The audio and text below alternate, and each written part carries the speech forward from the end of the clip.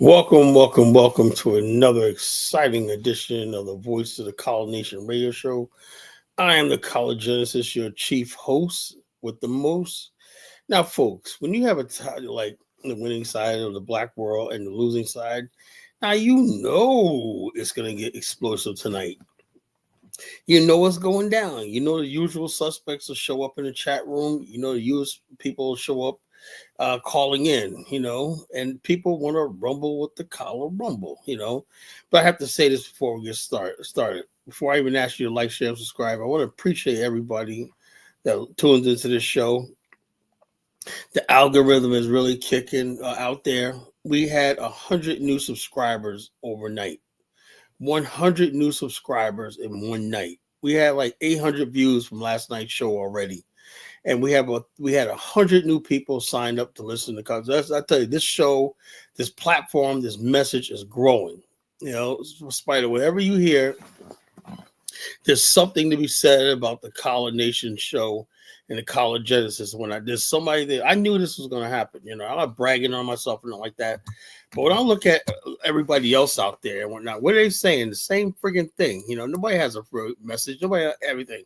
People are looking for answers. People are looking for guidance. People are looking for salvation, And that's what we're going to deliver to them in the College Nation. We're going to be your place of salvation in these troubled times. This is a place where you come to get the truth. Where you get the truth. Like I said, I cannot spend time candy coating this. I can't get started cuddling you and stuff like that. I have to tell you like it is, I praise my people when they're doing good, but I'll tell you like it is, We have a serious problem with self-hate in Black America. I've said this 20 years ago when I first got online, right? I said the number one issue facing Black America is self-hate. I know everything problems in Black America, whether it's family, marriage, also it's rooted in self-hate, We have always tried to battle self-hate with, I don't know, let's say music and making up history. One of the biggest things that we do to battle self-hate is to tell Black people that you were a king and queen and you did all this, whatnot. We exaggerate because we're enthusiastic about it. So we exaggerate our history. We exaggerate our accomplishments. And I get it. I understand. Our leaders love us. I get it. They loved us, But so they bend, I would say lie, but they sort of bended the truth about a lot of stuff because they wanted us to have a high self-esteem. If you tell somebody that you're the godfather of math and science, that you created civilization, then you think that person's going to get off their ass and work a little harder, but it just doesn't work like that. People who are going to be winners are going to win. People who lose are going to be losers, right? So after 100 years of every sort of ideology on 125th Street, did you see any progress in Harlem? No, it's gotten worse.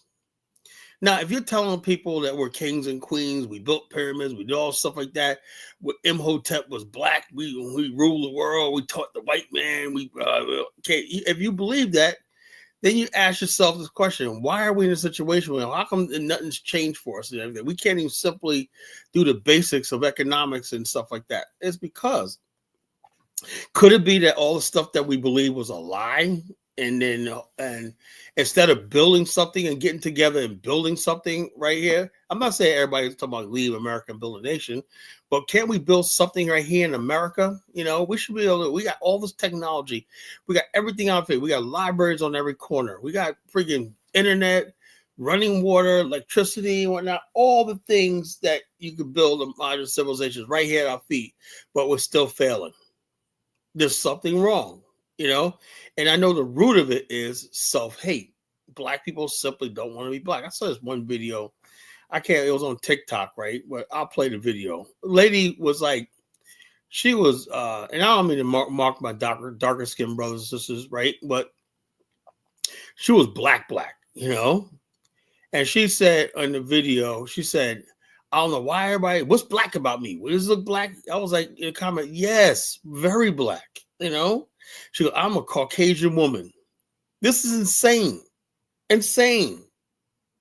Because nobody wants to be on the losing side of anything. Black is the losing side of everything, so nobody wants to be it. I always said it's it. We have to turn our people into winners, not by freaking saying, obviously you're people telling you that we built pyramids, we were mathematical scientists and all stuff like that, ancient world, while Europeans were living in caves, we were building civilization, down the aisle. Yeah, no, I heard that. Sip Police. I peeped that. Yeah, I heard you, man. I said, look at Sip Police, man. He's becoming a coronation whisperer, right? He said, yeah, these people sitting there like a bunch of cuckolds. I heard that. I heard that. That's why I do them. I create these talking points so people could spread them out there, spread them out there like a disease, Coronation is like a disease. It spreads, So yeah, man. So I appreciate Sip Police spreading the message out there, But yeah, so the whole thing is this: they're winners and they're losers, right? The problem is that instead of our history has always been in Black America is ignore the Black people are winning, right? We had nice communities, families, and all that, but those people ignore it. Like Hustle Smart said brilliantly today, a brother gets out of college or whatnot, you might get a golden corral. Nigga come home for jail, man. You got the whole block party set up. Yeah, motherfuckers coming out. He's out. Yeah, welcome home, such and such. Pookmo. He's a man. See all the homies like him. He see him on the court, like dapping everybody up when so he gets on the court. Yeah, everybody, the young homies coming up right now, and then the street niggas coming up. Yeah, while he does a jump shot, whatever like that. The females like him, Ooh, that's when he was younger, he used to buy me candy and whatnot, And then the elders like him, he goes around and pays respects to his elders. He go out there, yeah. I remember that Pookbo, he was a good boy and whatnot, Now he's around. Now, forgetting the fact that he's devastated the community and did all this kind of crazy stuff like that, but he got out of jail after 15 years and whatnot, and the community shows him some love, So, look, folks, I'm gonna tell you right now, I know what I'm talking about. There's nobody that knows Black America and my people better than I do. I have a PhD in Negroology. What up, Steve? Okay. D Chicago said, I'm starting to get convinced that we as Black Americans just want white people to treat us. Yeah, as I'm saying, that's all it is. Black people, and the root of it is Black people want white people to love them. That's it. Nothing else. We want white people to love us. That's the root of everything. We don't love ourselves. How could you basically expect somebody to love you when you don't love yourself? And Black America, everything we do is eludes ugliness and self-hate. And people sense that, Like when you got these Black women talking like, oh, I tell you what, these white women, and everybody knows a Black girl would trade places with a blonde white girl in a minute because she's never learned to love herself, her beauty, and what God gave her. She wants to put the blonde wig on.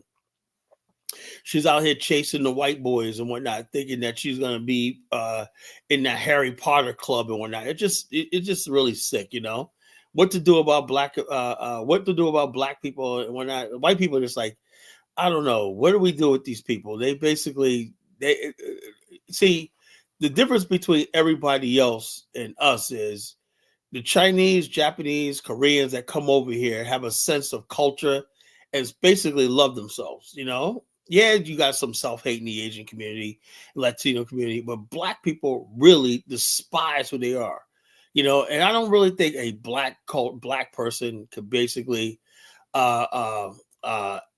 coexist in a white world. Asia's a little better, the more proximity to the white power structure you are, the better off you are, Latino somewhat, whatever like that.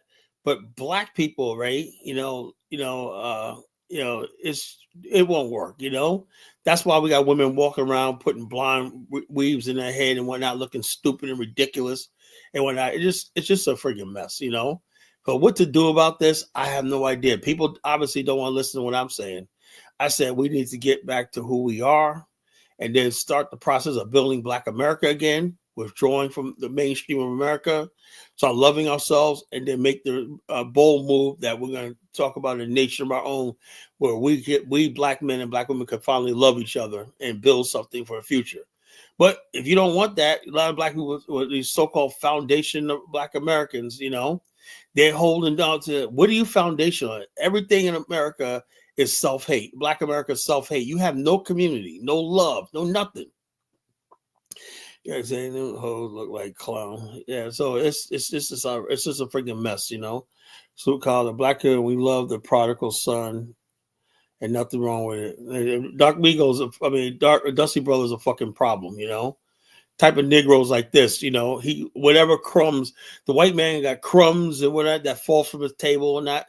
People like Dusty Brothers crowd to get the crumbs off the white man's table because unfortunately, I'm not going to down him, but he doesn't know any better. He don't think that he's worthy of having a table of his own, So he sit here and fights with me every night about just a simple thing. All I want black people to do is just imagine you having something, Imagine if we had our own power base or whatever like that. We wouldn't hate ourselves. We would love ourselves.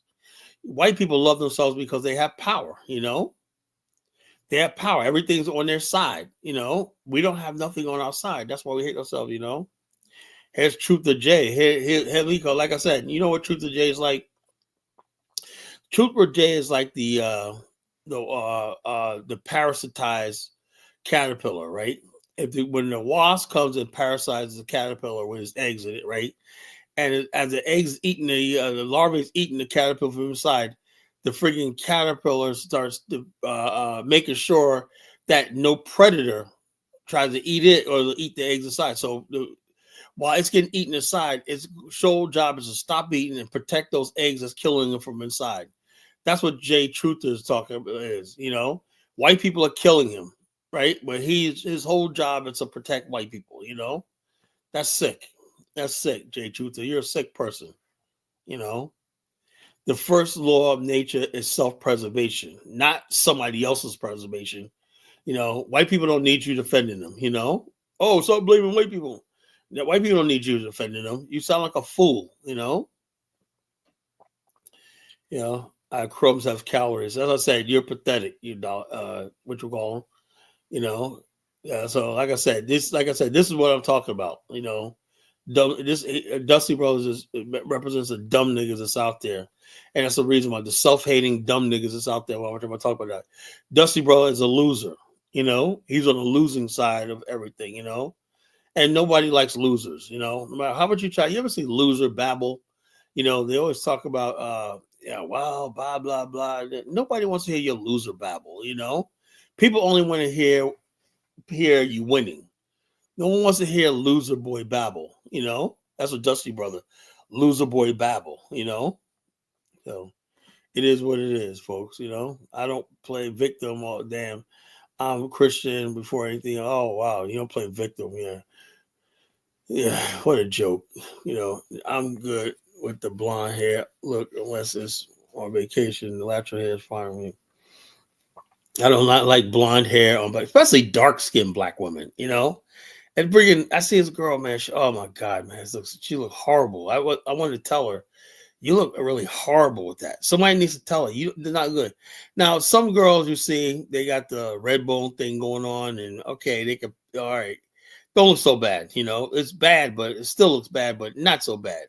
But when you're fucking looking like Flavor Flav and you put a fucking wig on, come on, you look fucking foolish. Like that Cheryl Underwood, How the hell? Oh Lord, man. Should I play a picture or a video?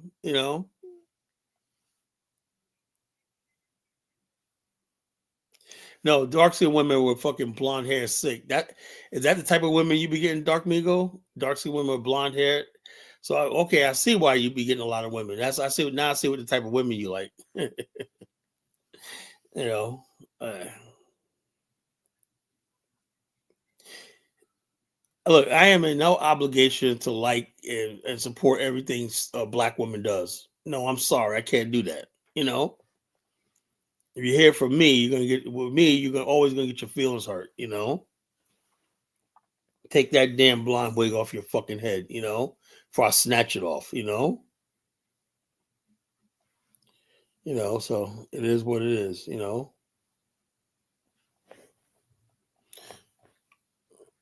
But yeah, man. So like I said, winners and losers. Some women are born with freaking long hair. Some women, there's nothing wrong with dark skinned women, but a dark skinned woman, what this she needs to do is play her role. Now, if a dark skinned woman has like a nice small little bob haircut and or some braids in her hair and whatnot, and she's basically doing her thing, man, the whole community love her, like freaking Lupita. We all love Lupita. Why? Because she looks in her natural state. Now, Lupita put a freaking blonde wig on. We're gonna say, "Hey, Lupita, man, just don't, it just don't freaking jive right now. You can't do that. But Lupita's in her natural state. When she was in that movie, Us, she was so stunningly beautiful. I was like, man, she's freaking fine. Just like the those South Sudanese models, they look beautiful. That black skin is beautiful, right? But in their natural state, God gave all women beautiful beauty in their own right. It's when you don't love yourself, you try to look like a white woman. Just like I tell you what, I seen a white chick with freaking braids in her hair and gold teeth. She looked freaking ridiculous, That don't fit with her. White girls with cornrows and put gold fronts on and whatnot, It don't look good, So the bottom line is this: you do what you gotta do. The problem is people get out of their league. If you are in your league and play in your lane, you'll be all right. But when you have freaking women out there, white women, trying to act like black women, ghetto and hard, when I don't freaking fit right, if you're a white girl, be a fucking white girl. Be a fucking white girl. Be like this, like that. So do your thing. You're a black girl. Be a black girl. Be a black girl. Be what God made you to be. If you're dark skinned, just do things to enhance yourself, whatever like that. Carry yourself like a lady, and the beauty will come out of you. A lot of times women, it's not even about what they look like. It is what they look like. I'm not gonna lie to you, right? It's what their personality is, what they do. If they're legit, they're ladylike, they're feminine. That right there is like 60% of it. Then you got looks and everything that goes along with it, You don't have I know women that look like they're beautiful, but they have ugly attitudes, and it makes them ugly, Kyle, you have to learn to love all black people from leads to our dusty element. No, I don't think so. We're sort of enjoying making a little money, smoking a little cigar, eating a little steak. Dusty life is so bad. I don't have nothing against a dusty life, right? But I'm not gonna. Let me tell you something about the Dusty Brothers. I'm not gonna take no advice from you. That's a problem. People got to play their lane. If you're a Dusty brother, if I wanted to have a beer with you, I'll call you. But I don't want to hear what a Dusty brother have to say about Africa or Pan Africans and whatnot. I'm sorry, I can't do that. You guys got to concentrate on shooting pool and playing basketball. If everyone stayed in their lane, we have no problems. Not everybody should be commenting on everything. Yeah. Again, folks, we had 800 views last night, and we got 100 new subscribers. Welcome all new subscribers. In one night, we had 100 subscribers. That's amazing, man. So, and we keep this up, man, we're going to be at, this might be a major channel, like with 10,000, 15,000 followers, We got to get to that first hurdle of 1,000 subscribers first. And then after that, I believe it's going to grow really fast. Something I was thinking about giving this up in July, man. I should find some up through my time, But since this thing is going better than I expected, whatnot, so I might stick around, I might stick around. I might take a hiatus off in August and then come back in September, But so it is what it is, Yeah, 100 subscribers in one night. Wow, that's amazing, That's I just woke up in the morning. I was like, "What the hell, man? What the?" I said, "Wait a minute. Am I looking at this right? Am I half asleep?" I looked up there. I was like, "Damn, 880 for subscribers." It was at 7. It was like 790 yesterday, right? Yeah, yesterday. And woke up today at 790. uh um 880. It's like almost 100 subscribers in one night. It's like 5 subscribers short of 100 one night. That's incredible, you know.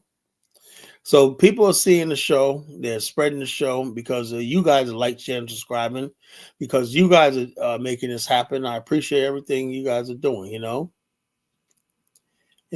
So it is what it is. So I appreciate all you guys' help and the contribution to the show, and the input and everything like that. But back to the topic, I want to build the topic up before I let people on. There's a winning side of Black America that's constantly being ignored, right? This girl put this video on. The reason I thought about this show tonight was I saw a TikTok video. I get a lot of stuff from TikTok, right? This girl put a video and said, "Would you ever move into a Black neighborhood?" And then she goes, and she was in a nice house, right? She goes, she opened her door. I mean, nice freaking neighborhoods. It remind me of some of the neighborhoods we got, Black neighborhoods we got out here, real nice, right? She goes, "Now this is a Black neighborhood. Would you move here?" House is fucking nice. I wish I could play the video, but I can't play it. It's on TikTok. The house is nice. Didn't dawn on me. Yeah, why don't we why is the face of Black America always the hood? Everybody else come up here on my show telling me about what the fuck hood they come from, whatever like that. And like I had to shut that shit down last night. I don't fucking want to hear about no gangs. I don't want to hear about the hood. I don't want to hear about your hood life. I don't give a flying fuck about your hood. I want more Black people that have nice homes and nice houses, nice neighborhoods. That's making money, coming on the show talking. I am sick and tired of losers. I'm sick and tired of losers. Really. If you're on the losing side of Black America, man, please, you got to go elsewhere. I'm sick with all this sincerity. I'm sick of getting depressed when I hear everybody's fucking problems and whatnot. So the losing side of Black America, I am sick and tired of losers. I mean, I love you, but I gotta love you from a distance. I can't be around losers because that loser will losers like a jinx. They'll jinx you, and you become a loser too. If you sit there listening to loser babble all night, I don't want to fucking hear about what the problems. I don't face gang violence. I don't face none of that shit in my life right now. I'm around a lot of Black people who are professionals and stuff like that. These are the people I want to build a relationship with, and I want to build businesses with, like my good brother David Hitt, who we're building a business together. That's what I mean. Me and Bomani, we're basically trying to build a tourist business. I want to be around the friggin' Black people that's movers and shakers and building. If you're not moving, shaking, and building, then please stay away from me. Like I said, I want to be on the winning side of Black America. The winning side of the Black world. Whether it's talking about going to Africa or not, from now on, it's about winning. I'm sick and tired of people telling us, "Oh, Kala, you need to invest in Ghana." Well, are you winning in Ghana? No. And like I said, well, I was right about this. One guy did a video, and I'm not going to beat up on Africa tonight. Well, I think I will. This guy was talking about the problem with leasing land in Ghana, right? And he was a Ghanaian guy. He said the problem is the laws are the way it is. Foreigners can't own land, right? So much for Pan-Africans, right? So in other words, let's say you lease land from somebody 50 years. Nobody's going to be 50 years, but the whole thing is this. After 50 years, right, let's say you built like 4 or 5 buildings, apartment buildings. Dwayne.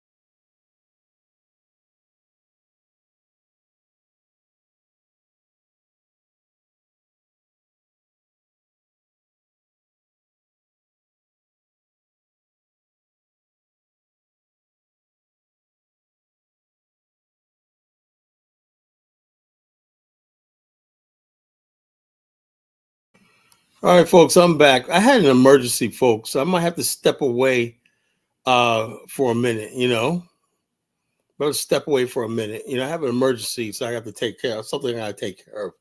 So I'll be back in like 10 minutes. If you guys can hold on, I'll be back in 10 minutes.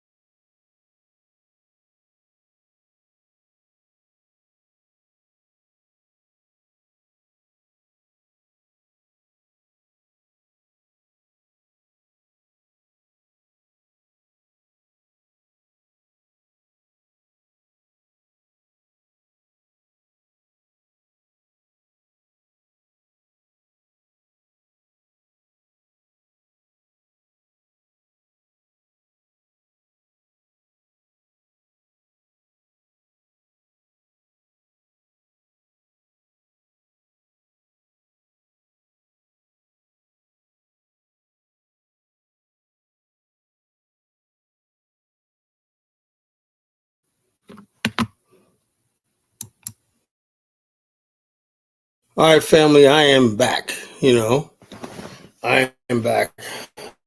Emergency, things taken care of. I am good. I am good. Thank you. Very good. So, hey, somebody remind me what I was talking about before I left. Forgot what I was talking about. Oh yeah, losers. Losers. We cannot build a community where it's loser centric. If you look at our culture and political things, right? Why is Maxine Water a friggin' a legitimate spokesperson for Black people? The whole thing is, who does she illegal aliens, losers? The destitute, the poor, losers. Who represents Black middle America? Who's basically making sure that we get our share of the American pie, whatever? Like nobody. you know So what I'm saying is this: every time when they talk about Black folks, when I say, "Oh yeah, Donald Trump's going to cut Medicaid," what the fuck? He had this Al Green talking about leave Medicaid alone. But okay, first of all, nobody's cutting Medicaid, and second of all, when you act like you're going to get on the floor of Congress, act like you're going to get into a fist fight over Medicaid, that makes it seem like only thing Black people are good for is begging or demanding entitlements. That's not who the hell we are. We're the Black community representing the Black business community. Where's the Black people representing the Black education community? Where's all these technology? What about the Black people who travel investment overseas? Black America is becoming more global. Where are the people? Where's the political will and the protection? Institutions for those type of Black people who invest overseas. It's more international. And so yeah, so we're going to talk about that tonight. Yeah, like I said, we'll talk about the Ghana situation. You release the property 50 years, and then you can renew it 50 years. If they decide not to renew your property, they done walked off with whatever buildings you put on that property is now theirs. There's not a damn thing you can do about it. Why would anybody do that? Right? Why would anybody do that? And also, I'm going to play a video about Michael Blackson, who basically lost $1 million investing in Ghana. He built a school, his passion project for the poor, right? And he put an investment in something, I think Ghanaian Euro bonds, right? And he lost like $1 million because you understand something. When you invest in these countries, right, you have no say-so on how that money is spent or whatever, So they cashed in the Euro bonds to basically pay off the debt for China. And this happened not just with Michael Blackson. A couple of years ago, a bunch of Ghanaians had bought bonds, right? Had bought bonds, government bond, treasury bonds, stuff like that, and everything. Then they found out the bonds were absolutely worthless because the money and the assets were mismanaged, But like I said, you cannot do anything about it. Why? Because you have no real legal status in these countries. You understand what I'm talking about? So when people like Kwame act like I'm picking on Ghana, I'm just trying to tell, look, I care about my people. And I know for a fact the matter is I'm seeing more and more stories. Now seeing this this thing where this another thing where this African-American couple lost all their whole savings. This happens more often than you think. And then the one guy, he has a video out. I'm going to play a bunch of them, right? He said, the reason why people go over here because they come over here, Ghana, underestimate the cost of living in Africa is very high, and then they come there with their little thing. When people came over there, tell me it's not true. You're going to go over to Africa to start a hair braiding business. I mean, that's what you're going to go and you think you're going to make, I'm going to buy a hair weaver. You had one dude that went over to Ghana a couple of years ago to try to open up a freaking car dealership. Oh, it's just like people have these things because we have been told that Africa is up and coming and all stuff like this. And the truth is, it's not the case. People talk about Burkina Faso, whatever like that. I said, how was Ibn Traore going to get African-American engineers, doctors, and everything like that when the salary in that country is only $800 a year? So how, if he can't pay his own people more than $800 a year, how's he going to afford us? And why would somebody basically go to a third world country? For what? Because it's the right thing to do. Because he gets up there, and he looks good in the suit and whatnot. And he's the Messiah. And like I said, my job right here, and people always act like, say, Colin, you're against Pan Africanism.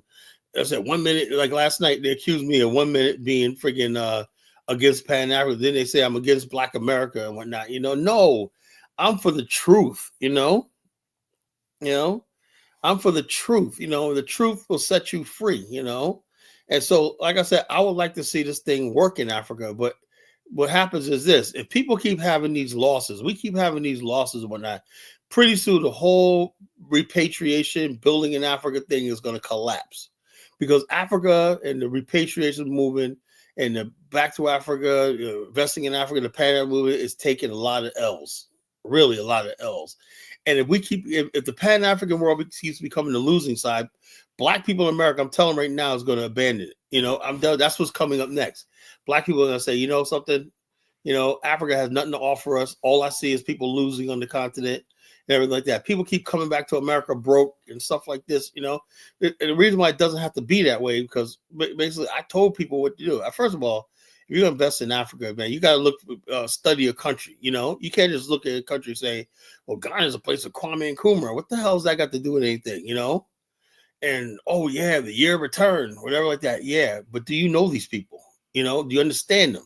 Do you understand who you're dealing with? Do you understand the laws there? Do you understand their legislation? Do you have any representation in their government? All that's important. When you land on somebody's country, you basically checking in somebody's immigration. You're in there, literally in their hands. You're literally in their hands. So everything you thought about America, you think being from America is going to protect you, whatever like that. It doesn't work like that. You basically you're part of, like, you have less rights than even the poorest foreigner, because you have no representation, you're not a citizen, whatever like that. So you have no representation. You have nothing protecting you. Nothing. Nobody advocating you for the most part, and nobody protecting you. But people don't care. They just go, I'm just going to Africa. You try to tell them, and they're so hard-headed, I say, look, man, no, I don't think that you're ready for that. I'm going. Go ahead, people tell me. My good brother Kofi, man, he was, oh, man, Colin, don't tell me whatnot, Now, I guess he got married, he has a wife and everything like that, but he knows right now things could have been a lot better if they listened, You don't go to these countries, these third world countries, thinking you're gonna friggin' make it big and whatnot. You have to be, Black people from the West, if they're gonna go to Africa, have to be organized, to the highest level, Mari Shai said, I learned the hard way. Yeah, of course. A hard head equals a soft behind. People are definitely hard-headed. You can't tell them nothing.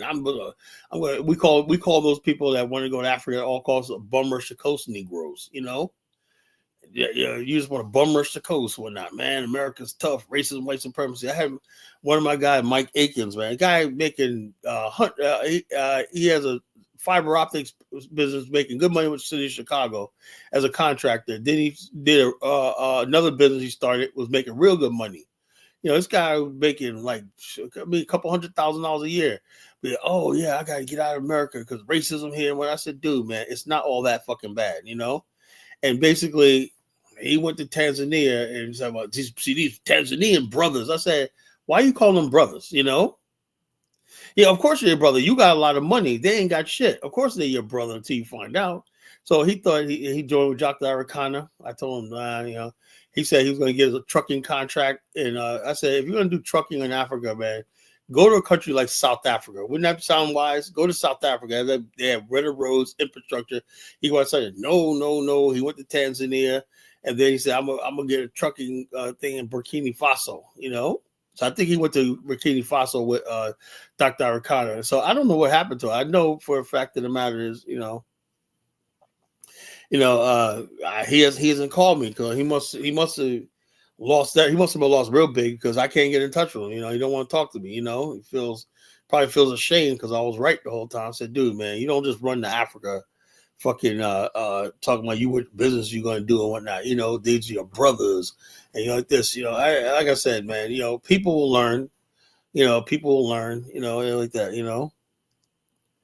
Yeah, business and look, I would not advise anybody. Look, you're gonna make if you go to Africa, it should be you're retired You got good residual coming in, and yeah, you might have a small vanity project that you're really not trying to make money off of, but yeah, it just pays a couple of bills. But when you think you're going to invest in Africa and get rich, what you call the black people. I don't know what they could. Africa's not developed. Africa's not. If Africa was developed, it'd be easy. I could bring my healthcare business to Africa, but it's not. It can't. I can't. There's nothing that I know that I do that I could bring to Africa. Because they don't have the infrastructure set up for that. We're like hundreds of years ahead of them. In what we do. So it is what it is. So I tell people like this. So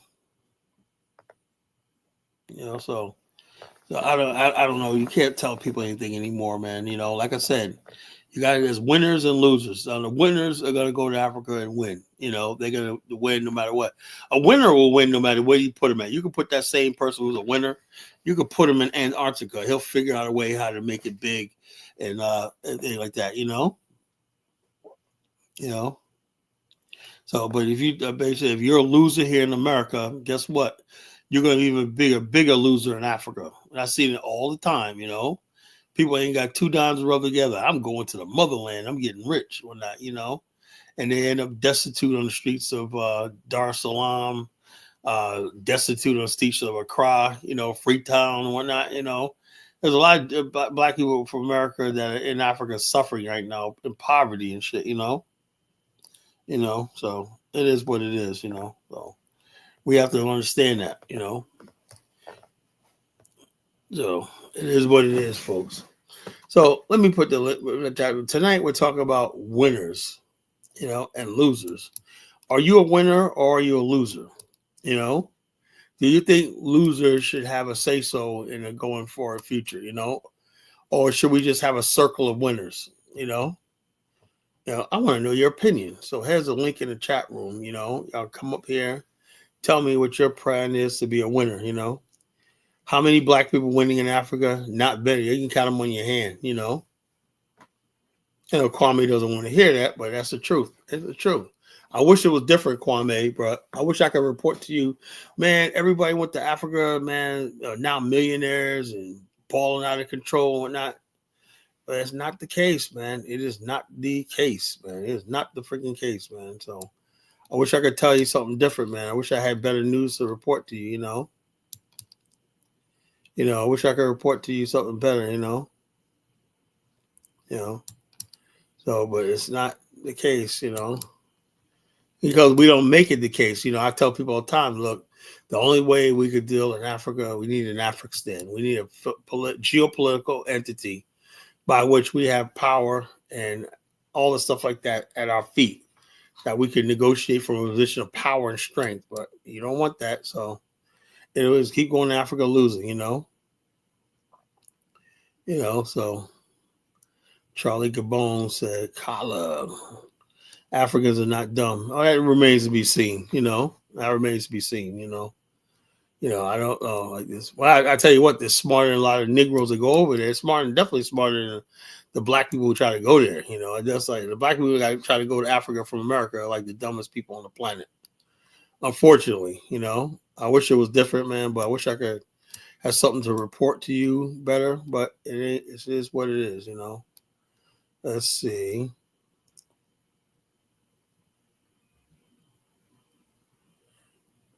This is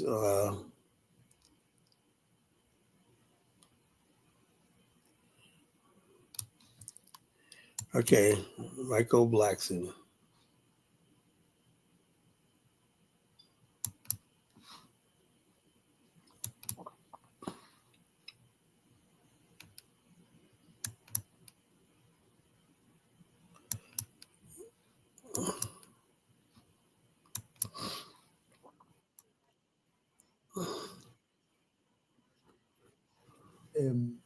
He coming to grow the school. But I think he gave a lot of confidence to many of the diaspora people to invest in the country. Oh man, this guy's terrible, man. I can't play this video, man. Dude, man, do so much of audio. When you get on YouTube, tell you it's Africans, man. Freaking get on YouTube, man. You can't hear what the hell a person is saying and shit, Let's see. audio is horrible, man. Jeez, man, that was terrible, you know.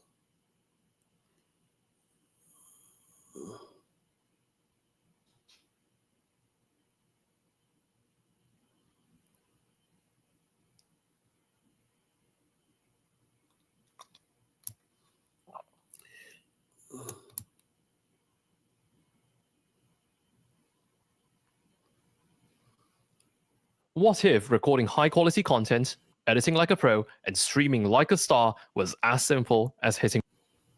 Look at the bigger picture. Ghana, like many African nations, are more serious. This heartfelt investment in This is about Michael Blackson losing $1 million in Ghana, Ghana. meant to support free That's education for the underprivileged, has hit a major roadblock. In a series of candid social media posts, Blackson expressed frustration over how the Ghanaian government's debt restructuring has cost him big. But what does this mean for Ghana's investment landscape and for African diaspora investors? Stay tuned as we break it all down. Michael Blackson's journey to give back to his homeland started with a noble cause. 3 years ago, he founded the Michael Blackson Academy in Agona and Saba, providing free education to children from kindergarten to basic 3, along with free uniforms. It was a passion project that Blackson deeply believed in, using his own money to fund it. To keep the school running, Blackson says he invested $1 million in Ghana's Eurobonds, which promised a return of 10%. But following Ghana's recent debt restructuring, Blackson now faces a 30 to 40% loss on his principal investment and a drastically reduced interest rate of just 1.95% over 15 years, compared to the original 10%. This dramatic financial hit has left Blackson feeling betrayed by the government. In his posts on X, formerly known as Twitter, Blackson accused the Ghanaian government of using his investment and those of others to pay off foreign debts, particularly to China. Ghana decided to use our money to pay their debt to China or whoever and leave us hanging, he wrote. He specifically called out the finance minister, questioning how the funds were managed and accusing the government of leaving investors in the lurch. To understand Blackson's frustration, let's look at the bigger picture. Ghana, like many African nations, has been grappling with economic challenges, including rising debt levels. In October 2023, the government submitted debt restructuring proposals to bondholders, which included a so-called haircut of 30% to 40% on principal investments and a capped interest rate of 5%.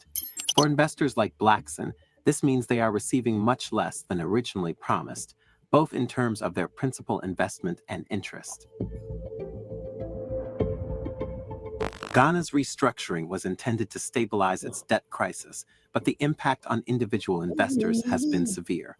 While the government argues that the restructuring is necessary to avoid default, people like Blackson, who trusted Ghana's financial system, are now paying the price. The restructuring has left diaspora investors feeling alienated and skeptical about investing in the country, with Blackson saying, "Ghana has set me back financially, and I'll never forgive them for this." Michael Blackson's case raises important questions about how African countries handle investments from their diaspora communities. For years, African governments have encouraged members of the diaspora to reinvest in their homelands, positioning themselves as secure and attractive destinations for investment. But this situation shows the risks involved when economic mismanagement leads to unanticipated financial losses. From Blackson's perspective, he invested not just in bonds, but in the future of Ghana's youth. His frustration is about more than lost money. It's about broken trust. As he bluntly stated, "Ghana robbed me and a lot of other people who trusted them." This breach of trust has significant implications, not only for Blackson, but for the broader African diaspora, which has been increasingly wary of investing in their home countries. Blackson's case is a perfect example of the struggles that many diaspora investors face when trying to contribute to Africa's development. While they may feel a deep connection to their countries of origin, they often find themselves caught in bureaucratic red tape, poor economic management, and unstable financial systems. This issue isn't unique to Ghana. Similar problems have been reported in other African nations as well. Furthermore, this situation highlights the balancing act that African governments face. On one hand, they need to manage debt and stabilize their economies. On the other hand, They must ensure that they maintain investor confidence, especially among their diaspora, who often invest with the goal of giving back. Failure to do so can have long-lasting repercussions, as Blackson pointed out when he said, "Ghana is a great, peaceful, fun place to visit, but be careful when it comes to business." So what happens next? Despite his financial setback, Michael Blackson remains committed to the school. In his own words, "If it wasn't for the love and passion I have for the underprivileged youth of Ghana, I would just hand my school to the people and walk away."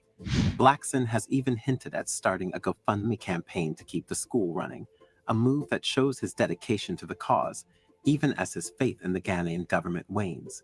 But the bigger question is whether this incident will deter other members of the diaspora from investing in Africa. Blackson's experience may serve as a cautionary tale, especially as countries across the continent seek to attract foreign investment in the wake of rising debt. For Ghana, regaining the trust of investors like Blackson will be crucial in moving forward. Michael Blackson's story is one of passion, frustration, and ultimately, perseverance. While his faith in Ghana's financial system may be shaken, his commitment to helping the country's youth remains strong. But what do you think? Should African nations do more to protect investors, especially those from the diaspora? Is there a better way to manage debt without hurting those who are trying to give back? Let us know your thoughts in the comments below. And if you found this story insightful, don't forget to like, share, and subscribe to the New Africa channel for more in-depth analysis of Africa's most pressing issues. Thanks for watching, and we'll see you in the next video. There you go, Dark Migo. So that's a nice place for you to go invest, man. Dark Migo got a burning in his pocket. You know, I'm sure he's going to come and make a serious contribution to Ghana. You know, what's up, Dark Migo? So are you heading to Ghana to invest in their Euro bonds? You said the what? The Euro bombs? No, Yeah. sir. What Come is on, that? man. Kwame will tell you that Ghana's a good investment, man. You know, that's Kwame right now. You know, Ghana's an excellent investment, man. You know, And it's funny. It's funny you say that. I just put a clip in the back where Earn Your Leisure and the real estate that they already building in Africa. It's a lot. let me guess. It's fucking real estate property. Yeah. So I don't That they want to hear building. nothing. And anybody tells me about any property in Africa, I'll shoot them. You know. Wait, Kala. I I heard feel I you, don't you. want to bro. hear nothing about Yeah. no fucking real estate in Africa, whatever like No, that. You know, you're operating at a negative a billion. You know, so you're never gonna see no profit off that. Kala. He said, I'll shoot. It's a boom. It's a boom with a lot of Black Yo, Americans Kyle is a true doing elder. real So estate right now the in bottom line Africa. is this: it's a scam, and I'm here to protect my people. You know, these people, all they do is put out propaganda like this. Africa's such a good investment, and you got people going over there going broke. You know, investors believing in that bullshit. So people listen to this platform. I'll tell you right now, until we could work something out real with Africa, do not go to fucking Africa with your money. Do not Wait, do it. Kala, are you saying Earn Your Leisure I don't is know who it they're is, man, but I scamming? don't trust nobody. I don't. You see, you like these big names. They all. When I look, I've been dealing with all these people longer than you've been alive, right? And a lot of times people know how to put a big name out there, and they ain't really shit. They ain't really got it together, and they're still trying to struggle themselves. You know. I You mean, know. they showing the development, so I Oh yeah, mean, it's different. right. Whatever. You know. And all you do is they'll show you some buildings or whatever like that. You'll never Yeah, come see on, Kwame. Come somebody. on, man. Don't get Somebody fooled. basically, you never. What I've never seen is somebody saying, "This is what I made. This is a profit I made, and I'm profitable." I've never seen somebody say they're profitable. You Yeah, know. Kyla, right now it's a sister. It's a sister out there from America. She's a real estate agent. She Oh sell. Lord, man. She Kwame, listen. man. Yo, Kwame, man. Don't be a sucker, The man. bigger Stop picture. it, man. You she's know. selling. Ghana, like She's many African nations, has been grappling with She's selling economic real estate in challenges, Africa, huh? including rising debt levels. yeah. In I October think anybody 2023, selling real estate the in Africa government would be submitted arrested. debt You know. restructuring proposals to bondholders, You know. So which included a Yeah, so-called because what kind of haircut profit of is that? 30% to 40%. there's no profit. You know. Fucking She's people selling. are kind of She's poor. selling condo. She's selling condo homes, and she's Oh selling. yeah. Okay, yeah. Everybody's there can afford a combo. when the average salary is what, $1,000 a year, you know? Okay, you know. All right, Kwame, you know. What's the topic tonight? It's winners and losers, you know, being on the winning side and the losing side, right? And I'm trying to tell black people, and I don't even like this guy, fucking O'Shea Kunganda. But he made a good video. O'Shea made a good point about people investing in Africa. His video right here. It's about an African American couple who lost $90,000. Like, it's everything sounds good on paper, blah blah blah. But you'd be surprised. You know, I got a few videos I'm gonna show you. You know, when it happens. You know, look, the bottom line is none of these countries in Africa are developed or stable for you to invest in. You know, don't get fooled. Are you saying Nairobi is not a good place to invest No, in? I don't think any of these countries are. No, only country in Africa I think do that is South Africa. South Africa is a developed, industrialized country, and has a highly developed financial system, banking system, and all the stuff like that, hedge fund system, all that stuff like that. You know, insurance. All that stuff to the A to Z. South Africa is like a first world country. That's probably the only country in Africa that you could put money into and whatnot and probably see a return, you know, on your investment. So are you saying there's not business ventures in Kenya without ROIs? I don't say look, there's probably business ventures, but I don't see anybody actually making money, you know, real money. I mean, there's plenty people in Kenya, especially Nairobi. Yeah, there's a lot of people. A lot of black people go over there. They fake it till they make. You heard that. You fake it till you make it. You look like you're doing good, whatever like that. And say what you gotta do is stop watching what people say on YouTube. What I'm saying, you can't. Let me guess. You was the one who probably one of the one who thought our Kathy had all that going on in Gambia, right? Nah, I'm talking about. You can't just listen. What do you think about? What do you think about all the money that was lost in the Gambia? I mean, Gambia is a different story. How is it a different story? It's Africa. Africa's Africa, bro. You know, it'll be like the same thing that happens in Gambia, happens in Ghana, all throughout Africa. It's the same freaking thing. The countries are not developed and they're in debt and whatnot. You know, so the bottom line. Would you say New Hampshire or North Dakota are good investments if you wanted to build a condo? I don't know. You guys study the market. You know, study the market. Is anybody moving to North Dakota? No. That's what I'm trying to say. You can't nobody's moving to North Dakota. Why the fuck would anybody invest in North Dakota? Unless you're investing in a pipeline or something like that, you know, something like that, you know. Why would invest in North Dakota? It's like asking me about Alaska. Who the fuck wants to live in Alaska? Nobody. So that's what I'm saying. With Gambia, comparing Gambia, just saying Africa is a blanket term. Gambia actually attracted more African Americans than Ghana. You know that, right? Nah, I actually didn't know that. No, is it actually you got the Bag family there? You got Kwasi Boyd there. You got Juliet there. You got a lot of people in Gambia, the rivals. You got a lot of families that do videos for online. A lot of people actually moved to the Gambia and settled down, you know, and still there. The Bag family is still there. Say what you want about Ricky, and we all clown Ricky, but he's still there, you know, like 10 years, you know, he's still there. Hold on to that property, you know. So I have never seen nobody do that in Ghana, really, to be honest with you. You know, so we say what one about the Bag family. He's holding on to that, doing his thing. You know, I can't fault him for that because at least he's making it work, you know. So but Kyle, you gotta be bound. You gotta show the goods, the optimistic and the pessimistic. I'm gonna tell it like it is, you know. I'm gonna tell it like it is. People like this. When I see good, I'll show it, you know, but I'm not going to lie to people no more, you know. I'm not going to lie to people. Even Liberia. I love Liberia, but you don't see me out here telling people to invest in Liberia, do you? No. Because I know for a fact of the matter is Liberia, although it's a good opportunity, they don't have their shit together enough for me to put my word on something. Because I know if people listen to me and they go out and do it and they lose everything, they're going to come blame me. So it's like somebody last night said, Kyle, I thought you said this is free land. I never told anybody on no goddamn free land in Africa. Never. Yeah, I think it was a brother in the chat. I don't think it's I never said that shit. So please don't put that in my work. I never told anybody to invest in Africa and whatnot. I said Africa is a great place for you to go visit, build connections with, and stuff like that.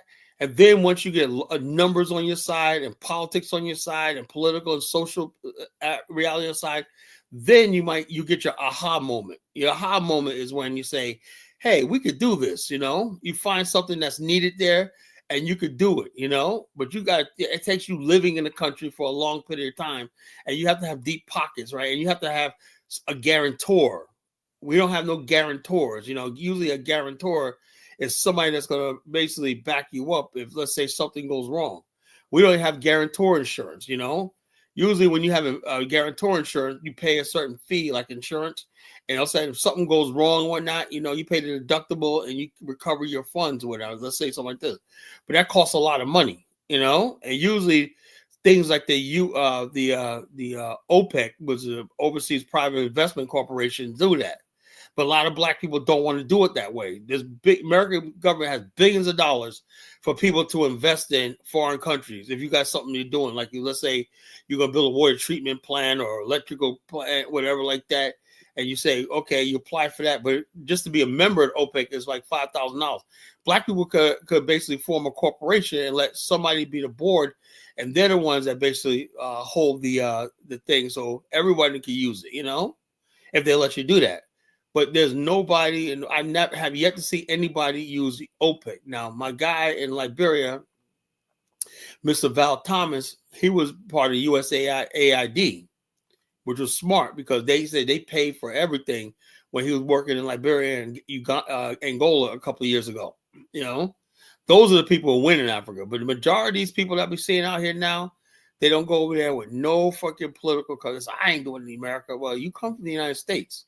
You're really gonna serious about building Africa, you better basically have some sort of backing, And So, Kyler, why are you moving to Liberia and opening an office to first of all, when I go there, first of all, I have a lot of deep connections there in the government and places like that. So I have connections in the government. See, the thing is with me is this: Liberia is a country where I have a lot of influence in Liberia. A lot of people in the government know me. I'm friends with the city mayor of Monrovia and several other politicians, stuff like that. And so they're basically, I have the political connection. Also, almost everybody in my group, the BAO chapter Liberia, is related to somebody prominent in the country, in the government administration. And also my good friend, John Fellows, he's part of the diaspora, the president's office of the diaspora, which he encouraged them to include African Americans. That's my guy, Dr. Fellows. He spoke at our convention, our business conference last year. Anyway, so I got those sort of connections. So I can go to Liberia. I can't say you can go to Liberia and do what I do. I know I can do it. I'm not saying, I'm never telling anybody you can do what I do in Liberia. Because it took me many years to get to this level. It took me going to Liberia like 5 times. And planting roots there, stuff like that, and getting to know people and stuff like that, shaking hands and whatnot. A lot of black people don't want to do that. They think they're just going to one day get off the plane and start doing business, wheeling and dealing. Don't work like that. So you're optimistic about Liberia because you got political ties. I'm optimistic for myself, right, and anybody closely in my group. I'm not saying that you can go there and do what I can do, I'm not saying Dark Migo could do what I could do. I'm not saying anybody else can do it. I know what I can do there, right? So I'm not going to lie to you. I'm not going to tell you, oh, yeah, there's opportunity in Liberia. I know if I wanted to, I could have beachfront property and everything in Liberia. I know I can, I can make that happen, I could have beachfront property. I could have farmland in the interior. I can even have access to my own gold mine if I wanted to. I could have all that I could have access to, but I don't want that. I don't want any of that, because I don't want to be burdened with all that, But I'm not saying, so people see the connections I got there and they're like, damn, I could do what Collar does. No, you can't. It took me years to get to that point. And the reason why this is because I don't, I'm not interested in stuff. I'm not a typical black person from America. I'm not trying to look. The thing is, I already made up my mind. I am not trying to get rich in Africa. When I build in Africa, it's going to be social, cultural, and political, If economics come along the way, it'll be just a consequence of that. But I am not trying to go there to get rich. If I want to get rich, it's going to be done right here in America. I have business right here in America. This is where I make my money, not in Africa, Kakala, but didn't you say yesterday that the Africans wouldn't allow the diaspora to access gold mines and invest in those type of Well, I'm saying in Liberia, I can access that, I can, I'm not saying the diaspora can. I'm saying I can, because people in Liberia basically treat me like a Liberian. You know, sometimes they forget I'm African American. They just treat me like a Liberian. You know, So so so I that can do so that. You know, so, but so not. I'm saying you Liberia can do that. so Liberia is the only unique country where they look at African Americans Well, as I'm saying as far as like who knows us the best is Liberians. You know, they're the only ones that know us the best. Also, the land laws are similar to that to the United States. You know, you don't have this chief, whatever like that. You know, in Ghana, like there was this one video I want to play. There's they basically these guys confronted this Chinese guy that was paying people 45 cents a day. And these Ghanaians were like, what the hell are you doing in our country? Blah, blah, blah, blah, blah. And then also the Chinese guy, well, your chief did this. See, that's the whole problem with this fucking chief shit, you know. Most of them are literate. They sign documents. They don't know what the hell they're signing. And the people suffer, you know. You have the people out there basically 45 cents a day. 45 cents a day. Yeah, that's crazy. Don't people in jail get paid around that amount? Well, I don't know, but Nah, the It's, bottom it's, line it's, it's, is, it's people in prison the that get people, paid more than that. there was a bunch of Ghanaian militants came up there and they were all in this Chinese guy's face. What the fuck you doing coming in our country? He said, well, I agree with the chief gave me permission to do this a gold mine, you know. You got the video for that? Yeah, let me look for it, you know. Let me look for it. You know, you guys don't believe anything I say, then I'll show it to you. Like, oh, Nah, I believe you. I yeah. know they get paid like You that. know what I'm saying? So, I don't doubt it. Dog Migo, 45 cents a day is wild. I don't Nah, believe yeah, it. but I don't doubt it though. But I mean, he said it's the Chinese that's pulling it, so they definitely pull something like that. I don't know. 45 cents a day just seemed a little bit. I'm pretty sure because remember you said I forgot what country it was, but I think their annual income is like what 800 a year or something like that. You get paid 800 a Burkina year, Faso. right? Yeah, so Yeah, that's kind of like cents a day, wouldn't it be? Kind of right? Burkina Faso GDP versus Ghana GDP is it's not even comparable right now. Now y'all know, but I'm just saying like it wouldn't be far fetched though that that they could get paid in cents. That's what I'm just saying. Like it's I mean, believable. if Kyla can show the video, I acquiesce to it, but I just can't see 45 cents a day is kind of like Yeah, I know it sounds crazy, right? I don't Like, even think Jamaica GDP is right is comparable to bro, Ghana. I seen a white guys. They be having the memes on Africa now. They had like a meme. Some African guy he was paying the country like 6 cents a year or something like that. Some shit like that. So Six it's out cents there, bro. Yeah, 6 cents a like, year. something like that, bro. I gotta find it. No lie. But that's a meme. That's a meme, though. You can't take a meme Nah, serious. nah, nah. It was one of those, like those African like presidents or whatever that just take all the money from the country and just buy a bunch of cars and shit like that. That's why they was getting paid like 6 cents a year, some shit like that. Yeah, I mean, I believe that, but that goes on in Saudi Arabia. Like most of the people that's not a part of the royal family, they struggling.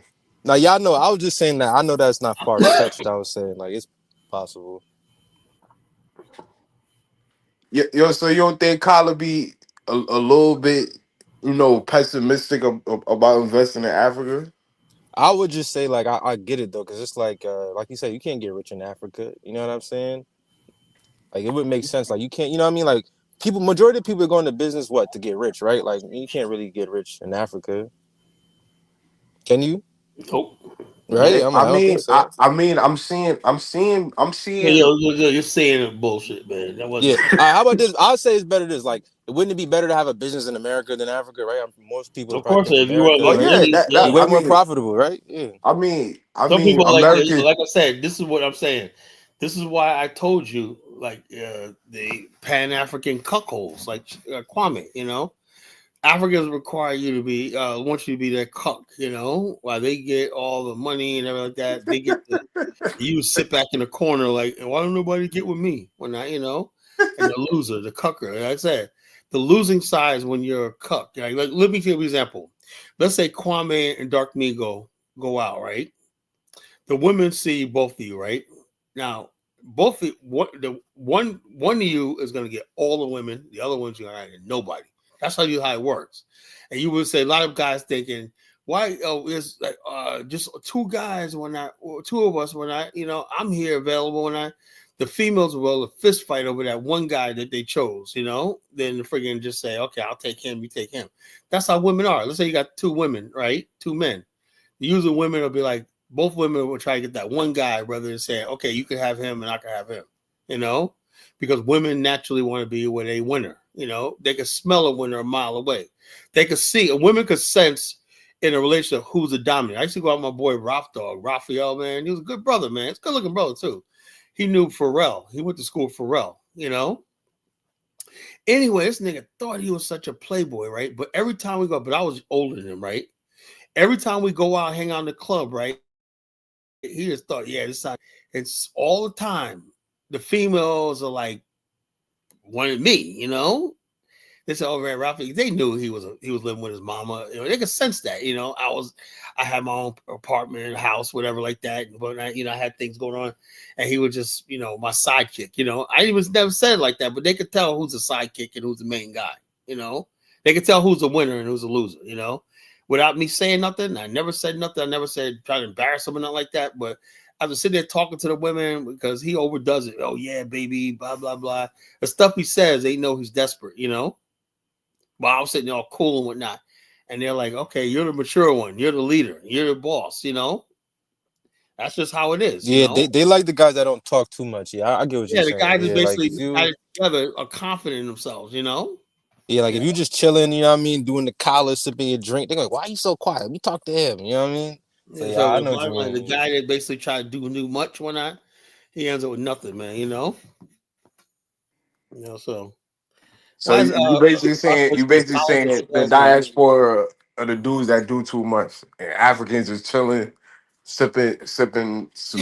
they're getting the deals done and whatnot with the Chinese, everybody else and whatnot. Because you know, even when they took Michael Blackson's money, you know somebody in Ghana slipped a couple $100,000 in their private bank account somewhere and whatnot. You know, it's come on, man, it's a joke. I'm not gonna lie though. That was embarrassing though for Michael Blackson to invest over $1 million and it just Yeah, and it's In the Michael Eurobonds, Blackson, like, in the yeah. sheesh, Eurobonds, you know. stealing from a comedian, like that's crazy. But what they did was they used his money, just like he wasn't the only one. There was a lot of Ghanaians that got caught up in that too. They lost all their investments because the Ghanaian government had to pay off debt, you know. So you Yeah, had Ghanaians out there. It was a real big thing. They was like ready to attack Nano Addo's administration, man. Like when Louis Goodell told him Nano Addo, that happened under his watch, you know.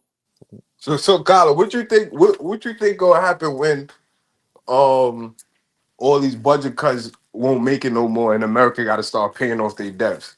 Well, first of all, America's a currency of reserve, so that's not going to yeah. happen, you I'll say, know. yeah, bro, we just what was it racked up? I think it was like 22 billion off tariffs already from other Yeah, which countries. We about to America's a be currency straight. of reserve, man. That's never gonna happen, man. You know, Yeah, we good, bro. America's a currency of reserve. So all these people talk about, oh, America's not going nowhere. You know, rest assured, that's just not going nowhere. You know, the whole world would collapse. You know, Right, yeah. and we got the Olympics, the 2026. You know what I'm saying? We about to recoup so much more money, bro. Like we about And to be so the straight, bottom, bro. yeah, the tariffs and all that gonna pay They- for a lot of they- shit. You know, so 22 billion, Kyla. yeah, but That's just hold up. that's the annual. What that is. Hold up. What that is people are financing America's debt, right? That long as that money is the debt's being serviced, right? It'll be fine. You know, it can go up to fucking $100 billion now. So long as when the amount of money the government takes in and servicing that debt is there and it's gradually being paid, it's fine. You can run a deficit spend. America's the only country that can do that, you know, because it's guaranteed that's going to have growth and it has the industrial base, you know. Other countries can't do that, you know. They can't borrow against their debt or current debt because other countries will call their debt in. Okay, we want our money right here. America's good for it. America's never defaulted on the dollar. So, So it's not country defaulting on the bonds. well, the bottom line, people, if Ghana defaulted, but they had debt restructuring. With debt restructuring, you got to take drastic measures, right? You got to take money that you would spend on that. Ghana, a country like Ghana, spends 30% of its budget on servicing its debt. 30% of all dollars taken in is service on debt. That's why. Shit, America spend a good portion of Yeah, but I know. But hold up. But America doesn't have to do that, right? It could deficit spend forever because it's a currency of reserve. Ghana's a poor country. It's not an industrialized country, poor country. It doesn't control any major markets in the world. America sells everything, cars, whatever like that. It's always going to be money coming in. So it could do that, but Ghana basically is a country that basically has nothing to sell really to the world. Yeah, I'll be honest with you, nothing, so there's nothing coming in. It'd be different if Ghana had an industrial base. And so, but you can't build an industrial base in that one country. You would have to take the whole entire region working together, under one economic plan to produce an industrial base. There's simply not enough people, and and you got to have a domestic market. If you have cars, So Kyler, what's the industrial base in America right now? the industrial base in America is the cars. We build trains. We build Boeing airplanes. We build everything. What car manufacturing companies right now that is? Okay, you have Ford, you have Chrysler, you have all these people. They're still there. Kyle, most of those is in third world countries. No, they're not. No, they're still here. Hyundai is here. Japanese cars. And now that Japanese have also, when the country comes builds a plant here, it's now an American company, right? You got Mitsubishi plants here, you got Honda plants here, you got Nissan plants here, you got Hyundai plants here, you got all these plants here that manufacture using American products and technology and stuff like that and sell in the American market. Now you have to finance. The long as America is the number one consumer of these products, that it is, most of the products that are made in America are consumed by the United States, They don't need America really doesn't need to export anything, because it makes everything right here. It doesn't really need to import anything or export anything. That's just what it is, bro. Like I said, man, there's a lot to this, man. People have this idea, oh man, blah blah blah, the sky's falling. No, they look up, man.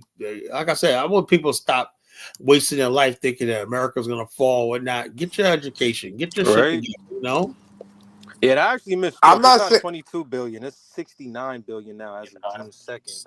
So that's what it's constantly increasing, bro. Yeah, but the bottom line, it doesn't matter if it's increasing as long as it's being serviced. It doesn't matter. I'm saying like, but Migo, do you know the taxes on it? Do you know the taxes on the debt on the national debt right now?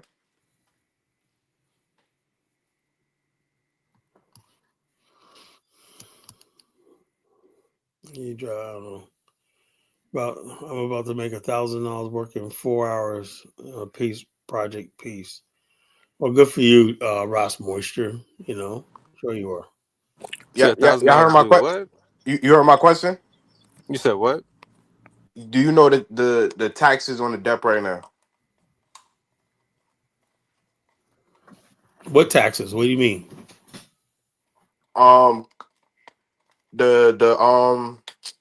There's no taxes on the debt. The government is the taxes. The government collects taxes to pay the debt. So it's like this. What you might say is the interest on the debt. Yeah, the interest. I said, tax. The interest. Well, that's pretty much relative. But the whole thing is this: as long as the debt is being paid, whatever like that is paid, whatever like that, because all the feds could just continue printing money, whatever like that. As long as the debt's being paid, as long as the debt's being serviced, it's fine. America can print money forever, so long as the debt's being serviced. And you might have inflation, but the debt is being serviced. It's being serviced. As long as the debt's being serviced, America's never going to default. America just keep printing currency, right? Wherever it is, as long as America has a petrodollar, a petrodollar, it's always going to be the currency of reserve. That's just the way it is. So I can print money forever. That's what it is. I want to play this video about the African American couple losing $90,000 in Ghana. That they got scammed of $90,000 trying to buy a home. Well, the home that they saw was basically close to completion and they had a great deal and they spent $90,000 to buy it. Now I'm going to give you guys a little background story on this. So guys, this is a great YouTuber. He's a real estate broker in Ghana. His name is Rush Asari.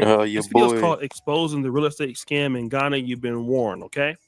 Excellent video. Let's check it out. My business partner and I basically thought this didn't make sense because we've seen this company advertising a house that being on the field we know should cost more than that, or at least the exact amount. So what profit are they making? Including the price of the land. This is Otter. the all-in-one restaurant tech ecosystem that brings together all your ordering channels, menus, data source. It was too good to be true to us. And we were wondering how were they pulling this off. Okay, this is very important, guys. The house is $90,000. And in the area in which the house is sold, there's no way that person can make a profit doing this business. So they're advertising a house that is way below market value. Okay. And so the person who's the seller wants to buy that house because they're thinking that they're getting a good deal. Okay. And this is important for you guys in the diaspora, whether it's Ghana or Tanzania, anywhere in the Black world and you come to Africa. This is very important. This was about a year and a half ago. My business partner and I had a conversation about this company. Now, the company is pretty damn big. So I didn't think it could be this bad, like as far as being a scam or basically taking people's money and not delivering a product at all. I thought maybe they were using the company to clean money or something like that. So they really didn't care about making profit. That's what I thought until this email came to my attention. Now, for my protection, I'm not going to give you guys the name of the company. When I'm reading this email, I'm going to leave out the name of the company because I do want to live to, have kids and be there for my parents and, have a wonderful life and provide service to you guys. Now, as you guys are aware, I'm going to let you guys know exactly what to look out for, but I'm not going to mention the name of the company. I do have a consultation services that you can consult with me in case you want to buy a house that you think is too good to be true, and I don't mind giving you that information. Or you can simply email me and I'll see what I can do. Let's dive into it. I received this email 3 days ago. Sadly, these people were veterans, right? Trying to buy something and come and retire home in the motherland. They are not Ghanaians. So they decided to go the safe route, avoid the headache of building a house in Ghana, or avoid the scam that you can possibly get yourself into. And they decided to go the safe route and purchased a home that was next to completion. They gave them 12 weeks for completion. It's been 2 years. They decided to get a refund. They are not refunding them. So these people, I believe, are not Ghanaians. So that means that it could have been African Americans that sent this money because they thought that, hey, we don't want to go buy land and then build on the home. Let's just buy a home that's already been built. I'm going to leave out the company's name for my life. All right. So let's dive into it. Well, before we dive into it, I have seen other YouTubers advertising this product. The thing with me is I'm extremely careful with what I advertise on my channel because I do not want any issues at all. Now, me being in the real estate space and on YouTube, I do my research. I watch what other YouTubers are doing. I have noticed a lot of people have taken some videos, some real estate videos. I have noticed it. I didn't know why, but now I think I get it. I received this email from a lady. The name doesn't seem like the lady is a Ghanaian at all. My guess is she's an African American. So he's saying he himself, as a real estate person, now this guy was in the U.S. Marines, educated in the United States, moved back to Ghana, and he's noticing that YouTubers are doing this same thing. Okay, he doesn't know me. I do not know this man, and he knows that YouTubers are selling land, are selling homes. In which, in his case, he believes they should not, in so many words, because even him as a realtor, he's cautious of what he puts on his stuff. Okay. This should let you know that if a realtor is now shocked that YouTubers are doing this, you need to be shocked that YouTubers are doing this. This is nobody hating on YouTubers. This is to save your money, to save your cash, to what you're doing. I received this email from a lady. The name doesn't seem like the lady is a Ghanaian at all. My guess is she's an African American. Doesn't seem like a Ghanaian name at all. My guess is this lady is an African American. Y'all gonna learn. Y'all are gonna learn. And they were sadly scammed by this big company. So I'm gonna leave out the name of the company. If I say it out, I'm going to bleep it out because I do want to live. So let's dive into it. We are a military family from the United States. My husband is a Gulf War veteran. We live in the States and started the process of purchasing a home in Accra in May 2023 with a sense of joy running through our spirit. We went through this company, because I'm not going to mention the name, to purchase a house with hopes of a smooth transition. Our contract stated 6 weeks to complete, and as of now, turned into 2 years. We provided company S with an agreed upon payment of 90,000 USD, US dollars, to complete our home. We trusted all parties to meet their responsibility and follow up on details agreed upon within the contract. I am disappointed with the effort and commitment thus far. Yeah, like I said, black people, steady taking L's. What do you fucking learn? You come from a first world country, you expect things to work like a first world country. You're going to a third world country. What the hell? And these people obviously are educated, man. Why? I don't understand. What makes people? Is Pan-Africanism a mental illness? It makes black people stupid or something? What Nah, happened? I think just a lot of black people are just followers. You know what I mean? Like they don't really, they just go with the crowd. Everybody like, yo, Africa is a good thing to do. They're like, okay, let me just follow the crowd. It seems like the good thing to do, and that's how you get scammed. That's usually people that get scammed. Yeah, People that bottom can't line, think for what themselves. they want me to do is sit back and be quiet and we go. No, I'm not going to go along to get along. I'm sorry, I can't do that. I can't do that. College, is Africa the only place you can get scammed on real estate? Well, I know. I look. It seems to me. I know people that go to the Philippines. They do all right. Thailand. They go. I know black people go to Hong Kong, Japan, but like that. It just seems. I know. How many black people I know in Belize. That friggin' in Costa Rica, Belize. Brazil. A lot of countries. Mexico. There's a lot of black people go all over the friggin' world. There's a large number of African Americans now living in Spain and Portugal. I have one of my business associates, her uncle. He's the one that got me started in insurance one night. He's about to move to Spain, And so the bottom line is this, the only place I see where this happening on this is Africa. I'm just be honest with you, I wish it wasn't like that, man, but it is what it is. I'm not saying that Yeah, you got a everybody's good point. scam, but I'm not gonna say that everybody's a scam, but it's my whole point I'm trying to make is Come on, Bigo. Nah, cause he's not lying. Cause like I'm like, yo, like I do know it's definitely niggas in Japan and the Philippines, just buying houses without no problem. You know what I mean? You go to Thailand, right? You got a and go point. to get a house. You can get a house in the Philippines or Thailand.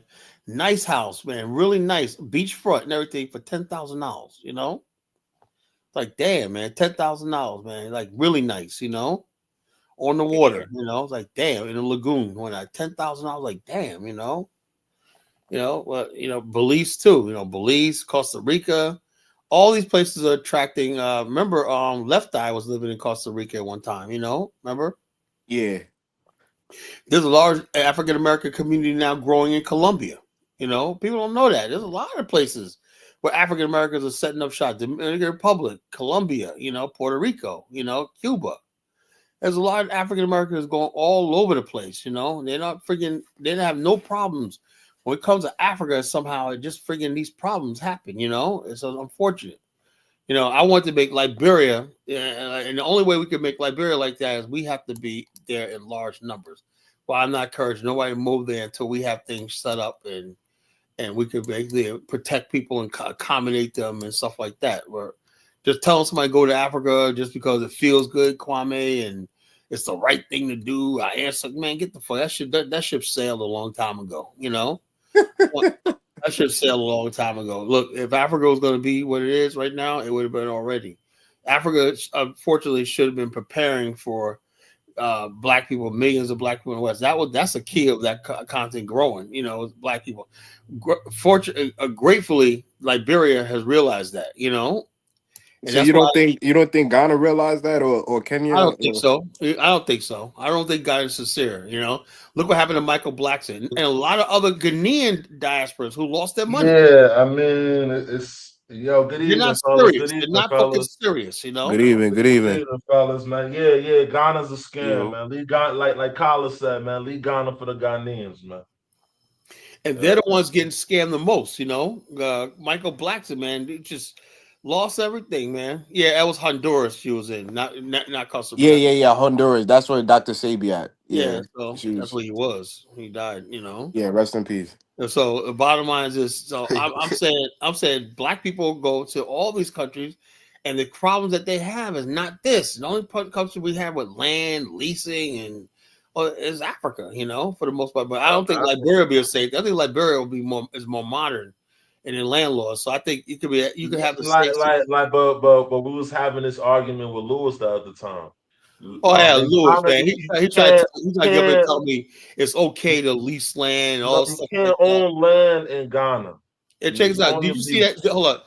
I don't know if I put that on Facebook. I don't know if it was a TikTok video or thing where the Chinese guy was getting his ass whooped by the freaking Ghanaians because they were paying the people 40 cents a day. And then he was basically saying, well, I got an agreement with your chief. Chiefs are fucking illiterate, Yeah. So, that's it. And that's why I'm glad our ancestors, man, got rid of all that shit. In Liberia, we got rid of all that shit. Man. They said, "Look, we went to war and we cleared all that chiefdom shit. It was gone." You got deeded land.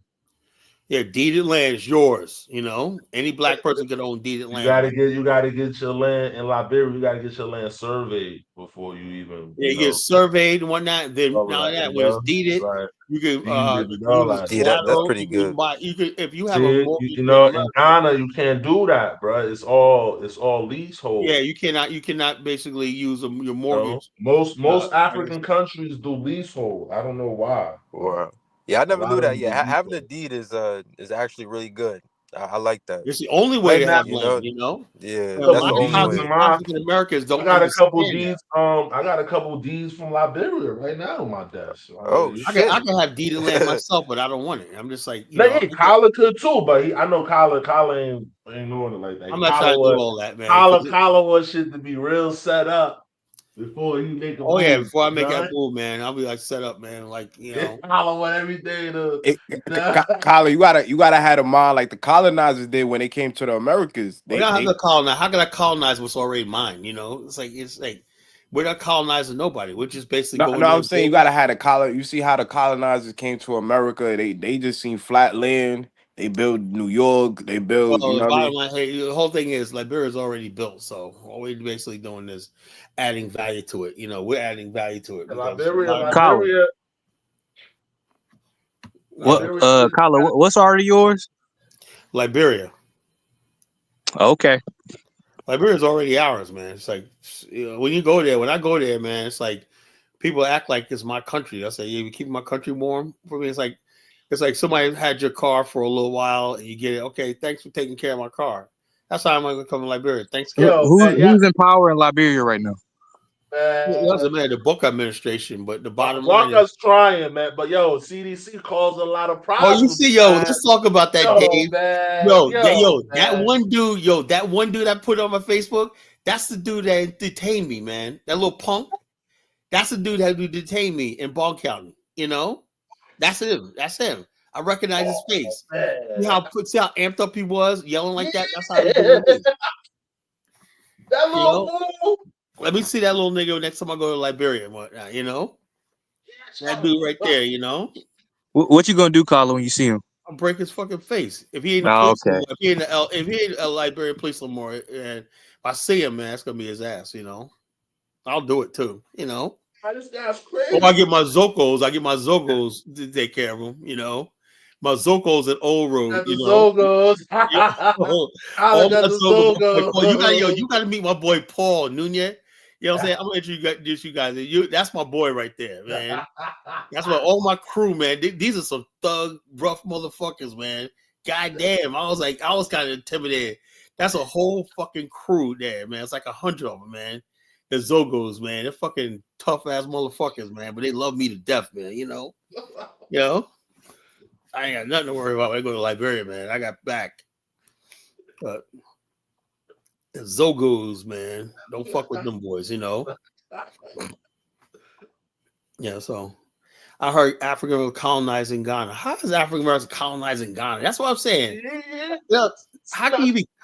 Look, they're going over there. These people black people innocently trying to go to Ghana because they believe that's their ancestral homeland. You mean tell me you go to Africa and you don't get no peace? That's what I love about Liberia.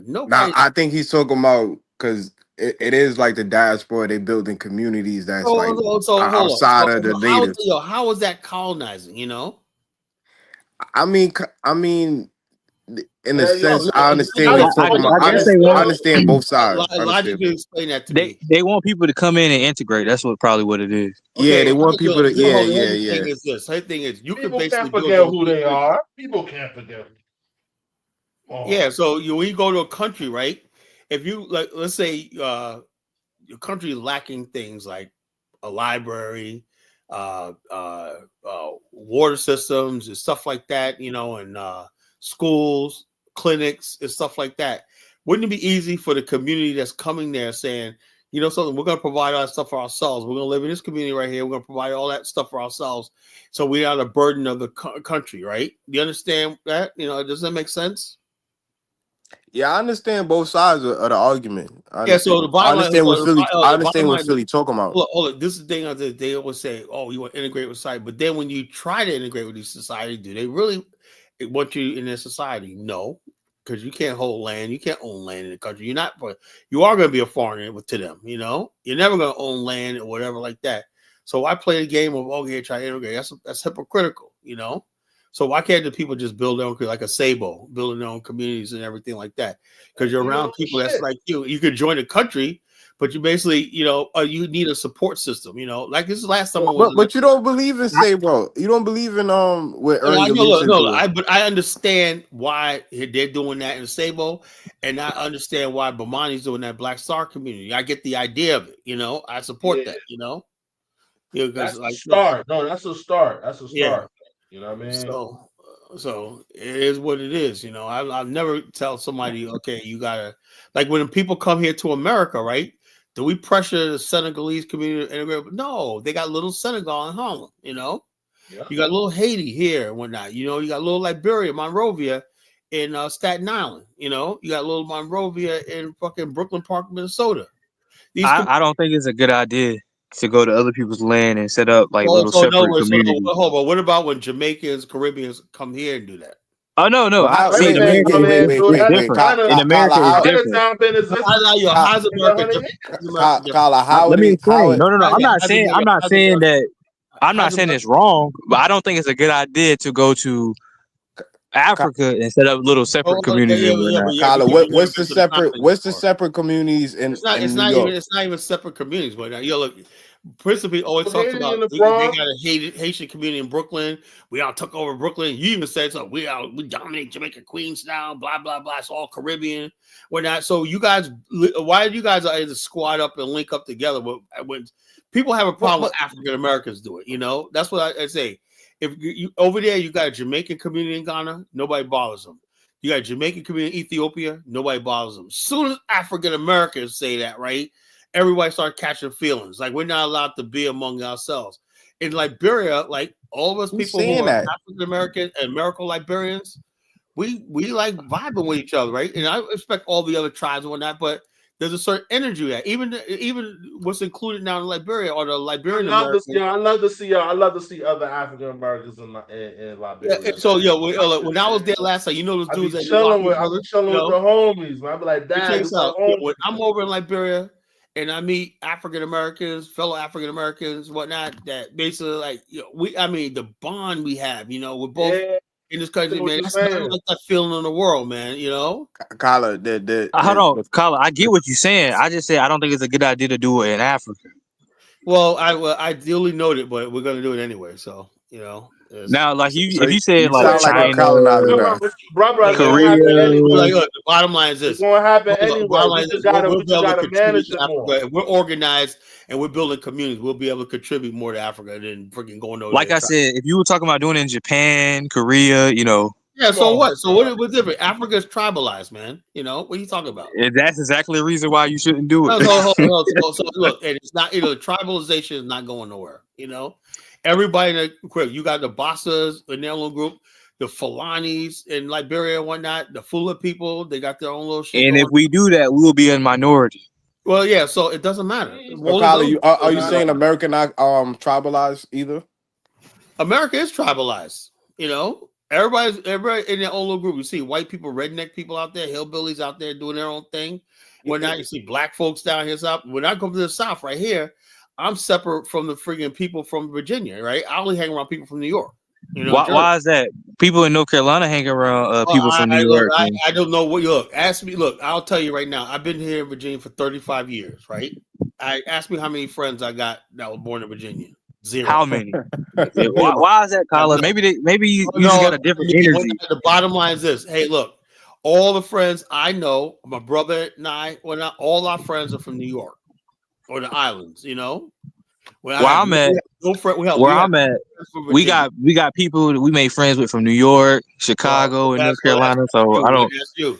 But hey, in Virginia, this is how it is in Virginia, right? I wrote a blog called "The Tribes of Virginia" years ago.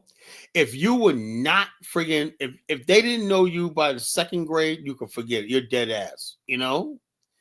I remember when I talked to these dudes, especially these Berkeley dudes down in Virginia, when I was like, "Yo, that nigga came to us and they were like, who goes back further? Yo, you didn't come to the third grade or not?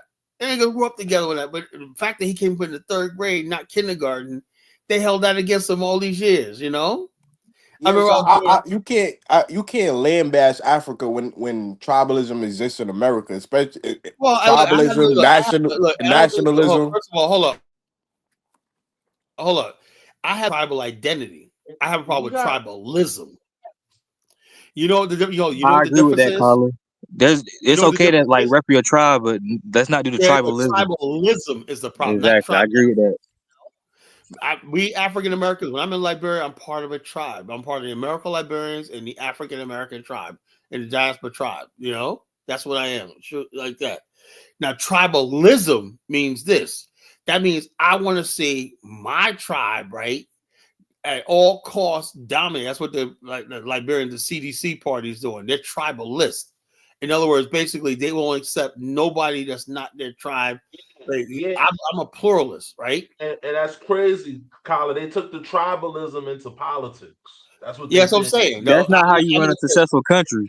You take the best people out of every tribe. That's what they did. That's not how it's done. I mean, not Nigeria tried that, but the Fulani and the Hausa, they dominate the country because they have the numbers. You know, the British did it like that on purpose. They have the largest section of the country. That's why they always have the most seats. Isn't that why America's so good? They get the best people from around the whole world. No, you know, America is basically like this. You have 10% of the population that's exceptional, high ranking like that. About good 80% of Americans are a bunch of morons. You know, trust me. You know, I'm just being honest with you. Majority of Americans are idiots. You know. And when you look at what's going on around the world, you got countries like there's one little new city state they built off Pakistan's coast, whatever like that. Unbelievable. You got these. They build these new futuristic city states in places like Mumbai. You know, they got a new future city state in South Korea. Yo, these places around the world are gonna rival and surpass America. They got little Dubai's all over the freaking planet popping up, you know. So this idea that America's this exceptional place and whatnot, it's a freaking myth. It's not. I understand what Steve is talking about. Because if America was exceptional, they wouldn't have H-1B visas and bringing in, brain drain people. So the bottom line, America is not what you think it is. You know, it's not. You know. But I understand what you're saying. I understand what you're saying though. Like 80% of the population is kind of stupid in America. About 80%. So the bottom line, this idea, oh yeah, America's this one, not no, that's not. And it's kind of sad because it's a library in every neighborhood in America. Yet the people can't read, write. Yeah, so people go to the library. What they do is they're playing video games in there. You know. Yeah. I have yet to meet somebody in America that can't read or write. But no, I'm talking when I say read or write, I'm talking about particularly in the South. You know, a lot of people can't read. Really, you got people that really go through school. They just pass them through school, whatnot, and they graduate. You can't even fucking read can't even fill out a job application. It's sad, you know. Mm-hmm. That's unfortunate. If I'm not mistaken, America is probably like 20th right now as far as literature. But the thing is, you know, hold up. If you take away like the loser side of Black America. That's thing right. America will be number one. What's pulling America down is a lot of some white people too, but the failure of a good section of the Black community is bringing all the freaking statistics down for America. You know, America is like if you take the top percent of America and the top percent of any other country, America outdoes everybody. You know. ZV said tribalism is not the it's over appropriate 200 word. million. It's over 200 million white people in America, Kyle. You can't just put that blame all on black people. Yeah, but hold up. But if you got like a good, like almost a third of black people that are fucking up and can't do shit, man, come on, that really does kill the average, really. Are you saying the average white man in Kentucky For the or most part, look, for the most part, what you see them doing is they're graduating. Like I meet these young white kids all the time, man. This girl that works in a smoke shop I go to, she says, yeah, she got into school. I said, so how'd it go? She got in. She goes, yeah, I'm studying radiology. She goes, when I get out, I'm going to be making like $90,000. I still a lot of studying and whatnot. I'm kidding. She's in the community college right now, but she goes to transfer to a 4-year school. I said, that's good, man. When she gets out, she's going to be making like around, she's at $40, $50 an hour, like $90,000 a year. Young girl, And I'm saying to myself, I never had that conversation with young black people. I really don't. Everybody wants to be do a record deal or influence on TikTok or some stupid shit. I'm just telling you what I see. half of the population in Middle America can't read, write, and live in trailer parks and just no, that's not. I don't know where you live at, man. But come to Virginia Beach, you see. That's not true, man. Y'all just be saying stuff. They be saying the dumbest shit in the world. Half the population illiterate. And that I'm talking about. I said middle of America. Yeah, that's still not true. That's not true. That's not true. You'd be surprised how much real estate, even in the poorest Appalachian communities, you got thriving communities. That's not true. Steve, college just said a third of the black population can't read or write. A third. No, I said I don't know. I don't know. I said I said graduating. I'm not talking about the people already graduated. I saw the people now graduate. Like David Hill told you. Like I said, I have never seen somebody that couldn't read or write, but that's just me. I could be wrong.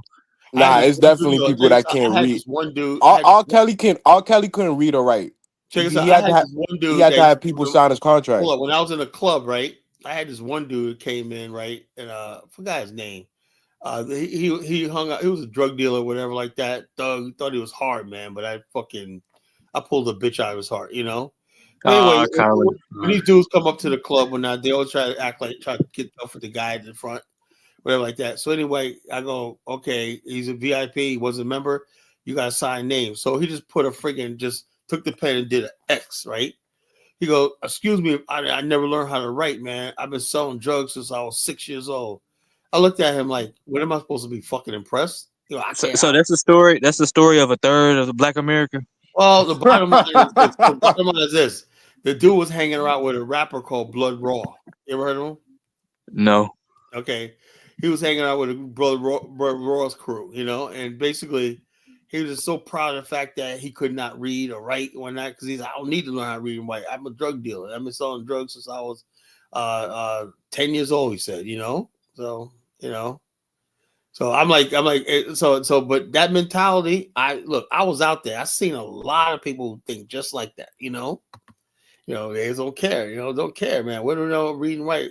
If they could sling dope or not, what the hell they need to read and write? The man said the Mississippi Delta. We know that's the poorest, like one of the poorest places in America. We understand that down there, but to generalize all of the South, I don't know about that. I don't know, man. I don't really have faith in the South, man. I'm sorry, man. Maybe the places, the very remote places, but Steve, I'm not gonna lie. It's a lot of people in Middle America that live in trailer parks in certain areas. They can't. And guess what? The people that live in trailer parks can read and write. I went to school with some of those people. Yeah, well, the bottom line is, like I said, man. Just so somebody live in a trailer park, they can't read or write. The thing is, don't you be on the losing side of the equation, No, I'm not saying everybody in a trailer park can't read or write, but I'm saying a vast majority of them. Yeah, but check us out. The South has the worst education in the world. The Southern United States in the world. Yeah. Well, so when the world, I say mean America. Oh, okay. So America's the world. I think Colin mean the Western world. We said the Western world. Southern United States is like the fucking worst, man. I guess I can agree with that. Maybe Southern United States, man. I've never seen nothing like it in my life, man. It's like fuck, man. I moved down here, man. I said, look, I came down here talking about fight the power of the white man. Like, After about a year, I went to join the Klan, man. You know. Oh, okay. All right. There I was like, y'all motherfuckers accepting applications and whatnot. You know, I'm y'all hear Colin Manning? Y'all hear Colin Manning right now? No, I'm saying like that. I came out there. I said, man. I said, damn. I tell these black people, I'm trying to get through to them. You understand? I'm black. You're black. Let's work together. These motherfuckers didn't want to hear none of that shit, man. They getting with the white people, talking, plotting on me and shit like that. I say, you niggas. So they were plot. Kyle, I don't know what's wrong with the black people from Virginia, but they sound weird. No, it's all the South, bro. It's all. Yo, Steve, you're not a part of the South. I'm in North Carolina. What do you mean? Yeah, North Carolina's worse than Virginia, to tell you the truth. You know. There we go. I don't consider North Carolina. I don't consider North Carolina the South. You know. It's definitely the South. Yeah, North Carolina. Like I said, one time I was in Greenville one night. It was back in '95, right? I was driving around Greenville. Yeah. And some fucking, I was going with my grandfather. I had moved him down there from Windsor. And all of a sudden, I'm driving around one night. And all of a sudden, I had Virginia Pack. This fucking deputy, the illiterate hillbilly cop, pulls me the fuck over, right? I said, "What the hell you pulled me over for?" He said, "Well, you got out-of-state tags." I said, "Is it and?" Well, blah blah blah. I gotta check you out. And all of a sudden, he said, "I can't run your tags for you out of state." I said, "Okay." And all these black people just walking by, just with their bug eye, like, "What you do? You know what you do? You know." He in trouble. He in trouble. I looked at these niggas like they probably thought you did something. What you mean? I was just sitting there. I was just sitting there, driving my bill. Pull up to the gas station. He pull up. What did you want them to do? I have no idea. Stand there and say something. Fight the power. Say something, man. No, why would they do that for? For what? You're used to that, you know. No, that's not. No, Steve, no. I understand what Kyle's talking about, because in New York, if we see a black person get pulled over, we stop it, we record it. Like, yo, what he do? Why y'all stopping? That's because y'all usually committing crimes. No. Y'all trying to protect each other. I wasn't doing this. I got pulled over, and they're just looking up there with their big bug-eyed when they're walking out, like, "Ooh, he in trouble. He in trouble."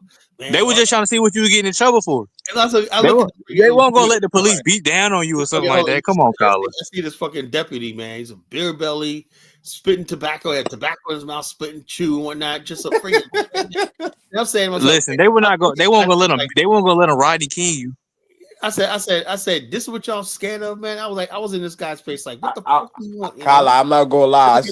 I see a white boy. I see a white boy with a beer belly spitting tobacco. It kind of jumped my nerves. I don't know if it's. I went to school with dudes like that. They cool. Yeah, right. See, I knew there was a coon. You know. How am I cool? I went to school with dudes like that. They just some good old country boys, but on the football team. When I see they don't you spit tobacco, and I know you eat deer meat and all that type of wildness. I know what type of mindset you got. No, that's not true. You can't judge. Like, listen, I'm gonna tell y'all the truth. I used to do that too. I judge people by their was spit tobacco? No. I went fishing one time, and I judged this white man by what he looked like. He was one of the coolest white dudes I've ever met in my life. A couple of cases where black guys went fishing with white guys and they end up drowning. We don't know what happened to them. How the fuck? But guess what? I got a higher chance of dying going to the inner city and whatnot than being killed by a white man. So why you don't worry about that for?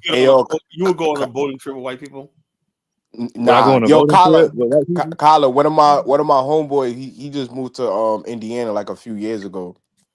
So he went on a fishing trip with some white boys, and it almost got dangerous. One of the white boys got drunk over beer, started calling him a nigga and all this craziness, and I mean he feared for his life, because he said, "Yo, I'm in the dark. They could have done anything." So it does happen. They will do anything, you know. You don't go no fishing on no white people, man. You fucking crazy. We don't go on fishing trips with white people on a boat in the middle of nowhere. What are y'all talking about? I'm talking about Indiana. This probably, I don't know. It's probably different in North Carolina. Indiana down south, we don't do stuff like that. Even our parents tell us don't go to certain places. Nah, Indiana not down south. That's Midwest. No, I'm not. I'm talking about even down south. I know you talking about the Midwest, but part of that redneck part of the country, you know. Hey, let me ask Dave. Dave, give me the latest on this CDC thing. Well, you see when they knocked that one dude upside the head, a CDC member, the police. Didn't that feel good? When they knocked the dude upside the head, Dave? Dave, you there? Dave must want to take a piss, you know. But yeah, so but y'all sound real scared of white people though. That's what it sounds I'm not like. scared of white. I'm not scared of white people. But the bottom line is this: I will not put myself in a dangerous situation unless I'm armed. If I have my gat on me, man, I don't give a fuck. We don't put ourselves in no dangerous situation. Like no black person does that nowhere in America. Probably being found dead in this country, It's not about being scared. It's about being aware. We are aware. But when that dude got hung in North Carolina, everybody talking about it. Yeah, the bottom line is, but I say that comes from just basically, white people are cool, blah blah blah. Let me go. I didn't say all white people are cool, but I'm trying to tell y'all, like your chances of getting hung in the middle of the woods by a white person are slim. So Steve, are you saying if you saying it's not been reports in the last couple years of black people getting hung in the South? I didn't say that. Well, all I'm saying is there's been more reports of dudes getting gunned down by other black dudes and little kids getting hit by stray bullets. That's all I'm saying. Yeah, that's true. But the bottom line is this. But you gotta remember, we live in proximity and we live on top of each other. Like that don't matter. That proximity stuff is a bunch of bull. Nah, that don't mean it's real. Nah, that don't mean you got to commit crimes against other black people. If y'all really loved each other like that, y'all wouldn't be out here doing each other bad. We understand black people don't love each other, but the bottom line, it ain't black people committing crimes; it's criminals committing crimes. That's true. Hold on, that's true. But the black community, I remember Brandon said something about this. The black community, hold on. Black people, like I said, it's gonna come a time when people talk delineation. I think the only delineation I want to see is delineation from ghetto ass motherfuckers. That's the delineation. But see, and that's the problem. So Brandon talked about you want to delineate from the YNs? A lot of black people are not criminals, but a lot of black people are enablers of criminals. Check this out. There's a problem, right? Black people aren't criminals, but there's an awful lot of people who aren't criminals who give aid and abet and sanctuary to black criminals. That's the problem. Yeah, exactly. They are enablers. They are enablers to criminals. Wait, Colin, did the white man delineate from the pirates and the buccaneers that was committing these heinous crimes? They put them. They hung them. They killed them. Their laws. They had the power of rewarding. They honor their criminals. That's not true. Criminals. So what are you talking about? They might honor them 200 years later and whatnot, make a museum and put them in it. But hold on, if you look at all the people who went to the gallows and whatnot, what they would do is this. There was this one pirate that was terrorizing the East Coast of America, and they basically went to him and said, look, eventually, we're going to catch you, right? So they offered him land and opportunity. The same thing, like that's how they got the pirates to stop doing what they're doing. Mercantile trade. They say, you do this, and we'll buy from you, and you get rich like this, a legit way. So a lot of these people became planters and even slave traders. Kala, the British gave money and land in Jamaica to buccaneers to fight the Spanish people. Yeah, so the bottom line is black people in America ain't got nothing to give to no criminal. So and if they didn't honor their criminal, they wouldn't have a NFL team for the Tampa Bay Buccaneers or the Pittsburgh Pirates. Despise criminals at the time of pirates. So in other words, basically what you're saying, Kwame, is we should start honoring fucking Big Meech and all these other people, right? A lot of black people already do that. As I said, a lot of black people already do that. Hold on, those are the losers in Black America. Those aren't winners. Exactly. So are you telling white people to? Are you telling white people to honor John Gotti? You gotta stop comparing. No, white people do not honor those people. Maya Lansky. No, I don't care about what they do. What they do is what they do. White people are white people. We're black people, right? I don't give a fuck who they honor or whatever that. I'm not obligated to follow everything white people do. That's the stupidest thing. People like, but white people do it. White people do a lot of nasty shit. They kiss their dogs in the mouth. You gonna do that? And I'm starting to see Negroes doing the same thing. I'm like, what's wrong with these people? Yo, I see black people treating their dogs better than their boyfriends. White people do. Come on. That's what exactly. I remember at one point in time, black people didn't pop pills. And then all of a sudden, they popping pills. I said, what's wrong with stuff like that? We're going naked on the beach. We didn't do that shit. That's the effects of integration. Yeah. Yep. So we become more like them and shit like that. Talking about, white people do it. Well, that's white people. I'm not saying a flaw, but we can't just delineate standards and morals. Who's always the moral compass? Yeah, we're always a moral compass. I don't know how y'all did in the islands, man, but we were fucking immoral people. Yeah, Colin, we was always by the white man, be like, nah, man, don't do that, Yeah, man. we know white man, sin, dancing, and jukebox, whatever like that. You know, that's what we were always a moral. That's what they hate us for. You know, we were always a godly people. You know, God fearing. Always God fearing, tell them, I gotta be right, man. And we love education. We love like this. We love culture and stuff like that. You know, they hated that. You know, and they rejected that. You know, the most beautiful time in Black America, they destroyed it. Wilmington. You gotta. What time period you talking about, Colin? I'm talking about the time of Wilmington, the time of Tulsa. Shout out to Wilmington, North Carolina. Black America, you know. Durham, North Carolina was a thriving Black. Shout out to Durham, Bull City. I'm saying, so the bottom line, we had the Rosewood. So you talking about Bumpy Johnson time frame? No, that Bumpy Johnson years later. You know, that was prohibition. Yeah. You know, that was years later. You know, what I'm talking about before that, when that like 2 generations after slavery, where Black America was thriving. You know, what years was Bumpy Johnson? Wasn't he in the 20s and the 30s? No, he was in the 30s. You know, and the bottom line, it doesn't matter. Even though Bumpy Johnson was there, they called him. He was a hoodlum. You know, he was like he tried his best, right, to blend into Harlem Black society. Bumpy Johnson went to church every Sunday. He played the piano. He did all these things, sent these kids to college and all stuff like that. They tried to fit into the Black elite society. Wait, Kyla, are you saying the drug dealers that don't? Are you saying the drug dealers that don't do all that stuff? You just said Bumpy Johnson do. No, hold on. Bumpy Johnson was a numbers runner and it was like that. But what I'm saying is, back then, even though somebody was a hoodlum, they had a social responsibility to their community. Now that's true. Wait, Kyla, are you saying it's not? Are you saying it's drug dealers that don't open a small business that employ Black people? You open up small business and you're freaking busting off poisoning the people in the fucking community. Right? You can't basically talk about fucking drug deals today like that. In fact, matter of fact, Bumpy Johnson didn't get involved with drugs until like the 60s. You know. Most of his career was just so he wasn't selling illegal liquor. Yeah, so but what is illegal liquor?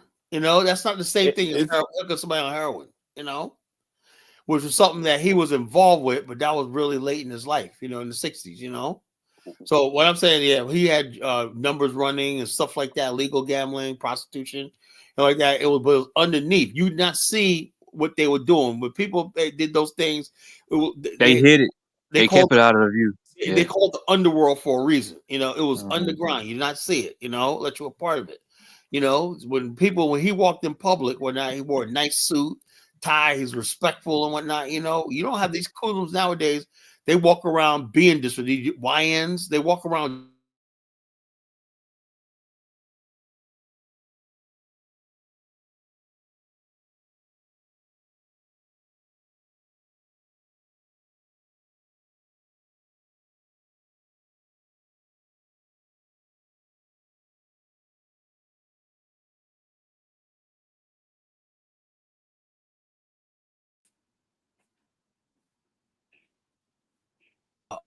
Keep up appearances. You know, that was very important. You keep up appearances. You have a wife. You go to church. Bumpy Johnson went to church every Sunday. You know, sat in the choir and stood in the church every Sunday and paid his tithes. You know, that was a life he lived. But his world that he lived in, the underground that he controlled, was there too. But nowadays, these people, these criminals nowadays, they're so disrespectful to the community. They don't care about the community. You know. They don't bother. Kyla, are you familiar with Rollo? With a rapper? Yeah. You talking about Gilly the kid cousin or nah, Rollo from Atlanta. Oh, I don't know about these stupid rappers, man. I don't know who that is. Who he is. He got in trouble a couple of years ago, something like that, you know? Yeah. These guys, these guys are fucking clowns, man. Like fucking he bought his whole community. He gave free housing to everybody in his community. Okay. Let's examine that. You know, I hate when people say that, right? He bought his whole community, gave free housing and whatnot. Let's look at that community now. What's the name of the community? I don't know this. I don't know the exact name. How you mention that? You don't even know the community, you know? Because he called it Little Pakistan, so I don't know the exact name. I gotta. Why would he call it Little Pakistan? Because he's a Muslim. He a Muslim, so I guess he got That's weird, affiliated. man. That's weird. A whole black he black, right? Yeah. A whole black man naming his community Little Pakistan. That's crazy. I mean, you know when you're a Muslim, you're gonna have more affiliation to the Ummah Yeah, versus your race. I get it, but that's I don't know. But you know, he did good things though. He did good things. Okay, we lost Lil Raul today. He died, a couple of years ago. Let's see, Robert Flores, born 1975, over the stage name like this. My family, disapprove. Okay. Let's see, nothing about his community. Lil Raul community, Wikipedia. It's RALO. Okay, hold up. Maybe I spelled the name wrong. Hold up. RALO. It's not Chirac, it's Chi-Town. but people do call it Chirac. Yeah, I know, but it's not Chirac. It's not a fucking community, bro. It's an apartment complex. Apartment complex is a community. No, it says, oh, come on. You try to make it sound like he built a whole fucking town, man. Come on, Kwame. Stop, man. I'm going to be thorough. I'm going to research your ass, because you're pseudo as hell, man. Chicago is actually a great city. Okay, Chicago is a beautiful city. Right here. The reported that the apartment complex was raided by police following his arrest. The term Little Pakistan gave attention to Raul's legal troubles and also mentioned in connection with his record label, Famerica, which also Fame America. Hold up, allegedly a front for his gang, also known as Famerica. A nice role model. Say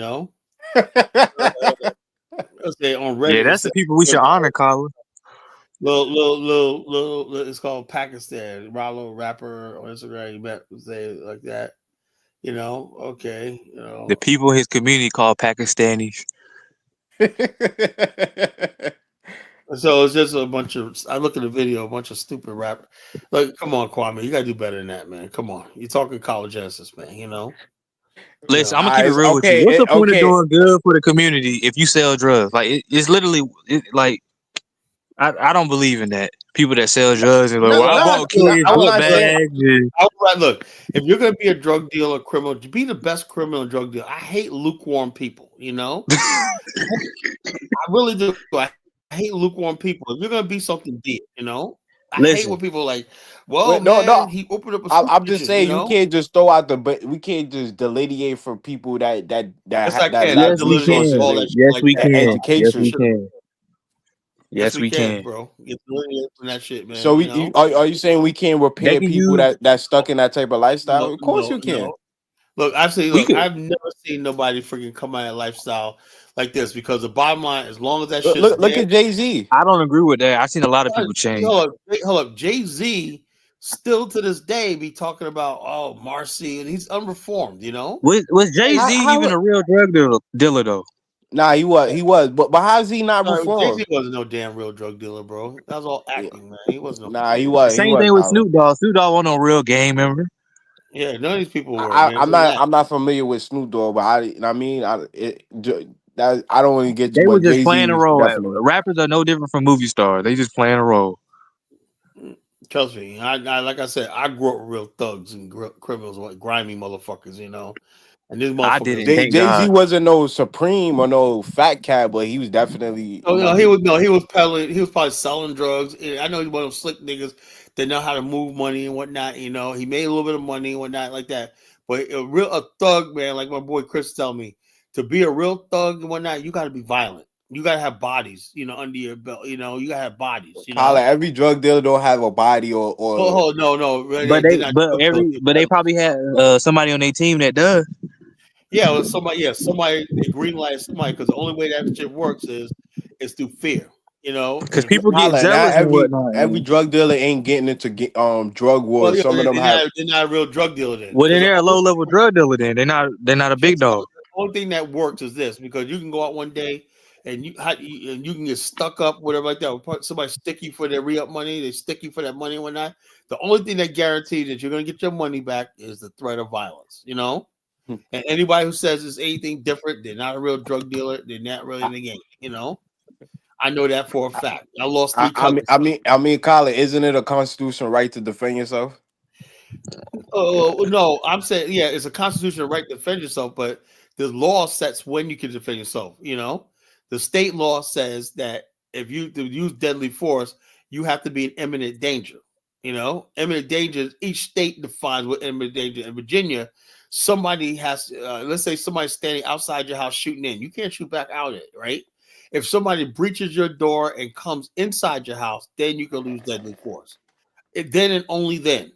Even the person sitting outside with a gun threatening you, if you shoot that person from outside, unless he shot first or you shot back, whatever, if you shoot that person outside, if he just brandishes a gun, you're gonna get charged with murder. As simple as that, So each state, read Dusty Brothers, read Captain American Negro's last comment. Let me see what he said. Colin doesn't know anything about the hood. He got scared and ran down south to Virginia because the churches was too real. Hey, Colin, he's trying to pull your card, Colin. Hey, let me tell you something. He ran up for the plug. Look, I'm from New York, South Jamaica, Queens, Bronx, all that like that. There's nothing more grimier than these motherfuckers of Virginia. There's nothing more dangerous than these motherfuckers of Virginia. So come on, stop it. Actually, I disagree with that, Colin. I disagree with that. It was y'all New York dudes that came down to North Carolina back in the day, making everything bad. Colin, New York are colonizers. You crazy? Exactly. New York used to come down south and whatnot. These Virginia dudes, we got whole neighborhoods backing them. Yo, Colin, New York went and colonized Atlanta. Yeah, they colonized Virginia, North Carolina. Yeah. Like I said, I'll think about this today. These dudes here in Virginia, they're not like anybody else in the fucking world. These are some. Colin, I'm not gonna lie to you, man. New York is colonized. We go to other states and we basically take over the whole entire state. No. Actually, exactly. To be honest with you, right? California, Chicago, and New York are colonizers. Hey, yo, Colin, I could go to Atlanta right now, and I don't got to talk to nobody from Atlanta and go to a club, restaurant. We're not talking. Go Right? ahead. Right? Don't do that again. Yo, New York, a lot of the grimy shit you have in New York aren't even from New York. These motherfuckers are coming from Philly, Newark, New Haven, Connecticut, upstate New York and whatnot, Virginia, Richmond, Virginia. That's who's flooding into New York, right? Even people from the West Coast, right? Those are fucking New York dudes that's doing all the stuff in grimy shit in New York. So it's not the New Yorkers. Nobody from down south for these places you talk about can come to New York. Yeah, nobody from down south can go to New York and set up shop. You remember the rapper Stack Bundle? Yeah, from Far Rockaway. He was killed by 2 Virginia dudes. They probably was paid to come up here. No. It was just people he was running with. When I set him up and kill him. That's how these Virginia niggas are grimy, But you're talking about people that was born all over the United States. But I'm telling you, these Virginia dudes are grimy and whatnot. And I did, like I said, I worked in the club security for years and whatnot, And I knew dudes from New York who came down here and worked clubs. They say they never have to worry about guns pulling out inside of a fucking club. We're sitting there dodging bulls inside of a fucking club, man. Run for your fucking life. And whatnot. I don't know, man. Well, my dad told me clubs used to get set up all the time back in the day in North Carolina. Yeah, in the South, but the bottom of Virginia, these motherfuckers out here, you go out there, if you work club security, you could expect shit to go down. It's not when it's going to go down, if it's going to go down. You go expect, and also you're not safe until you're home, right? So I know dudes that got shot, right? They leave the club, they go out to work one night. And the dudes see him in the gas station trying to gas up or get a sandwich before they go home. And then they say, what'd you say, motherfucker? Bat. Well, that's Virginia, man, Colin, but I will say that New York lost its way. They copying everybody else now. Colin, didn't you just say earlier, down where you at in Virginia, it's nothing but people from New York and stuff like that? No. I said the people I know are from New York. Most of these niggas are Virginia. But New York niggas don't live very long. People I know I hang out. We're like all those people in New York are like one little tight little group, Let me ask you a question. Do the people that came down from New York, do they own small businesses and stuff like that? Well, most of the people that come down from New York already got money. They're coming down here because they got a job transfer or something like that. They're already making good money. They don't have to fucking get a small business. Leave that for the fucking Virginians, man. Welcome people coming out here that I know making 6 to 7 figures incomes and whatnot. You know, So That's Kyle, you're true, not Mr. Cat. That's true, Mr. Cat. They did used to send them boys off in body bags. Them New York dudes used to go to DC. You know, so Nah, that's true. that's true. But Kyle, you really just proved our point because you said down in Virginia where you at. I did prove your point. I said us people from New York, right? I'm a business person, right? Most of the people, but as far as like small businesses, no, we don't really do that. Now you do got my boy Travis came down here back in 2000, right? He came down here and I introduced him to a realtor. He built a house back then for like $150,000. That was a lot of money back then, $150,000 for a brand new house, right? In this place called Buckton Farms. And he opened up a body shop, you know, in Norfolk. And when he opened up a body shop in Norfolk, right? And he basically he let his boy run it. I forgot what it was called, but he had a body shop and a house down here in Virginia. Now I know a couple of people that had businesses like that, but other than that, man, I don't really see a lot of people from New York coming here, stuff like Colin, that. You know? quick question: Aren't most Black Americans in New York from Virginia, North Carolina, South Carolina, Georgia, right? The Black people from New York, Black Americans from New York, for the most part, from Harlem, come from North Carolina and Georgia. You know, that's the most part. North Carolina, South Carolina, Georgia, not Virginia. People from Virginia tend to go to places like Philadelphia and stuff like that. You know, Jersey, Philadelphia. People from New York, Virginia wasn't really part of the Great Migration. North Carolina, South Carolina, Georgia was. You know, Virginia wasn't part of the Great Migration. Most of the people, Virginia stayed in Virginia. I was asking that question because I like when I did my DNA test, I had a lot of cousins up there. Some in North Carolina. I mean, some in New York. Some in Philadelphia. So yeah. Yeah, nah. A lot of people from New York, when they go to their family reunion and stuff, they go to Virginia, North Carolina. I don't know, but not Virginia. They go to North Carolina.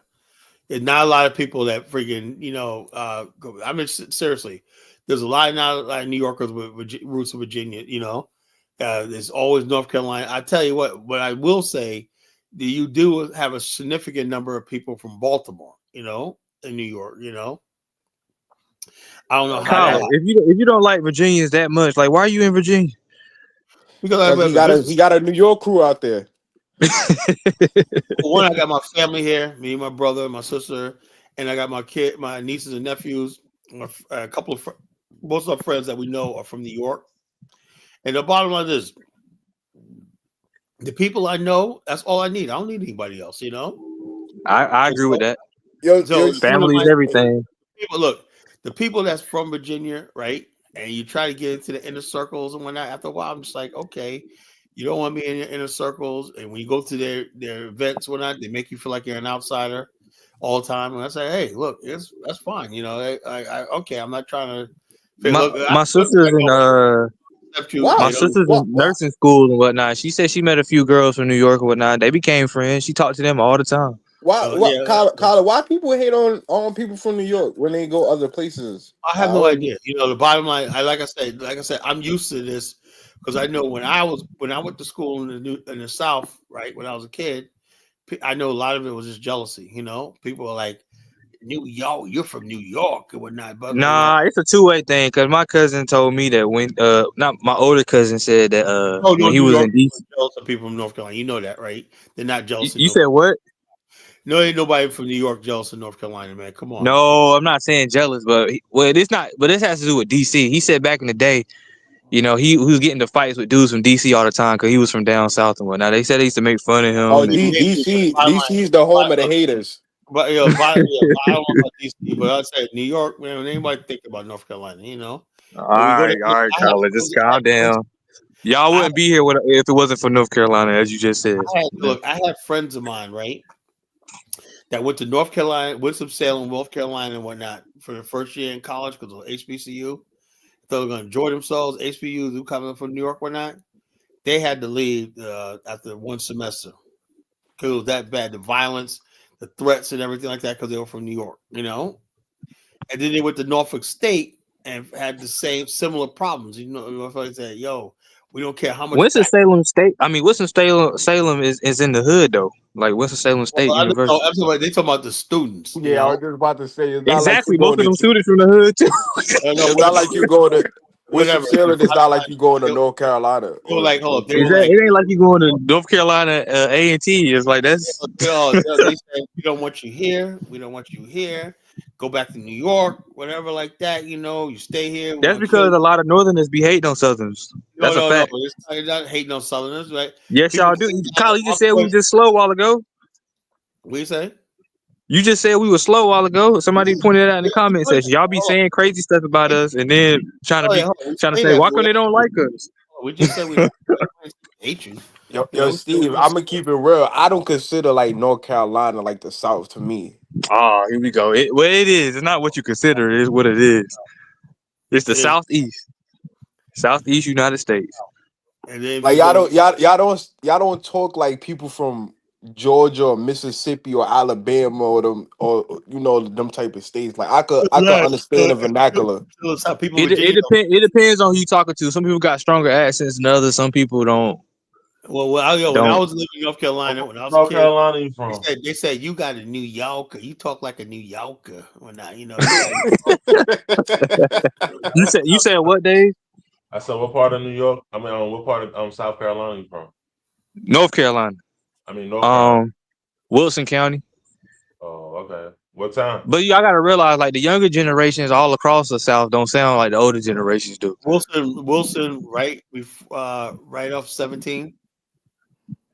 Nah, I would admit y'all don't talk like South Carolina. South Carolina. You're Wilson of 17 and 13. Wilson. Oh, whoa. See, I don't keep up with highways. Hold on. Dude, man, you don't know where you're at, nigga. You know. I don't.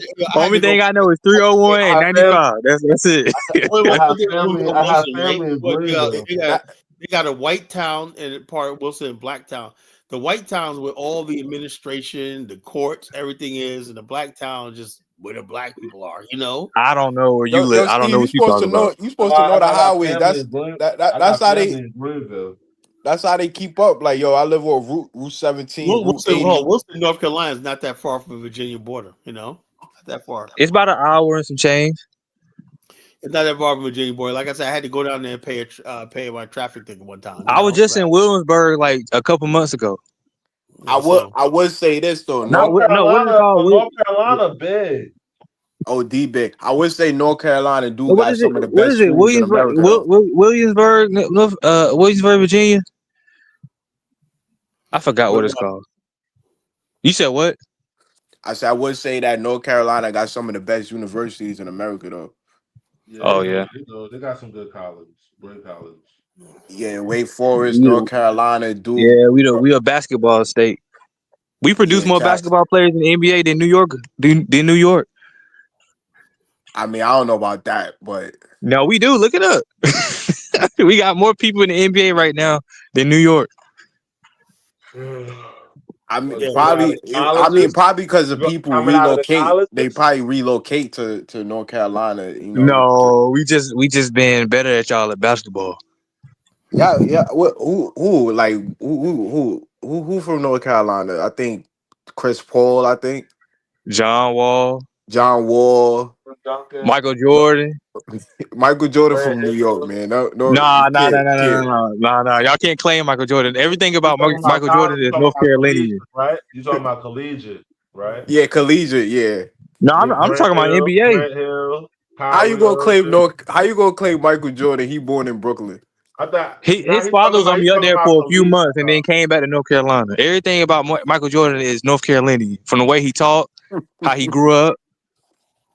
Don't nothing remind you of New York when you see Michael Jordan. Nah, yeah, he is a lifetime Tar Heel and all that type of stuff. If you ask Michael Jordan where he's from, he said, "I'm from North Carolina. Grew up in Wilmington, North Carolina." That's what he's gonna tell you. All right, but besides those, you only name like 3 players. I can name about 20 people from New York that right now in the NBA. So hold on, I'm gonna look it up right now. You got Tobias Harris. You got all of them trash. I ain't say all of them nice. No, I was just messing with you. Yo, Carlo, Kala, What?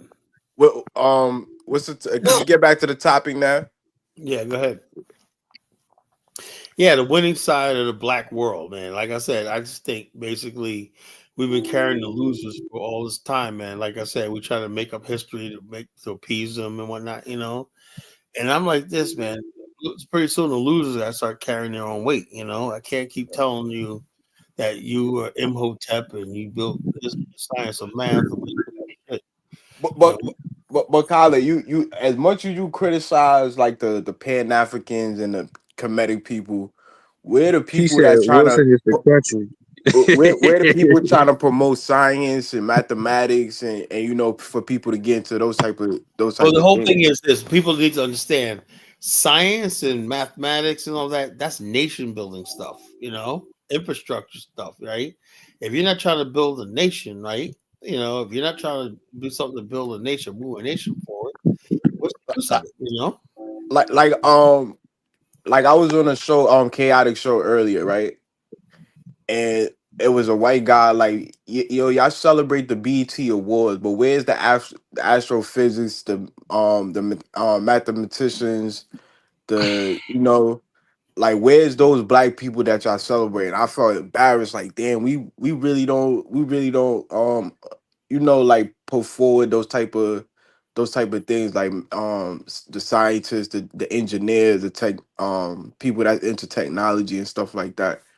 So I'm like, man, we do gotta change. We do gotta change. We can't just keep going with the ratchetness and partying, and we at the lowest of the lowest in America.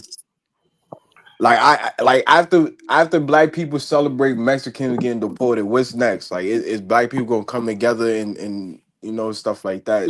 You can't come together until black people learn how to love themselves. You know, that's a challenge right there, you know? Black people have to love themselves. You cannot build a community on a lie, you know? You cannot build something on a lie, you know? Everything has to be the truth, right? For example, if you're sitting there and you're saying, let's have a black male female relationship thing and let's celebrate black love and whatnot, and the girl's all short with a fucking blonde weave on their head, that's a lie, you know? That's a lie. Or like Omar Johnson said, you can't be talking about black this and black that, black power, and you're fucking married to a white woman, you know? That's a lie, you know? I agree with that. No, they fighting white supremacy in the bedroom, Colin. No, that's bullshit. That's a lie, you know? It's effective. I'm trying to tell you. No, it's not effective, man. Like the fact the fact that black people is complaining that Mexicans is taking low paying jobs. We should be complaining that white people's taking the high paying job, like science. I'm like this. I'm like this. My whole thing is this. I am sick and tired of the losers talking about what crumbs that somebody's gonna steal from them off the fucking white man's table. You know, I want a fucking table of my own. You know, I want a table of my own. You know, I agree with that. So the bottom line is this: the losers always sit back and be like, "Yo, man, whatever the white man throws out there, his scraps or whatnot, they're satisfied with." Like Dusty Brother, they're satisfied with the scraps the white man leaves off the floor. He's gonna lick the floor clean off the scraps. You know, I'm like, we still talking about Tulsa and communities as just 100 years ago. Where's the affluent black neighborhood beside PG County? We don't want to do we don't want to do what it takes. Like I said, we don't want to look at our leaders, right? Look at our leaders, right? And when you have leaders that are celebrating lawlessness, right?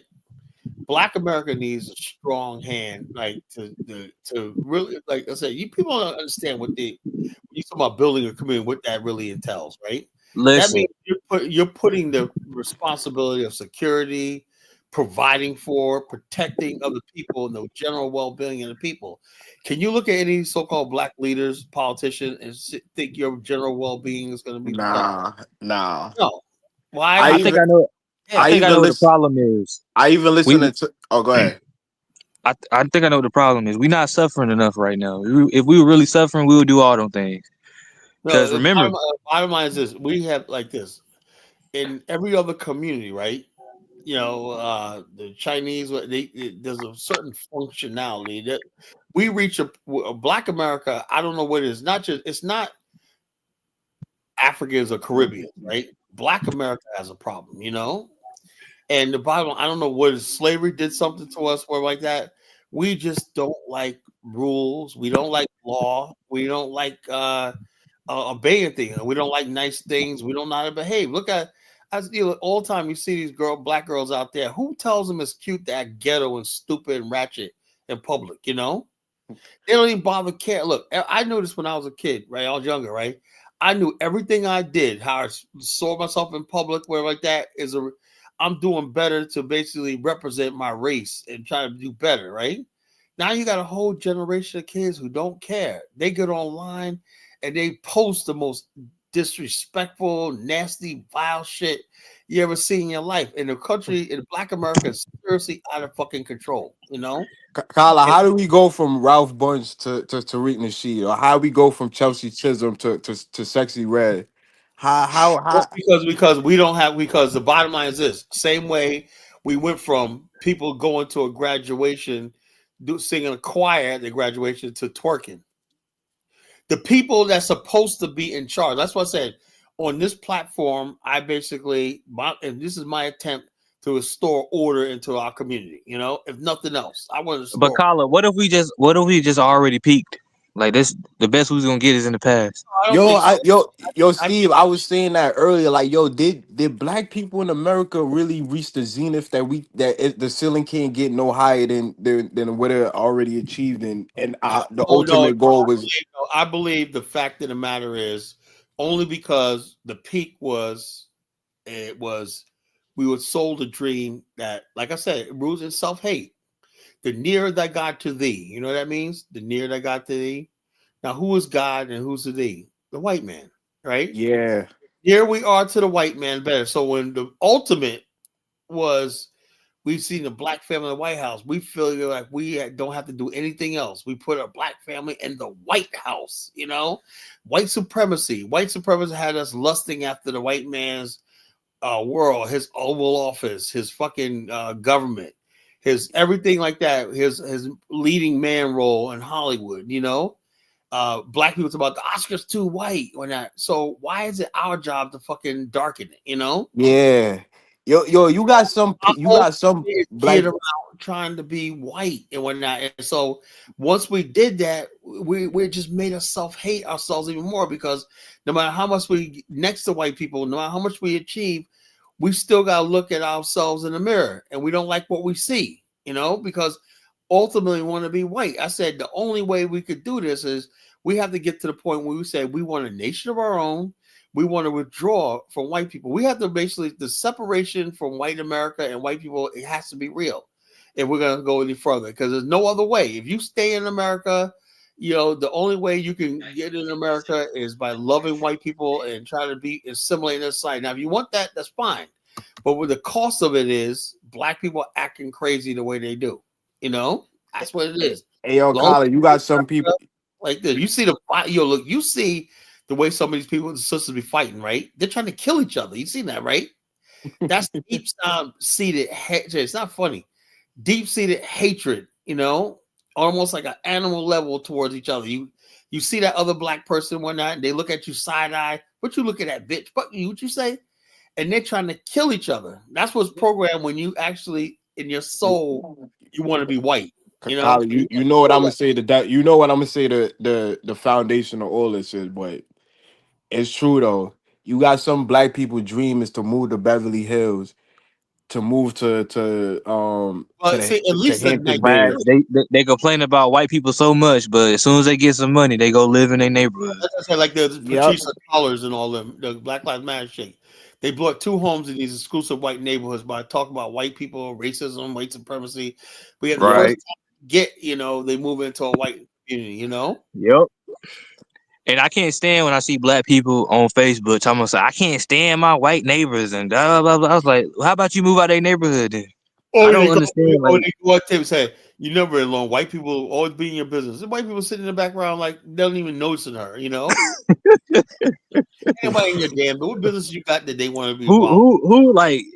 Hey yo, it's crazy, Kyla. I was living in Fort Lee and Long Island City for a little bit, and I couldn't look myself in the mirror and be like, oh yeah, I'm a Pan African, and and I'm walking into a building with a dog care, with a dog spa, and you know, like that, it kind of rubbed me the wrong way. I had to go back to Jamaica, Queens.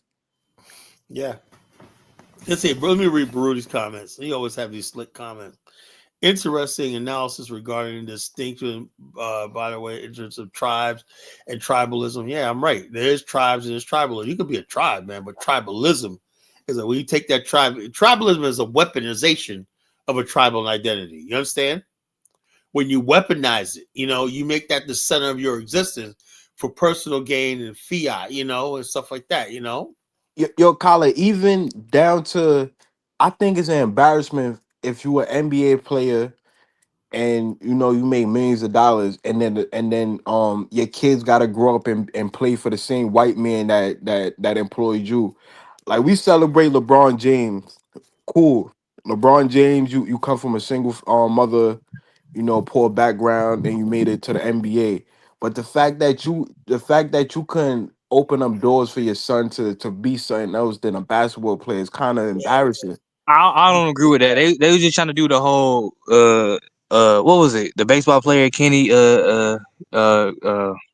Griffey Jr. and whatnot, and him and his father, they was just doing the basketball version of that. That's all that was. How Steve, if you LeBron James and you got all this money, you couldn't put your son in STEM to you know, make to build something, you know, like your son got to grow up and dribble now just like you. It's kind of I embarrassing. understand. I understand what you're saying, but nah, I don't. Thing is, I mean, I get what you're saying, but they thought King LeBron was gonna, man, he just endorsed Kamala Harris. Trump is cooked, man. That didn't even work, man. God damn. nah, But nobody cared about LeBron and his politics. Yo, Steve, most of NBA players' sons grow up to be NBA players. They not growing up to be astrophysics, build rocket But I ships. mean, that's the same thing with the white players as well. Like, sports are now. That's why everybody complain about sports nowadays.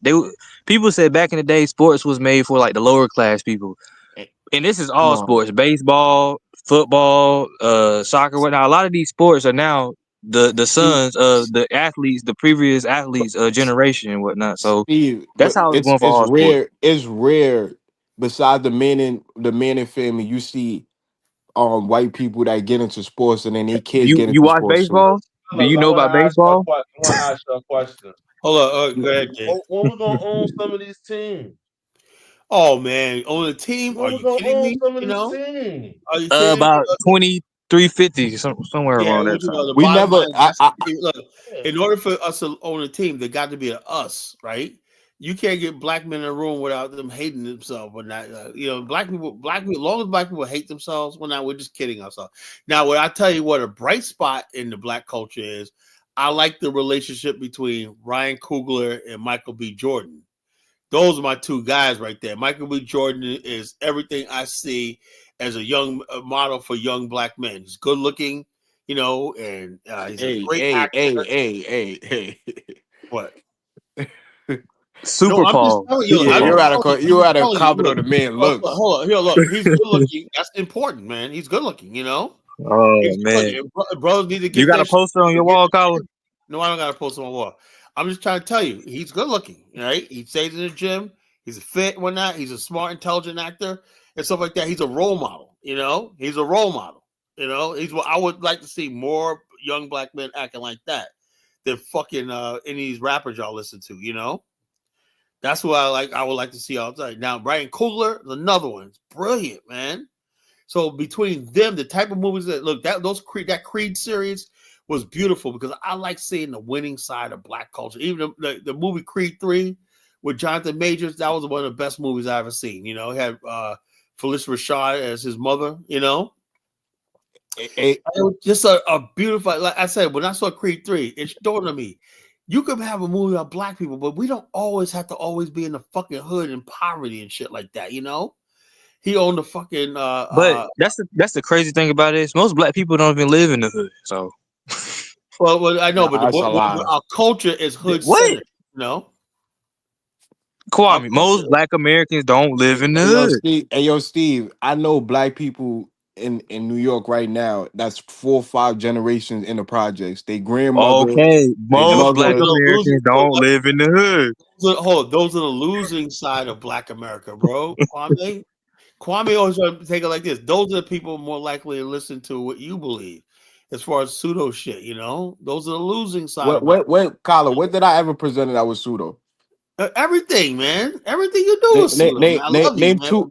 Name 2 things I presented that was pseudo. Okay, you try to say that that one is Egypt was black. We know that's not true. I showed you from the museum. It's not, yo, that's pseudo, bro. So you gotta call the museum pseudo. Let me say this. It does not mean that there were not black people in Egypt. Right? And we all know they were. There's a Nile region, whatnot. Yeah, Nilotic people were probably the majority of people, right? The question is, who built the civilization? So what did the Brooklyn Museum say? Everybody knows Egypt was probably the first multiracial society. People from all over the world live in Egypt because let me tell you something about Kwame. This will help you out. Anytime you have a river valley civilization, you're going to attract people from all over the world. Whether it's the Indus Valley, the Tigris-Euphrates civilization, the Rhine River in Germany, the Niger River in West Africa, brought the Almorids and Africans together and whatnot. The people mixed together. The Nile is no different. Is America a multicultural society? I don't know. I think America's a white society. So it's not a multicultural society. No, I don't think America's a multicultural society. I think America is a white country with a black minority. Right. So we don't have Mexican restaurants. We don't have Little Korea. But that doesn't mean anything. When they say we don't have H-1B visas. Like I said, let me give you a perfect example of what I'm talking about. When the movie Sinners came out, the Latino community complained, we weren't represented. They always complain about they're not being represented in films. Like, we don't exist. We're not represented. We're not, Why is that? Because America has never really accepted them and their culture, in this culture, Kala, the gods in Egypt come from Africa. Okay, can you prove that? Yeah, I can prove it. I agree with you, Kala. There were black people in Egypt, but the indigenous people of Egypt were not black. Well, so what were they? The same people we see today, the Berbers and whatever they are, whatever their name is. So how come we can only find the material culture in Africa? We can't find it outside. Well, actually, which one? Alexander the Great, the Greeks once ruled Egypt, so did Rome, right? So you got a lot. But hold on, wasn't there a Greek explorer that went to Egypt and described what he seen? Yeah, Alexander Herodotus. Exactly. And when Herodotus described what he seen, he said there were Negroes there, and there was also another group of people, the Egyptians. Knows there were Negroes. Steve? Have you read Herodotus' histories? I read Herodotus. I read part of it, and what it sounded like to me, there was two groups of people. Now the black people. Now what Herodotus said called Sudan. You know what Sudan means? It means land of the blacks. Yeah. And right there, and the Nile flows from south to the north, right? Which we call Sudan was considered land of the blacks. Egypt, Upper Egypt, Lower Egypt, which is actually one's into the Mediterranean. The Delta. Yeah, that was not considered the land of the blacks. The people in the south was considered the land of the blacks. It was a multiracial society. The first multiracial. Exactly. Oh, you know why I can say Kala, America is a multiracial society. No, hey, let me tell you the difference. Let me interrupt me. Let me finish what I'm talking about. Multiracial society Egypt is the people, black, white, freely intermarried, mixed with each other. That's why people got a hodgepodge of different phenotypes there. But we do that in America too. 99%. Hold on, 99% of white people. With white people, 90% black people. We don't mix like that. If America was a multiracial society, like you say, black and white people would have mixed together already. We're not. We're separated. We're a segregated society. Kyle, let me ask you a question, right? Go ahead. On average, what's the genome of most African Americans? Well, hold on. That's because of slavery and stuff like that. That don't mean. You said most African Americans, they in between 80% and 90% African for most. Yeah, but hold on. But the thing is, that's not the same thing. Well, a better example would be what happened in the Dominican Republic and Colombia. I mean, excuse me, Brazil, where the Portuguese did what the Egyptians did. They literally bred out the black people by mating, having people have sex with each other, so the black gene would die off when there was no black majority, whatever like that. And another thing is that most of the white blood in Black Americans is pre-Civil War. Yeah, Kala, slavery. Even the reason why I'm comparing Egypt to America, because both are It's not the multicultural. same thing, bro. I'm not denying that Look, Egypt was a you multicultural. didn't have pharaohs. Look, some of the pharaohs in Egypt were obviously black. But there was no friggin' people in America that was married. Do you think George Washington was married to a black woman and produced a half black kid? And when that no, it did not happen. No, but Egypt race mixing freaking happened. All the time. Can Because you people prove have it? a color stigma. In ancient Egypt, so that's why you have blacks, whites, Asians, all mixed together. It doesn't matter what the race was. There was no scientific or basis of race. So that's why I say you're trying to bring in your view of race that was came in the last 300 years onto an ancient world. The ancient world, people didn't see color and race like that. Kyle, do you know when the Greeks first came into Egypt? Yeah, it was like around like 100 BC. No, the Greeks first came into Egypt as mercenaries in the 8th century BCE in a town called Heraclius in the Delta. Yeah, well, I'm thinking of They Rome. came. I'm thinking of Rome. What I'm saying, my point I'm trying to make is the fact that not just I'm not talking about Europeans. There's people, Assyrians, people from Syria, all these people, people you see now, Palestinians. All those people were part of the same race. The Palestinians were there for thousands of years. So okay, let me ask you this then. So when was the first? When did the Semitic people enter to the Delta in Egypt? I don't have no idea, but I know the Berbers in Morocco. They've been there since like 5,000 years. Okay, they're indigenous to that area, ain't they? What? You do know Egypt had a strict policy of Semitic people entering to Egypt. No, they didn't. No, they didn't, bro. See, that's I why I said when I call you I a can pseudo. show you. I can show you it. What you're doing is using modern racial science to talk about something thousands of years ago. They didn't have a Hold on, but what is how you say his name? Herodotus. Herodotus. Herodotus. Yeah. You have Herodotus, then you have Plutarch that document their time in Egypt and they speak and from what I read, from what I remember, it's been a while since I read it. They said there were black people there, and the indigenous Egyptians said that they had black pharaohs and indigenous pharaohs. If you read Plutarch and Herodotus, and they speak to the Nubians and the Egyptians, they clearly state that the Nubians told them they sent the Egyptians out basically as to build up the land, because Egypt particularly was like a swampy area. But no, I do believe that black people helped build Egypt. That's from what I read and whatnot, from what they said at that time. I do believe that. I'm gonna roll with the scholars, the consensus. The consensus of scholars say. Look, if that was the case, man, everybody would already be on the same page.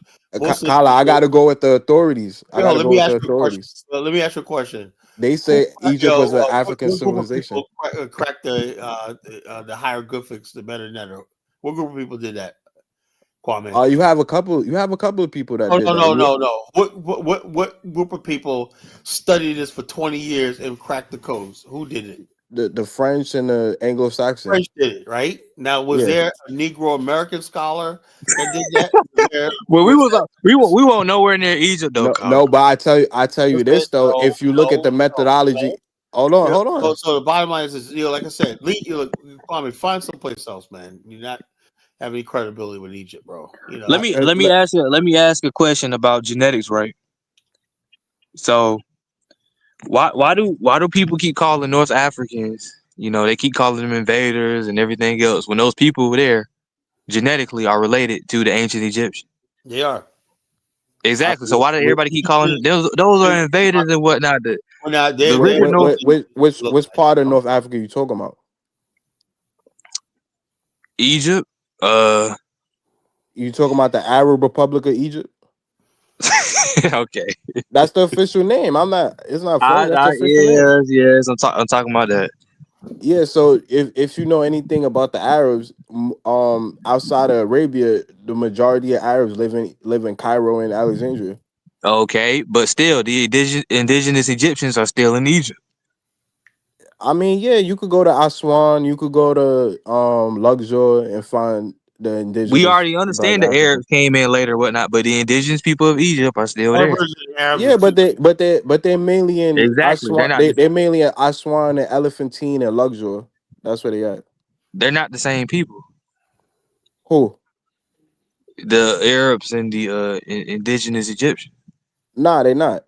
The Arabs, the people that live in Cairo particularly come from Arabia and Turkey. That's true, and they have different lineage and whatnot. I believe on their the father's lineage, they have different lineages.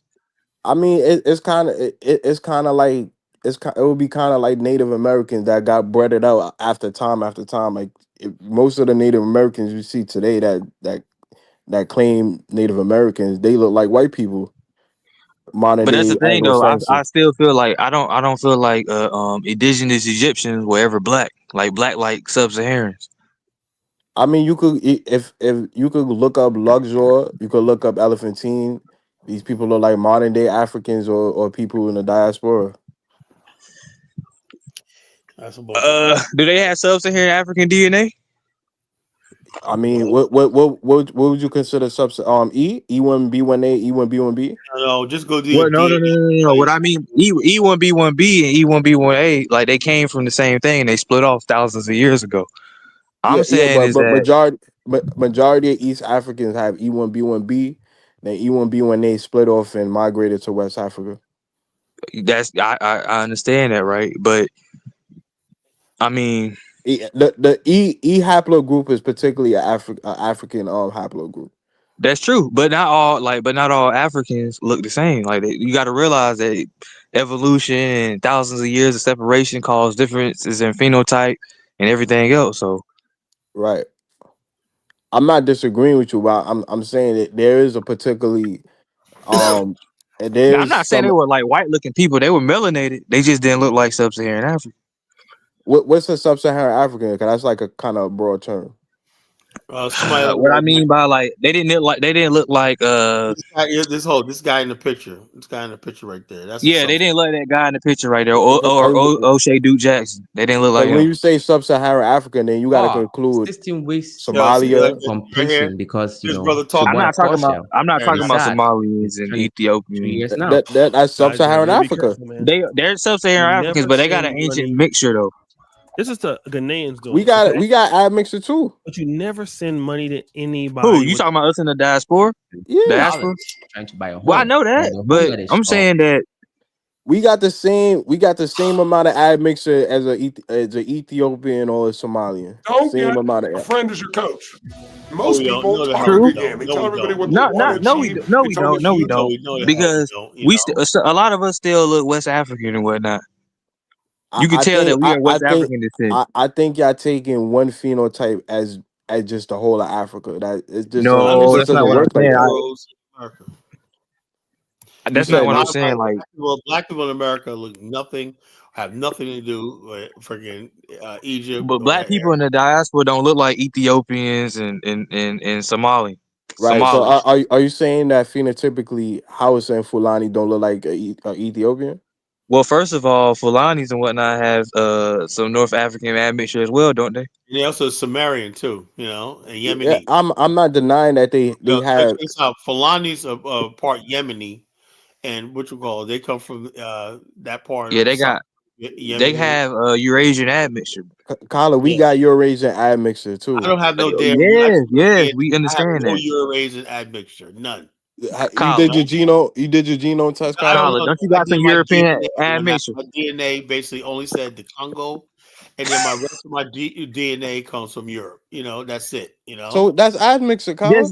Yes, but mine came from slavery in America, right? I'm not no. Okay, we understand that, Kyla.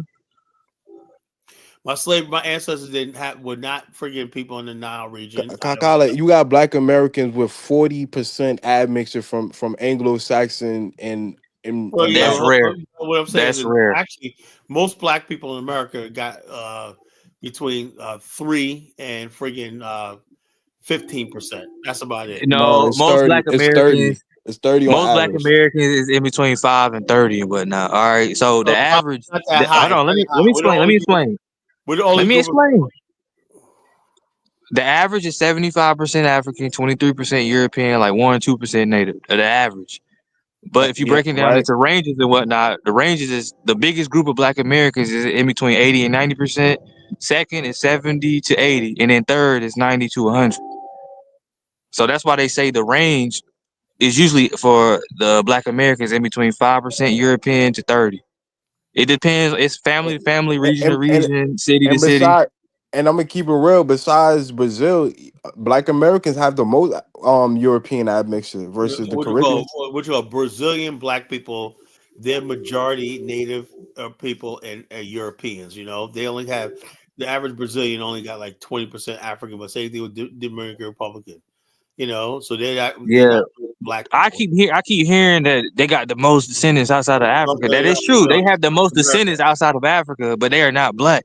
They're not black, you know, so they're not fully black. You know, black people So are. you telling me the people that practice Orisha in right It now? doesn't matter. It doesn't matter. There's a lot of hold up. What, There's a blurred line in Brazil because there's a lot of people who are indigenous background also call themselves black. A lot of mixed race people call themselves black in Brazil. You know, So so you telling me it's not mixed race people in America that don't call themselves Black? no, hold on. No, yeah, I know that, but the bottom line is mixed race people in America are biracial. But I'm talking about in Brazil, you got mixed race people, right? Who are basically people saying these are black. You know, culturally, you're not black because in Brazil, being fully African, you're at the bottom of the social order. You know, it's not like that in America. You know, in America, let me look it up. What's the The last time I seen it said the population of Brazil is 240 million, and about half of the population is considered Black. well, you can have African descent, not black. Uh, If African who's fully black and whatnot, I would say not even 5% is fully black. You know, they got 80% black DNA or more. uh, Like I said, most of those people are mixed. You know, they it either says have 10% of the population identified as Black. 10%, right? Yeah, told you. You Hold on, know, all right. how many people? It says 20 million Brazilians. 10% of 240 is a lot. That's about the same. Hold on, Well, let me not see. Now, Black America is like 50 million people, bro. That's not even close. It's 40 million. College 40 million. It's like 41 million. That's not even close, man. That's 14% of the population. Yeah, I College. know, but the whole thing is that's not the thing. Those people right there that identify as black, that don't mean they even are black. You know, the bottom line is that when you talk about real black people in Brazil, I would bet you only like 4% of the population is like a truly black, like a black American. Kyla, how much mulatto people identify as Black in America? Well, I don't know. It doesn't matter what they identify with. You know, also the definition of black. They say there's only 20 million self-identifying as Black in Brazil. And then out of those 20 million people, how many actually are black? You know, probably even half of that. You know, so According to Kyla, the people from Chad, Cameroon. hold on. Look, this is what I'm saying, right? Now, if somebody from, I remember one time I had mixed feelings about something. This girl, it was a Zimbabwean girl, really nice Zimbabwean girl. She had braids in her hair. She did a documentary talking about Black history, right? And she was talking about, yeah, Black people built the oldest university in Africa, Timbuktu. She way down in Zimbabwe, right? So I said, I didn't feel about it. And then she said, and we produced scholars. We had an inventor named George Washington Carver and Benjamin Banneker, whatnot. So I'm like this, okay, she's laying claim to Black America. She'll basically talk about the achievements of Black. She'll tell us the achievements of Black people, right? She'll talk about George Washington Carver and whatnot. This, and I'll say it like this, I'm like this, as a Pan-African to me, say, okay, you can identify it without thing, but but these are two, that's a peer-to-peer. Two Black people identify with another Black people. What I don't like is what Kwame is doing is he's trying to steal the achievements of people who can't stand being black or not because they look black and say, yeah, these are all black people. No, these motherfuckers, you out there telling you're black, they'll kill you, man, you know? Colin, it's black people in America that identify as Moors and they can't stand being called black. Yeah, so I said I don't care about them, man, you know? Pelly knows. But no, like what I was trying to say, like what did was it Captain American Negro? He said that he said the average Brazilian he said the average Brazilian, the Dominican is 50 to 60% black. Yeah, I don't know about 30%. That's kind of 50 to 60%. So Kyla, what's the difference between the girl from Zimbabwe and me talking about Kareem Bono? Because know why? Because the people she's talking about are her bloodline. Black America's her bloodline. How many people in Black America are, for the most part, are Bantu people, you know, that came from Central and Southern Africa. So yeah, there is a connection. Central and Southern Africa or Central and Western Africa? Central and West Africa, you know, and my ancestors are Southern African Bantu. That means I have ancestry from Zambia. I have ancestors from the Congo and Angola. How you get ancestors from Zambia? Kala. Look, yeah, next to Angola. Yeah, it's right next to Angola. You know, that's my ancestors from. You know, Kala. How many people? How many people from the diaspora has ancestry from Zimbabwe? Well, I don't know. I have ancestors from Mozambique. You know that. You know, I have ancestors from Mozambique. Would you consider Songhai a black empire? Yeah, Songhai was a black empire for the most part. Yeah, you know. But those are Nilotic people. Oh no, Songhai, then I'm a Nilotic, bro. You can look up the you can look up the language. Songhai are West African people, West African tribes and whatnot that made up the Songhai Empire, bro. You know, Kala, if you look up the language according to Greenberg classification, language, but that don't mean they're actually. First of all, the Sahel. If you look at the Sahel region, people cross the Sahel and whatnot, then shared language and stuff like that over many different years. So of course, man, people are trading with each other. There was trade going back and forth between the Nile region and the. Sorry, I showed you the map of West Africa. Yeah, those trade routes. So of course, there are going to be people who speak. Yeah. You got watermelon. You got watermelons. You got different things from trade into Egypt and East Africa. My point is, the other day you said that a lot of people are different from us, right? Yeah, they are different. Technically, they are. They are, but black people would claim Songhai and those empires those are us. Black people, like I say, look at the title. Black people have been on the looting side of everything, right? So of course they're gonna claim something that's good. Yeah, but Songhai is West Africa. Yo, let me say this: black people claim Pele. You know, now what does Pele got to do with fucking Black America, right? Are you talking about Pele from Brazil? Yeah, you know, everybody claim it. Why? Because he was doing something great. Black people love claiming something when somebody's doing something great, you know. Now, you think when playing black people claim the kids from Makoko?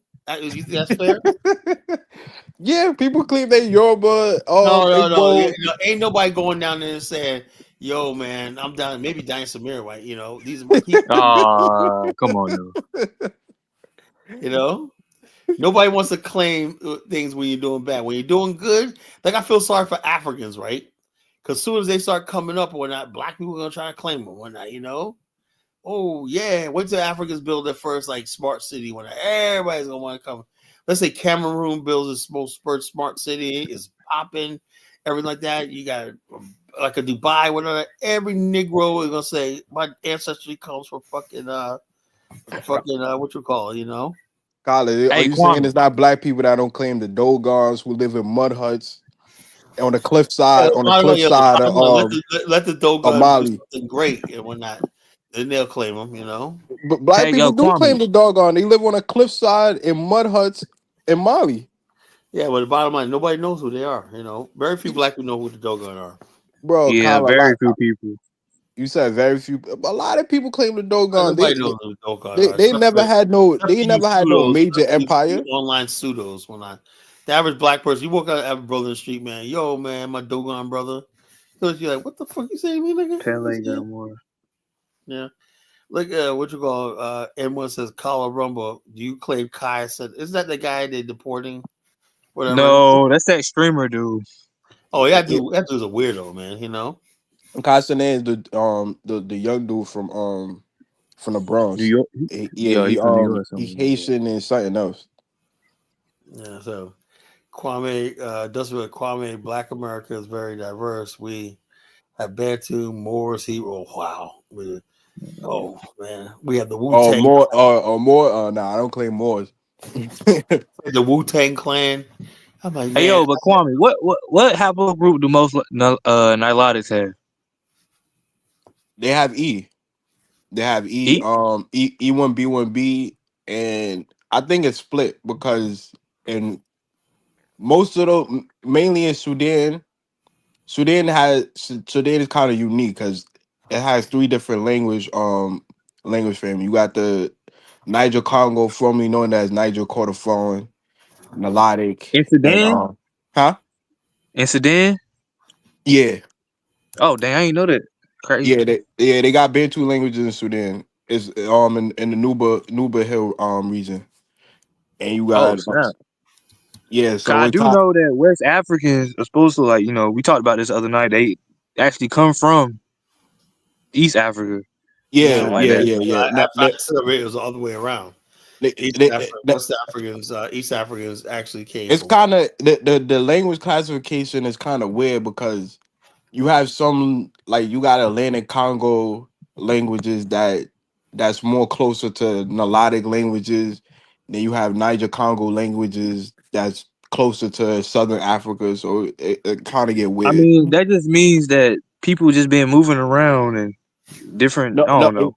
No, when they classify like language families, they kind of try to put it with like haplogroups and genetics and stuff like that. But you really can't do that though, because some people might speak a language but genetically related to another group of people.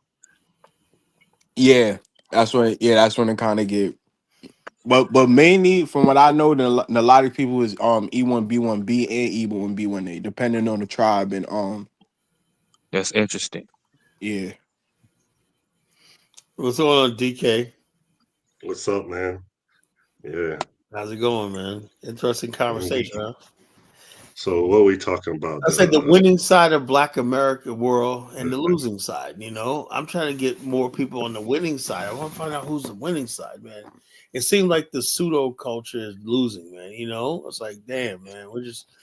I'm like this, man. How is it that with all the friggin' intellectuals, master teachers, and whatnot, it seems like they existed for nothing? How are you going to have Dr. Ben and Dr. Heinrich Clark? And then now you got Tariq Nasheed and Dan Calloway. You know? How the fuck did that happen? You know?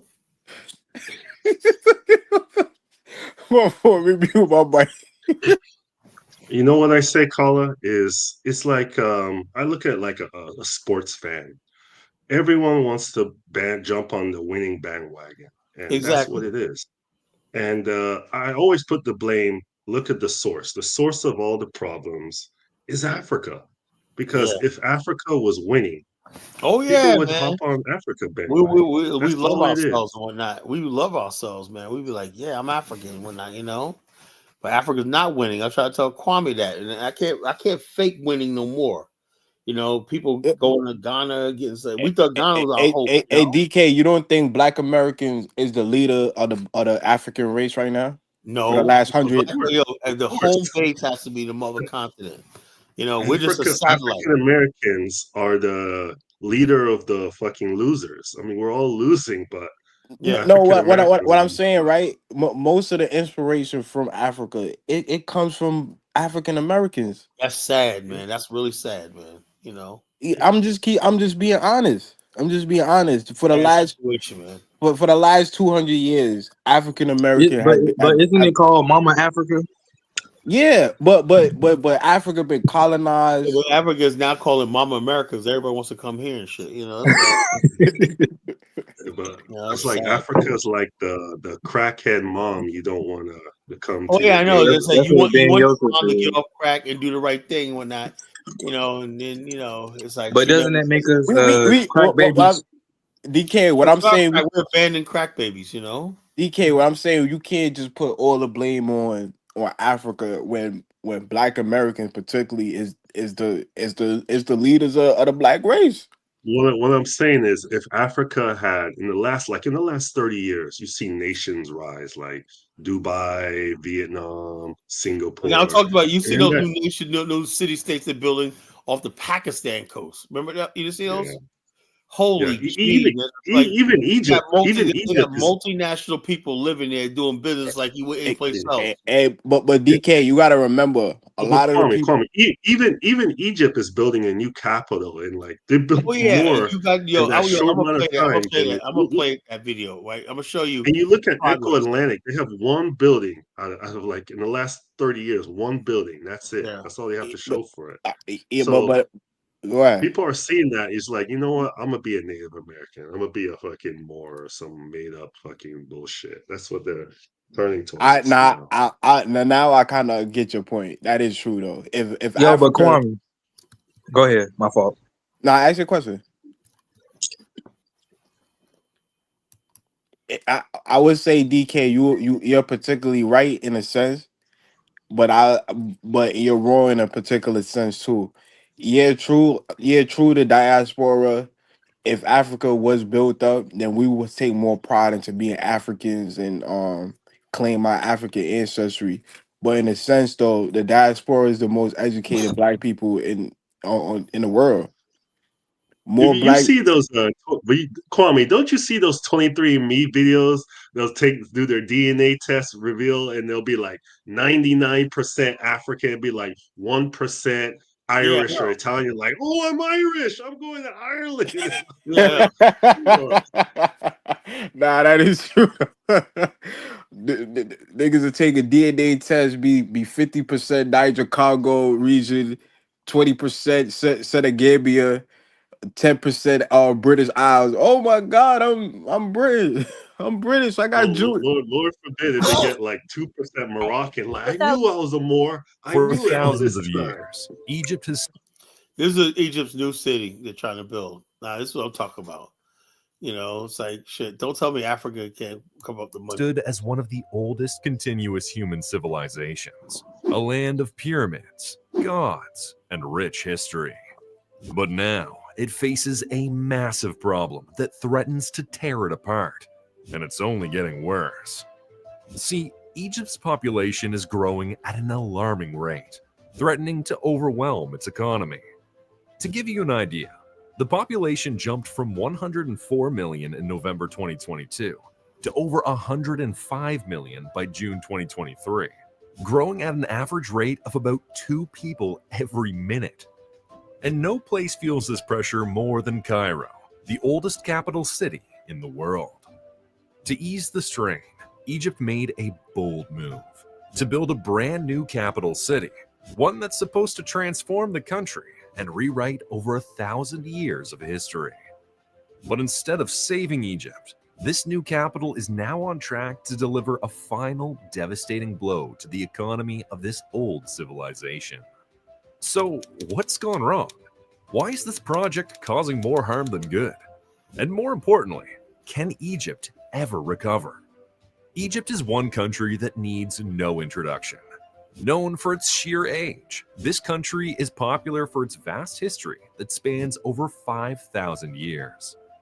From the pyramids to pharaohs, to some of the most important contributions to art, science, and architecture, Egypt is, in every sense of the word, a world treasure.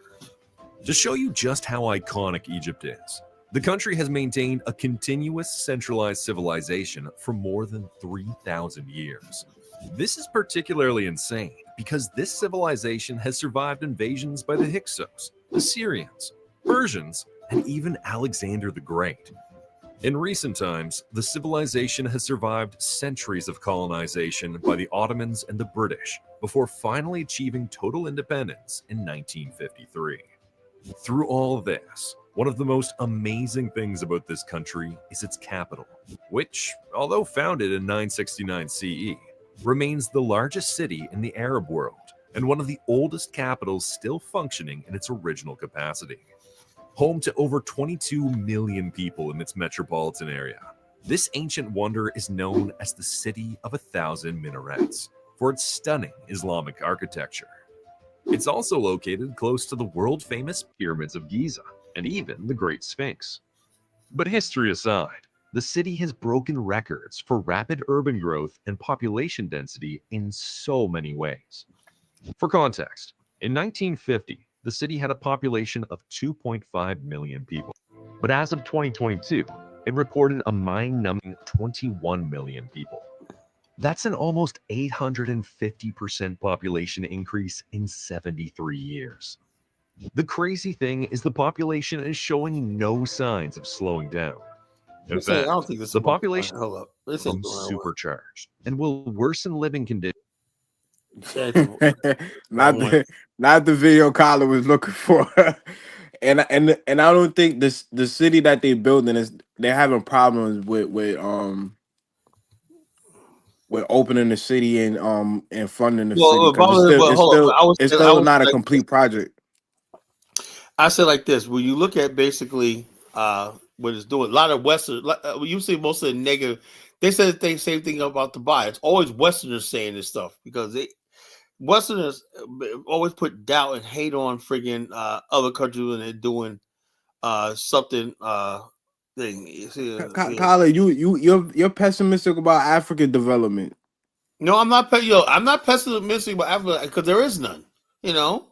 How can I basically be pessimistic about something that don't exist? You know, Kyle, if I show you, I put a video of the new capital in private chat if you want to play it. Okay, Kyle, yeah. if I show you a city developing in Nigeria or Ghana or someplace in West I know Africa, them all, man. They're all let me tell you something, Kwame. I learned this all the time. Nigerians are good at that AutoCAD and making up reversals. They had a lot of black people running over there, thinking there was gonna be all this development. Went over there and like, what the fuck, man? You know. And a lot of Nigerians will tell you, man. I remember I was watching this one video a couple years ago about the new the rail line going from Lagos to Kano and whatnot. You know, it looks so freaking nice, right? Man, the comment section, man, Nigerians are brutal, right? They were like, man, I'm sick and tired of these jokers putting up cartoons or shit like that. You know, when are they gonna build basic stuff like electricity? That's why I'm staying in Australia. DK, you've seen them comments, right? Yeah, every time somebody put out these videos of Nigerian developers say like Echo, they used to crucify Echo Atlantic. You know, they're like, man, how you gonna build a new city, man, when you fucking can't even have everybody's using a fucking generator, you know? Nigerians are brutal. Kyle, if I show you a development in the Sahel region, you're gonna say it's fake or it's not. It's never gonna happen. Probably will, you know. Exactly. Yeah, they're good at doing like CGI renderings of stuff they're never. They're good. They're experts at that shit, you know. CDI, whatnot, you know, man. I'm not hating on the project. I'm just saying the last time I checked on the project on the new capital in Egypt, it's still undeveloped and they haven't Hey, Colin, play the video. Colin, play the video I put in the private chat. They actually built a good number of the building. I put it in the private chat. What's it called? Hold up. Okay. But it's still far away from being completed. Yeah, but they've done a lot of work. They basically have the right idea, you know.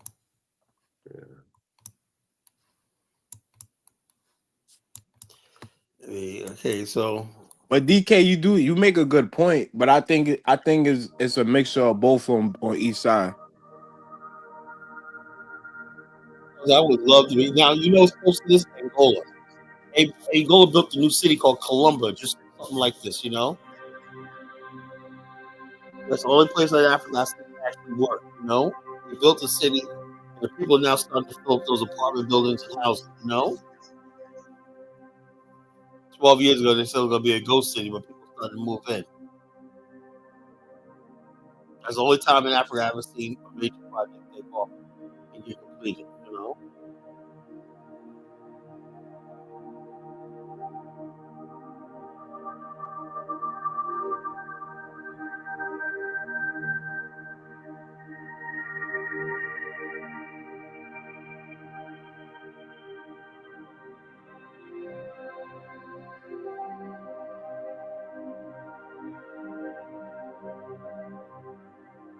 Yeah, Angola, Luanda does look nice. I say that's one of the most. Angola, Luanda's fucking beautiful, man. I would love to move there.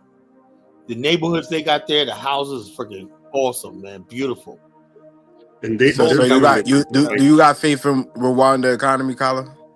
I got faith in Rwanda, but it's just a landlocked country. It's just too small for me. Yeah, you know? It's very small. Like I think Angola, their government did a really good job building on those apartments. The government of Angola is no joke. That's a country ultimately we're gonna link with. You know. What about that's when Black America is gonna make a decision. What about Namibia? No, because Namibia is owned by white people. Yeah. You know. Yeah, Namibia is developed, but Namibia is owned only by like white 3 people. million You know, people. most of all those 90% of land owned by white private companies, corporations. I think that's a country that Black America where you could just bum rush and take. Yeah, because I think. But the thing is, the white people down there will not let it happen because the white people know that. You know. Yeah, well, I mean, there's not that many white people there. It's not that, Colin. One city of Black people could overrun the white people in. Yeah. Well, the bottom line, but the whole thing when you deal with Africans, remember how Ramaphosa basically was talking to Trump? Black people in Southern Africa, they have this fear of white people. They have this natural fear of white people that they can't run a country if the white people aren't there and stuff like that. That's the mentality you're dealing with, you know. Yeah, and when you hear Lozi talk, when you hear Lozi speak of them, it's like they're Thanos. It's like they're gods. Oh, the white people can't do that. Oh, the white people. So they built their whole psyche is built around accommodating white people. Like right now, all those white people basically that went to America should have their citizenship revoked. You know, you renounced your citizenship when you went to America and took Trump. These people are basically trying to get them to come back. You know. Colin, so you don't think we could? You don't think with enough YNs we could just overrun the white people out of there? With no damn YNs, you know. YNs ain't going to know Africa. If you promise them land and citizenship, why we always gotta take the freaking losers? You know? Thank you, DK. I don't fuck with losers, man. If we gotta do it that way, no. You use them as the fighting force. That's the military. Yeah, but then look, the bottom line, those dudes right there don't think about nothing but the next party, white girls, all kind of stupid shit, you know. Yo, Colin, the British. I got no faith. I got no faith in these young dudes that actually the dumb niggas out there. I want Colin. That's what Russia's doing. They're emptying the prisons, sending them to the front lines. Yo, Colin. We don't have. First of all, we don't have an army. We can't send nobody no place because we don't have an army. You know. Colin, did the British? If I thought I could actually win this thing by sending them over, of course I would. What the heck do I care? You know, you want to risk your life for this? Hey, like I said, but I'm not gonna sit here and be like, yeah, man. So I'm gonna reach out to the UIN. So tomorrow night, I only want YNs calling my show, and I'm talking to a bunch of dumb niggas. No, I can't do that, man. Colin, didn't the British Empire release their YNs to the Western world? Well, yo, look, hold up. The key word, British Empire. We're not a fucking empire, you know. We're not, you know. That's a key word, British Empire. What are you, American Negro? You know, you ain't sending nobody no place, you know. So you don't think we could gather up enough blood, Christian GDs, and send them to Namibia and overrun the white people? To fucking do what? To do what? They can't even look. You know, all the communities when these motherfuckers dare not talk to it. They only look the white man in the eye in their own communities right here in America. So let's just. I see it all the time. Yo, you got these dudes as soon as they see a white person, they think it's a police. I got to run for the police. Anybody that's scared of police. I've seen some YNs turning up. Yo, DK, right? Let's just say if we take the talented 10, right? The talented 10% of Black people, the people in All right, let's finish watch this video, Kwame. I don't want to hear that. Kwame, all right, I get your point. All right, let's move on to something else. Dumb shit, man. I don't want to hear dumb shit tonight, man. For you, really, I don't. You know,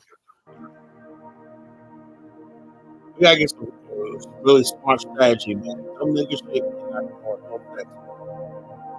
We really gotta come up together with that. I'm not gonna let nobody think these YNs are our savior and all kinds of stupid shit. That's what you'll have is fucking somebody like Cuddy. You have a bunch of Cuddys out there, doing fucking nothing. Right? What's Cuddy doing? Raising fucking chickens, you know? Leave Cuddy alone. Come on, now. You don't want Cuddy to be the general of your army. That's what you're saying. If that's what it'll be our army, man, we're fucked. You know? Hey, Cuddy's a jeweler. He's in metal. Oh yeah, I guess you believe he's rich too, man. I never say he rich. Listen, Cuddy doing better with his life. That's all that matters.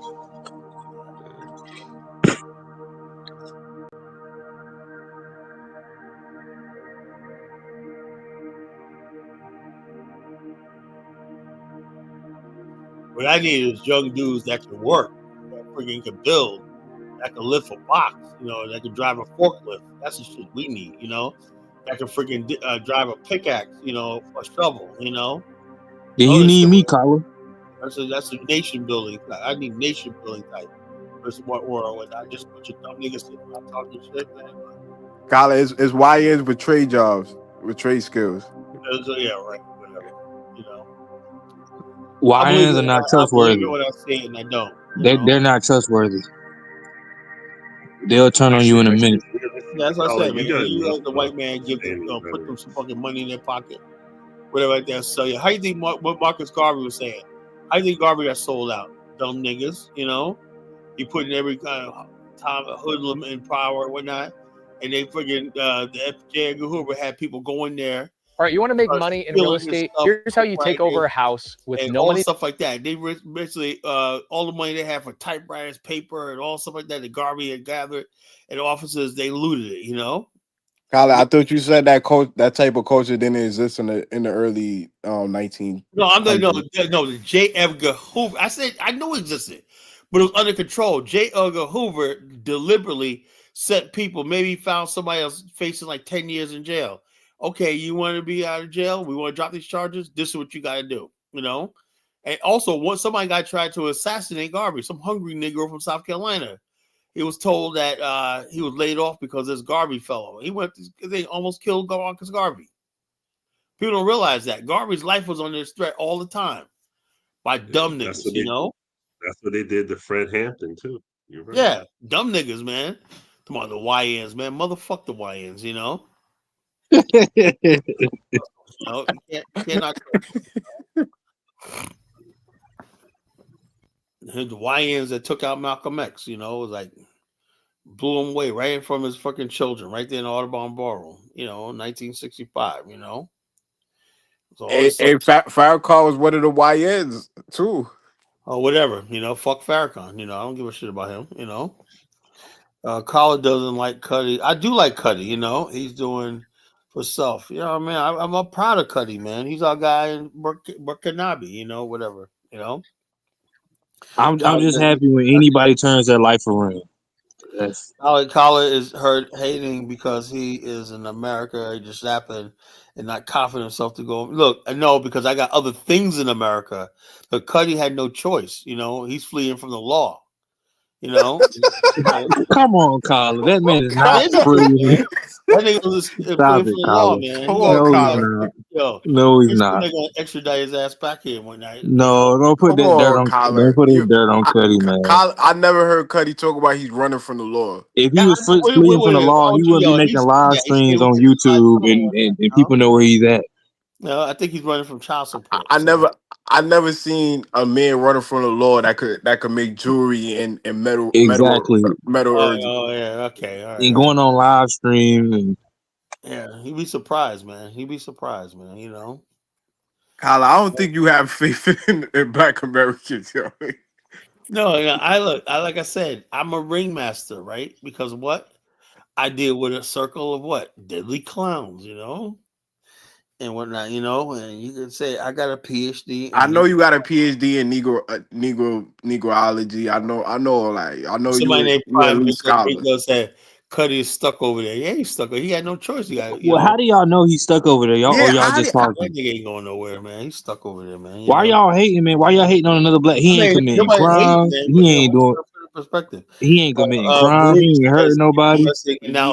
I never heard Cuddy attack nobody. I never heard Cuddy. But here he goes. But Collar promotes the Africa ethno state. No, it's not an ethno state. You know, it's a friggin' homeland for African America. I think African Americans need their own space on this planet. It doesn't mean that only African Americans are going to be there, but we're saying that this African is going to be. We're gonna have some Caribbeans, some Nigerians, some anybody in the world. No, Steve. Colin said it could only be African American. He said no continental Africans keep changing could get it up. 1 citizenship. minute it's only African American. Let me put it to you like this, once and for all, so we're clear, right? When I say in African, right? I say in African. Now, David Hitt says one thing. I say another thing. Me and him disagree on that. I say the country, the nation is African American, right? But there's also going to be other people who aren't African American there. You're more than welcome to come, build, whatever like that.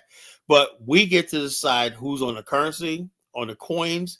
We get to decide who the statues, the monuments of, the airports named after. Everything, the theme is going to be African Americans. You understand? The theme. So continental Africa could get citizenship. Everything like that, Now, if you want to come there and be a part of that, fine, But the idea that we was going to make it a multicultural society, hell no, it's an African, Would continental African be able to gain citizenship in African? Oh no, because they got. We're gonna get rid of dual citizenship. There ain't gonna be no dual citizenship. See. So the continental Africa can only be migrants and stuff like that. They can't get any. Well, hold on, they can be permanent residents. What else do they get? What they can be permanent residents, right? What can you do? You can own property, you can open up a business, do whatever, go study, do whatever you want. But citizens are gonna be reserved for us. That's our security. What about birthright? That history, because why? Because I'm determined to basically protect our friggin' people. What about birthright citizenship? I don't care about birthright citizenship. That's bullshit. Whatever like that. I'm here to protect my people. My people. Speaking of protection, how would y'all be able to? For 40 years, no one's looked out for us, right? We always put everybody else ahead. Everybody else. I only want to friggin' talk about my people, my tribe, my people, my culture. Now, if somebody wants to be part of us, whatever like that, that's fine, right? But I don't care about the feelings of somebody else. They got countries. Hold on. Look, if you have a country, the exception would be if you come to us when let's say you were born in our land, whatever like that, right? And you have no ties to another land, yeah, you can become a citizen. But if you have my fault. That's what I believe. But Carla, why do you hate on Afro Think Tank? I don't hate on Afro Think Tank. I think he's brilliant. So why do you call him Afro Think Tank? Because we had a beef for a while, man. We had a beef for a while, but I think he's a brilliant man. He's brilliant, man. So don't call him Afro Think Tank no more, man. I haven't been calling him that. I've been calling Afro Think Tank. All right, but last time you said his name, you called him that. Yeah, I slipped. Okay. So, Kala, essentially, every African that's not an African American would be a dress Scott. They would be a stateless migrant. No, because you got state. No, the difference between us is we were really stateless. There was no countries in Africa we could claim. Africa didn't exist as republics or whatnot. The difference between most Africans is you are a national of another country. That's the difference. And nationality has to be respected. It doesn't mean that people can't come to the country legally, work legally, whatever like that. But this idea you're going to bummer. So you think in a million years I will tolerate what's going on in Los Angeles? Hell, fucking no. So what would you do if something like that happened in Afghanistan? Oh, because the bottom line, first of all, would never happen in the first place. So what if a black British that's coming from a white country, he's stateless, he come to Afghanistan, he can't gain citizenship? Exceptions are, like I said, I would open citizenship up for anyone that's living. Like let's say you lived in the UK for generations. You could qualify for citizenship, right? But if you basically renounce your citizenship in the UK and come there, yeah, it's fine, But what I'm saying is, if you want to have dual citizenship and stuff like that, going back and forth, all that bullshit, no, You want to come and be part of us? We're not, yes. But my problem is this: other countries from Africa, we're not. You got a country. You got a country. It's always like this. You got to have a country where at least. Now I know that's there's going to be exceptions, right? But as a rule, you want at least 90% of the people strongly for the country, right? And America's problem is you got like millions of people who have no allegiance to this country here. That's dangerous, you know? Colin, you sound worse than the Anglo-Saxons, to keep it real. No, I don't care. But the bottom line, dude, hold up. I'm interested in surviving. The Anglo-Saxon give him one thing. He's interested in surviving. Black people in America have never, ever basically knew how to freaking survive. You know? We don't know. All we know how to do, like, even the way you're talking to me, it's like all you know how to do is be a slave and a servant. What about this person? What about this person? You don't even have that natural self-preservation that's built in people. I'm talking about self-preservation. I'm African American. I want to preserve my culture, my race, my heritage, everything like that. Colin, but if our race is African, right? No, my race is, look, my race is African American. Okay. So we a different race in Africa. No, I am. You're Jamaican, right? Oh, I'm not Jamaican. No, this is Steve talking. This is not Kwame. You hang, but you can't be one. You're not really one of us. You know? This is Steve talking, not Kwame. Steve. Well, I think you're a fucking type of Steve.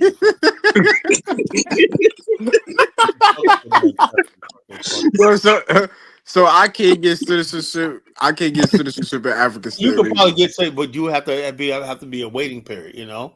I know I can get citizenship because I'm an African American. My dream is African Americans automatic citizenship, and also African Americans are entitled to the state trust. That means there's a big account set up for you. You know, just like Singapore has your same model, right? Where everyone's basically has a trust when that they're born with, and when that by the time they turn 18, and when the money's going into the time they turn 18, there's a nice little start in life. You know, that's what I do. You know, so essentially, if you had Bill African stand in the 1800, Marcus Garvey couldn't get citizenship. Stokely Carmichael couldn't get citizenship. No, that's not true. That's not Kyle, true. they cooking you in the comments. The circumstances back then was when black people came to America, we were all one people. But now, since we live in a time period where everyone's basically tribalized, that was before any African countries existed. That was when all these countries that Garvey and them came from were colonized, whatnot. So all the black people were on the same page. We're black. We're all landless, stateless. We don't have a country. Garvey said we will not be a race. We're the same thing. Now Jamaica got independence, Panama got independence, and all these other people got independence, Trinidad and everything. Now these people are not in the same position that Black America's in. We're the only people that was left stateless. You know, that's what I'm saying. Can you empathize with that? We have America, man. What are you talking about? Are you saying? First of all, like I said, America is a white man's space. That's not our space. It's a black and a white man's space. Not black and a white. See, that's what I said. You keep saying that. It's a lie. That's what I said. You got to stop living a lie. America is all about the white man, the future of the white man. So, in other words, you really think Donald Trump's trying to get Greenland for you, your black ass? No. Have Panama Canal for you? No. Colin, I'm a Jamaican now. So you think he's basically trying to freaking get Canada? Wagwan, Steve. You? No. Yo, Colin. So, what African American is this today that's stateless? Well, what I'm saying is this. We're U.S. subjects. We're not citizens. We're subjects, right? What I'm saying is this. Just like the Jews, right? They found themselves in post-World War II, like saying, "Wait a minute." In every country in the world, we're persecuted. We're a minority group, whatever like that, right? We need one place on this planet where we dominate, we control. We need a Jewish space. That's what the Zionism means, just a Jewish space, you know? Read Captain America Negro's last comment. But even that comment, how is Kala going to get citizenship in Africa? He's from Barbados. Okay, I'm from Barbados now. So how you gonna call me a feather? And you want too? You understand what I was saying, bro? No, I understand what you're saying, but it's Arabs that exist in Israel. They got their citizens of Israel. No, they don't. They don't, but they can't vote. They can't do stuff like that. Yeah, they. So simple. Look, just like if anybody comes to our land, whatnot, international laws. I gotta respect them as we can't just jail them because like that. No.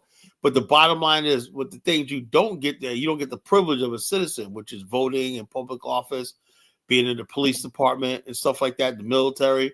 That reserved for the citizens. You know, there's things that the citizen reserve, and there's things that they don't reserve. You know, hold a Hey, public office and have access to media and stuff like that reserved for the citizens. You know, yo, Kyler, I'm not gonna lie to you. It sounds like you're trying to bring pre-Civil War politics to Africa, basically. What do you mean pre-Civil War? Like basic pre-Civil War, like in America, basically only the white man is citizen. Everybody else is just immigrants and basically stateless. Well, You come here, work here. I'm saying black people. Yeah, look. First of all, America was a vast country, right? You can't put us and say we're talking about a finite, limited, small, tiny country, city, state, country, whatever like that. So we have the right to be restrictive of what we let people in. You know, Carla, bro, man, cooking you in the comments. He's cooking. If he's cooking, why don't you get up there? Yo, Steve, they've been on Collar Head for like 30 Yeah, minutes. they've been on this head top for a while, man. They've been cooking you in the comments. If anybody can't call in, they're just too scared to call in. Drop the link. Maybe they Carla, according to them, you the Fed, so they don't want to. Yeah, like I said, I know this scary ass niggas. They'll talk shit. Kyle will be on his channel 10 years from now, talk in a hospital bed, still talking about Africa. Yeah, sure I will.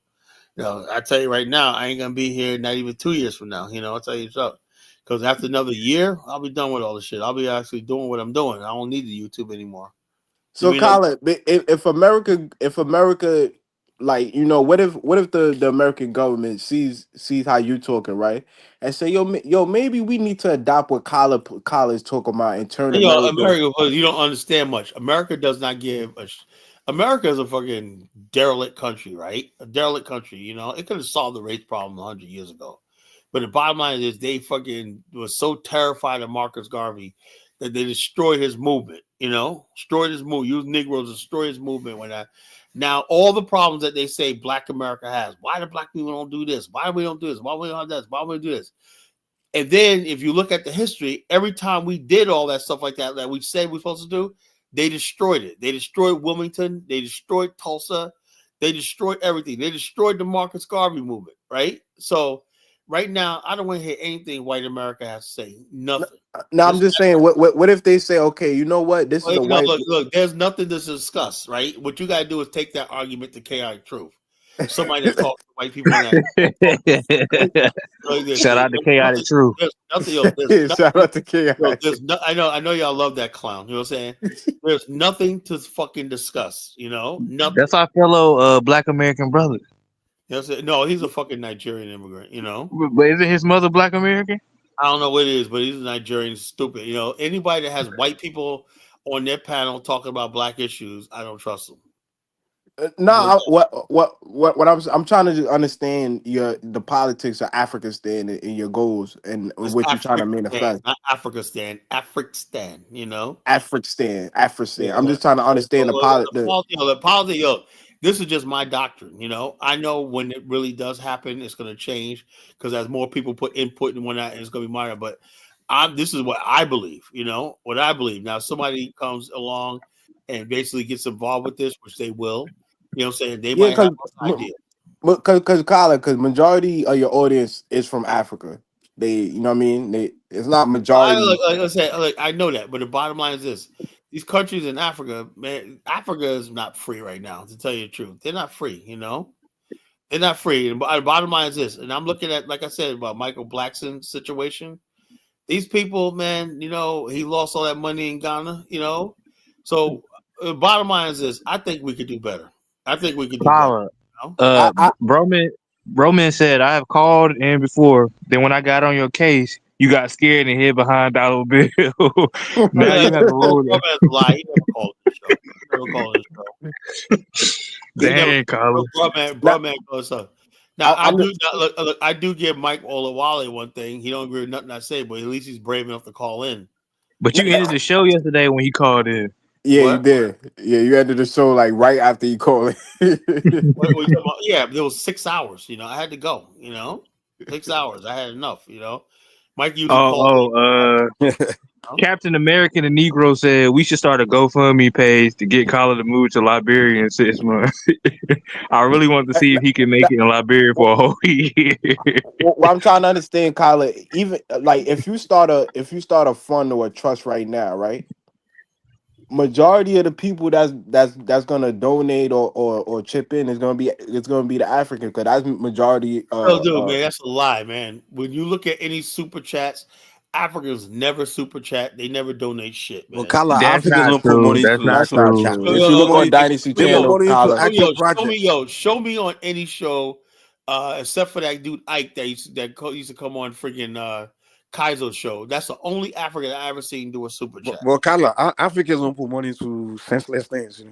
I mean, if you're talking about something, they put money into investments. Like an African rather put money to, he'd rather use their money to put it in his kids' piano, so like I said, or some kind of his kids' science Kala, you STEM saying program, that? then giving it to some YouTuber. Listen to Mike Olawale. I agree with him once, right? Africans don't fucking donate money. It's too cheap. Man. No, we donate money to something that's of a good cause. Wait, Kala, are you saying Why would I Africans be don't giving donate money to Dynasty to somebody Channel? to internet gossip shows? Hold What up. the Who heck? goes on Dynasty trips? Black Americans, right? Who donates? I'm talking about his super chats. No, most of the super chats are Black American. You know. Yeah, that's what you guys do with your money. Things that don't make sense. Yeah, Like, we do that. Why would you be putting money into? We believe in cause. Super chat. We go to the back family. Who the fuck is supporting them? You putting money into gossiping. That's what it is, man. You know, there's no you could go use their money to go sponsor some kids in the neighborhood that needs to be in some kind of make sure you don't end the show now. And Mike, would you support Kala African? You know when Kala, I want to say this. When every time Kala talk about African, man, when I listen, man, you always remind me of something. Remember that movie, Life? And Martin Lawrence. You do know you can't be a citizen. I would tell you. You remember that movie Life? Eddie Murphy and Martin Lawrence, when Eddie Murphy had a dream of their boom boom room. You guys remember? Yeah, very good, man. They always talk about he's gonna be the boom boom room. Very funny. But like I said, the whole thing is all my job is to keep talking about it, right? Keep talking because you guys are talking about it. After Eddie Murphy was talking about boom boom room, it's gonna be the best. You people don't understand something, right? If you keep talking about something, right, and other people are repeating it, I'm putting it in the atmosphere, right? So keep talking about it, and the other people going to do it for you. Well, no, it's not do it, man. I am the spirit. The Carl Jensen is the spirit. You know, Kala, you know how I come in every time on your channel. Every time I come in, I say Ashe to the African citizens and the President Kala. Appreciate it. So I try to keep, the. So my whole thing is people understand something. What like I said, I appeal. I did a show about a month ago called "Appeal to Your Black Manhood," right? And the bottom line is this: when I look at the situation Black America facing, the number one thing is self-hate. You know why we have self-hate? Because we're defeated people in America. Now that's evident. I don't think so, though. That's the wrong way to describe it. Hold on. Black America is a broken people. I don't think so. See, that's when you talk like that. You telling the it's the truth, though. It's the truth. I'm not broke, like that. You can't. I'm not broke. That's what. Nah, you said broken. You said broken. You tell me. I know. I mean, I'm not broken.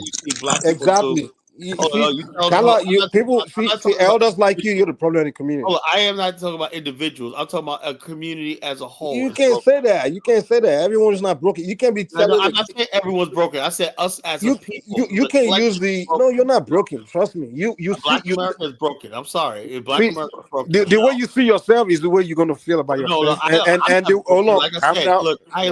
See the words right there? I'm on the winning side of Black. Bro, how you going to describe yourself as when you're in the best position and most? Hold on. Like this. I'm saying, I'm looking around. Thank you, Mike. You're in a better position than most broken, other Black people on the planet, and they're not going to. If you go to any poor Black, you're not going to say they're broken.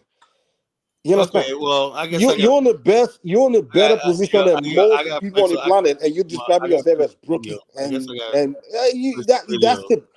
Kala, how is African American broken? When you're in a good position, you're well fed. You got 3 square meal a day.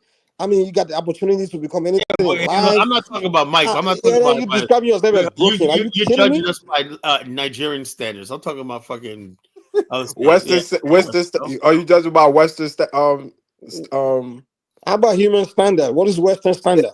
All this thing is just psychological bullcrap, man. Dude, the way you see yourself is how you're gonna how you see yourself is what determines what you become and where you're gonna your state of mind and your reality. So if you continue to see yourself in negative, Yeah, Colin, you just said and that most of about these things come Afghanistan. You from what they can't look feed at you from. African American as broken people when they Exactly. accomplish some. Individuals that choose to be broken is broken. You can look at few people that are broken and say that's everybody. That's who we are. I mean, you can't be describing yourself like that. Yo, Colin, African American that changed the world. Let's look at this. This is a typical day in the hood. You want to get out here in front of your boys and get hard? Damn. Come on. Try it, bitch. Try it. Let this 4-9 fool you, bitch. I'll knock your ass out. Colin, this isn't real. This is fake. This is propaganda. You help the media to promote what they wish. To tell you that this is what you are. How many black people are actually doing this kind of stuff? Come on, Colin. Exactly. I never You seen this promote a day in my Western life. media. You promote Western media. Exactly. He's evidence to promote I've been saying about the person who posted this was black. Too fucking grown. It doesn't. We already know it's a bunch of ignorant people. Let them stay where they at. Everybody have the ignorant people, Like man. I said, a good portion of black people in America are ignorant, man. Show Robin Smith. Somebody named Jesse Smith. You know, okay. Colin, show Robin Smith. Show some of the great black Americans that's doing some great things. Not tonight. We'll get to that one night, you know. But you know, I gotta make the case. Kind of like this. Stop being negative, man. At some point, you gotta. Get to the positive side of life, man. Things. Yo, Colin, let Bro Man on. Man, yeah, drop the link for Bro Man. Drop the link for Bro Man. He want to come on. You want to come on? You want to rumble with the college Genesis? Okay. Yeah, because he been talking spicy. I want to hear what he got to say about you. Yeah. Okay. I'll let him on. Yeah, he said last time you hit behind dollar bills. So yeah, you hid behind dollar bill. Bottom line, this guy never came on here. You know. Hey, once dollar bill come on, man, I'm gonna bounce, man. Kind of. So just you guys a little. It's still hurt about something, and I don't like someone using power to be. Once you come in, the only thing you can do is use a button to trying to bully me. Like I'll kick you out. I control the show. That's childish, man. Is he here already? No. He about give him some time. He about to come in. As a Truth of Jade. That's call in, Bro Man. Set Colin straight. Yeah, we need Bro Man and Colin Rumble. Okay, Rumble with the College Genesis. This is Colin Rumble. But Colin, Dusty Brother said something important. He said what's the difference between Afghanistan and Oranio in South Africa? Not a whole lot, you know. Kind of like see why I respect white men sometimes. When white men want to do something, they just do it. You see those white guys that did it. Oh yeah, exactly. That's what I'm trying to They didn't spend years on YouTube talking about Oranio's gonna be like this, Oranio's gonna be like that. They just went and beat Oranio. State people are like, well, just see how crazy this sounds. But one day it's going to be a reality, you know. One day see, white men. The difference between white men and black men is the white man don't sit around talking about what he's going to do. He just does it. See, okay. See the white man. See the Oranio we just talked about. They didn't announce it. Mike. Before we knew about it, was already done. I know, Mike. Hold up. Just go do your office time. You don't have to talk too much about it. If this is true, good Jay, put both of the people in the back chat. Put your cameras on. I want to see what you look like. Nah, Bro Man not gonna turn his camera on. Just let him on. He cool. Just let him on. No. I had that before. Don't be scared, Colin. Come on now. Yo, Jay, I gotta see your face, man. What are you in the dark for, bro? Colin, it's 1:48. It's 1:48. He said it's 1:48 in the morning. So what you in the dark for? Come on, man. Colin. If white men can do it, in Africa, that's why. I mean, come on, Carla. Wait, why you kicked the I knew that wasn't nobody. I knew that was a fucking troll trying to fucking troll, whatever like that. You know. Hey, come on, man. It's 1:48 in the morning, man. I was lying down. It ain't no 1:48 in the morning, man, nigga. It is 1:48 in the morning. What you talking about? I'm in Ohio, the thing with your porn thing, you know. No, bro. Look, Bro Man. If you want to come on this show for the first time, you gotta show your face. Did I know who you are? Bro Man, just show your face for a quick second and then turn your camera back off. That's all. It don't even have to be tell. Just show your face. I want to make sure it's not white, man. Kyle, you don't want white people on your show. Or what? No. You know why not? Yo, bro. Yeah, No, Colin. He's scared. the No, last he's time I listened to white Kyle's guy, scared of the white man. Kyle's Yeah, scared of the white man. Hold on. Hold on, you You got don't want these white white men to guys. sabotage your He's African scared. stand. He's scared of white people. Hold on. Do I gotta drop everything down when I'm talking? Last time I had a white guy in here. Last 2 times I had a white guy here. They were jacking off in a fucking thing, and I had to delete the shows. What? Yeah. Well, all white men are not the same, that dude. man. I understand why Colin do that because they did that on Chaotic Truth channel. That's why he got demonetized. So the bottom line, so anybody comes up here, you guys saw who you are, and you're not getting on here. Well, what if your white man is not the one that's going to do stuff like that? Well, it is white people. I know for a fact that we don't do that shit. That's one thing. So because one white man did something bad, you ban all white people from your show. Yeah, I seen a white. Damn, that's yes, because that's racism right there. Look, the way the world is, Mike. When somebody black does something, I'm fucking responsible for everything. So I'm doing the same thing to fucking them. You know. Well, Kyler, if you don't like white people so much, how about you go up to their face? I do. Bro man said he gonna show his skin color. Hold up. I know Jay said he's a fucking cornball. First of all, I have white friends and associates and whatnot, right? But I'm saying when I do this show right here, I'm talking to my people, talking to black people, right? If I don't know you, you don't belong up here. We have nothing to discuss. But I thought you said African Americans was a different race than Africans. No, I'm saying but in my platform, any black person can. This is not in African. This is just my platform. My platform, any black person is welcome up here. Look at all my mods. You know, all my mods are freaking African, whoever. I don't care, as long as you're black. You know. But the bottom line is this: if you're white, you know what I'm saying, I think you need to go to Chaotic Truth channel. You know. My channel. Chaotic Truth be speaking some facts. He be speaking some facts. Yeah, Chaotic Truth be speaking some facts. Check us out. The bottom line, he's basically on one of those conservative, blah blah blah. He distances himself from Black America a lot. He's like, well, no, he doesn't. He don't, Colin. Come on, that's not true. Ain't he married to a Black American woman? Yeah. The bottom line is this: you cannot virtually.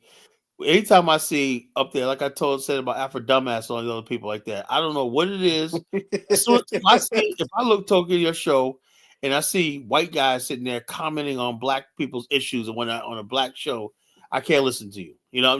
So then, can you criticize Tariq Nasheed? Well, what is the problem? Well, I mean, I don't understand. White people. They do not belong. I'm not going to discuss black people. My people, when I say to black people, I'm talking to us, right?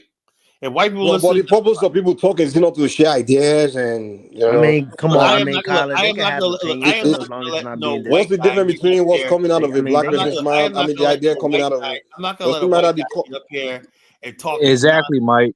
Nonsense on my show. You know.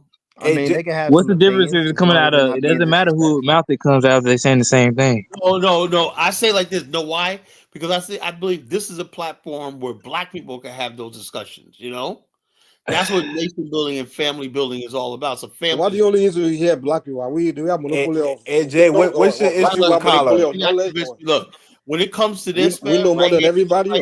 This right here, I'm setting the precedence, right? Because if I wasn't here, when we do start getting busy, building business, people will start bringing their white girlfriends in and all stuff like this. And so what's wrong with that?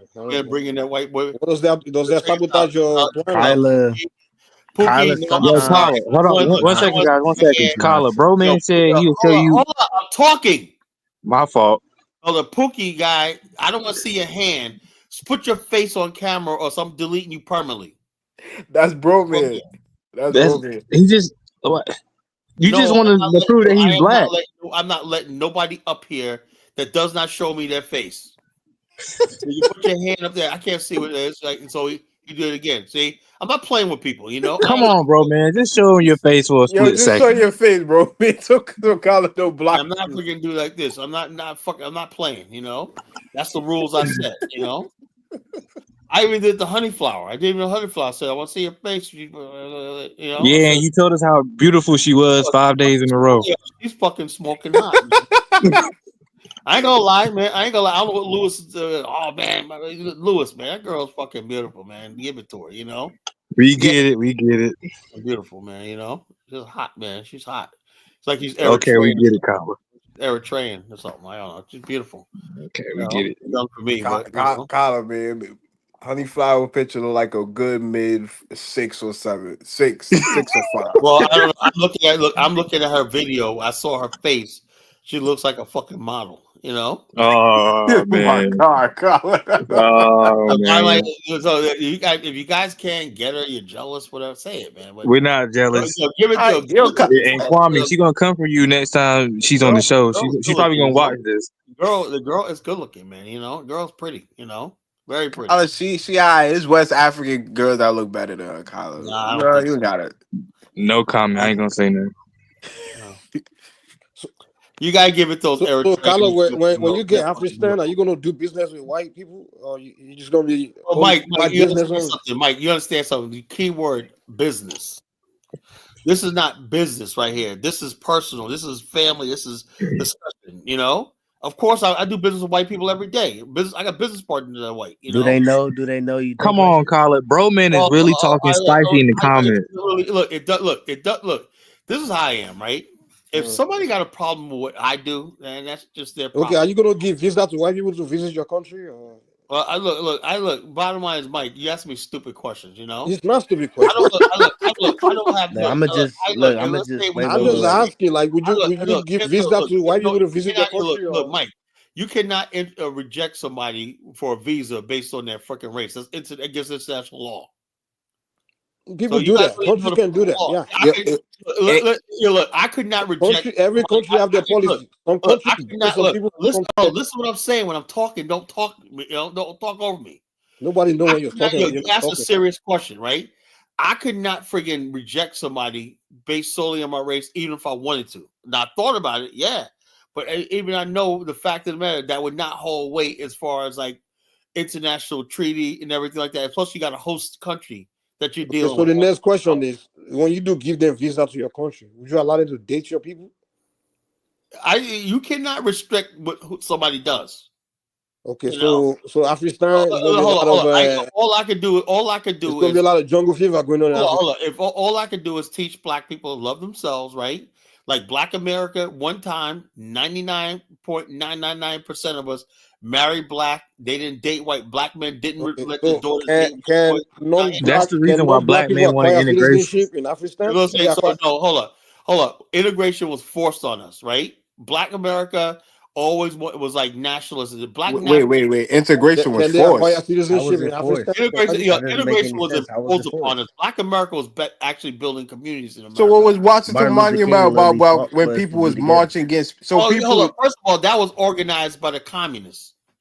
And that's what you black immigrants don't freaking understand. So Russians organized the Russians, communists organized the communists, the Jews, and all these leftists in America organized the friggin' March on Washington and stuff like that. And also, people don't understand. Don't criticize the left now. You probably first of all, let me tell you something. The original March on Washington was a black march that was very, very militant. Come on, Kyle. You talking about conspiracy theories? Hold up. When I'm talking, did I say don't any next person talks when I'm talking is getting deleted permanently? You know, the March on Washington was started in the 1940s, right? We're gonna march on black. We're gonna march on Washington. They were coming in to tear shit up. When it became a realization, just like the Africans said one day it's become a realization, the white man came in there and said, okay, we got to create a March on Washington, right? Just like they did with Black Lives Matter, right? Same playbook, right? They came in there and they said, we're going to choose leaders. They call the Big Six: Ralph Bunche, James Farmer, Dr. King, all these other people, right? And they became the face of it. They weren't the face of it. The white media, the white man chose them to be the face of the movement. I can play Malcolm X like that. And then next thing you know, they put money into it. They gave the March on Washington $2 million, you know? And what they did was they bought out hotel space, they bought out signs, everything, how you think, t-shirts. So you said they hijacked it, or what? Is that what you're saying? What? They hijacked the move. They hijacked and they steered into some kumbaya fucking rainbow thing. Like Malcolm X said, at first it was a black thing. They were going to sleep, black people were going to sleep in airports, on runways. everything. You know, he said, man, it was a black powder cake. They were gonna sleep in the Capitol. You know, the January 6th, Sleep in airport. Yeah, they were gonna sleep on runways. Oh, heck no. Flying in. They were black people doing all complaining doing that. They were talking about bum rushing the Capitol. You know, they said, Really? "Oh my God, we got see January 6th. They were supposed to be that on steroids." Come But on, they came in I there know they and wouldn't do that. Yeah, we would have got During that slaughtered. time, they were white. It was but that's the thing. Black people at that time felt like they were ready for war. Nah. Carla, can I ask you a question, We Carla? don't know black people. Black people said we want a confrontation. You know, that's what it was. They said black people were tired of being ignored, right? And so out of which, right, they thought they were going to get the attention of white America.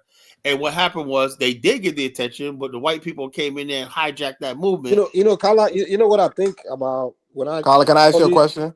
Can I say something? Go ahead. One person at a time. So, what was the initial goals for the civil rights movement? First of all, the civil rights movement, right, is the fact that the American government, right, was basically trying to sell to the rest of the world that Americans' exceptionalism and stuff like that was better than communism, right?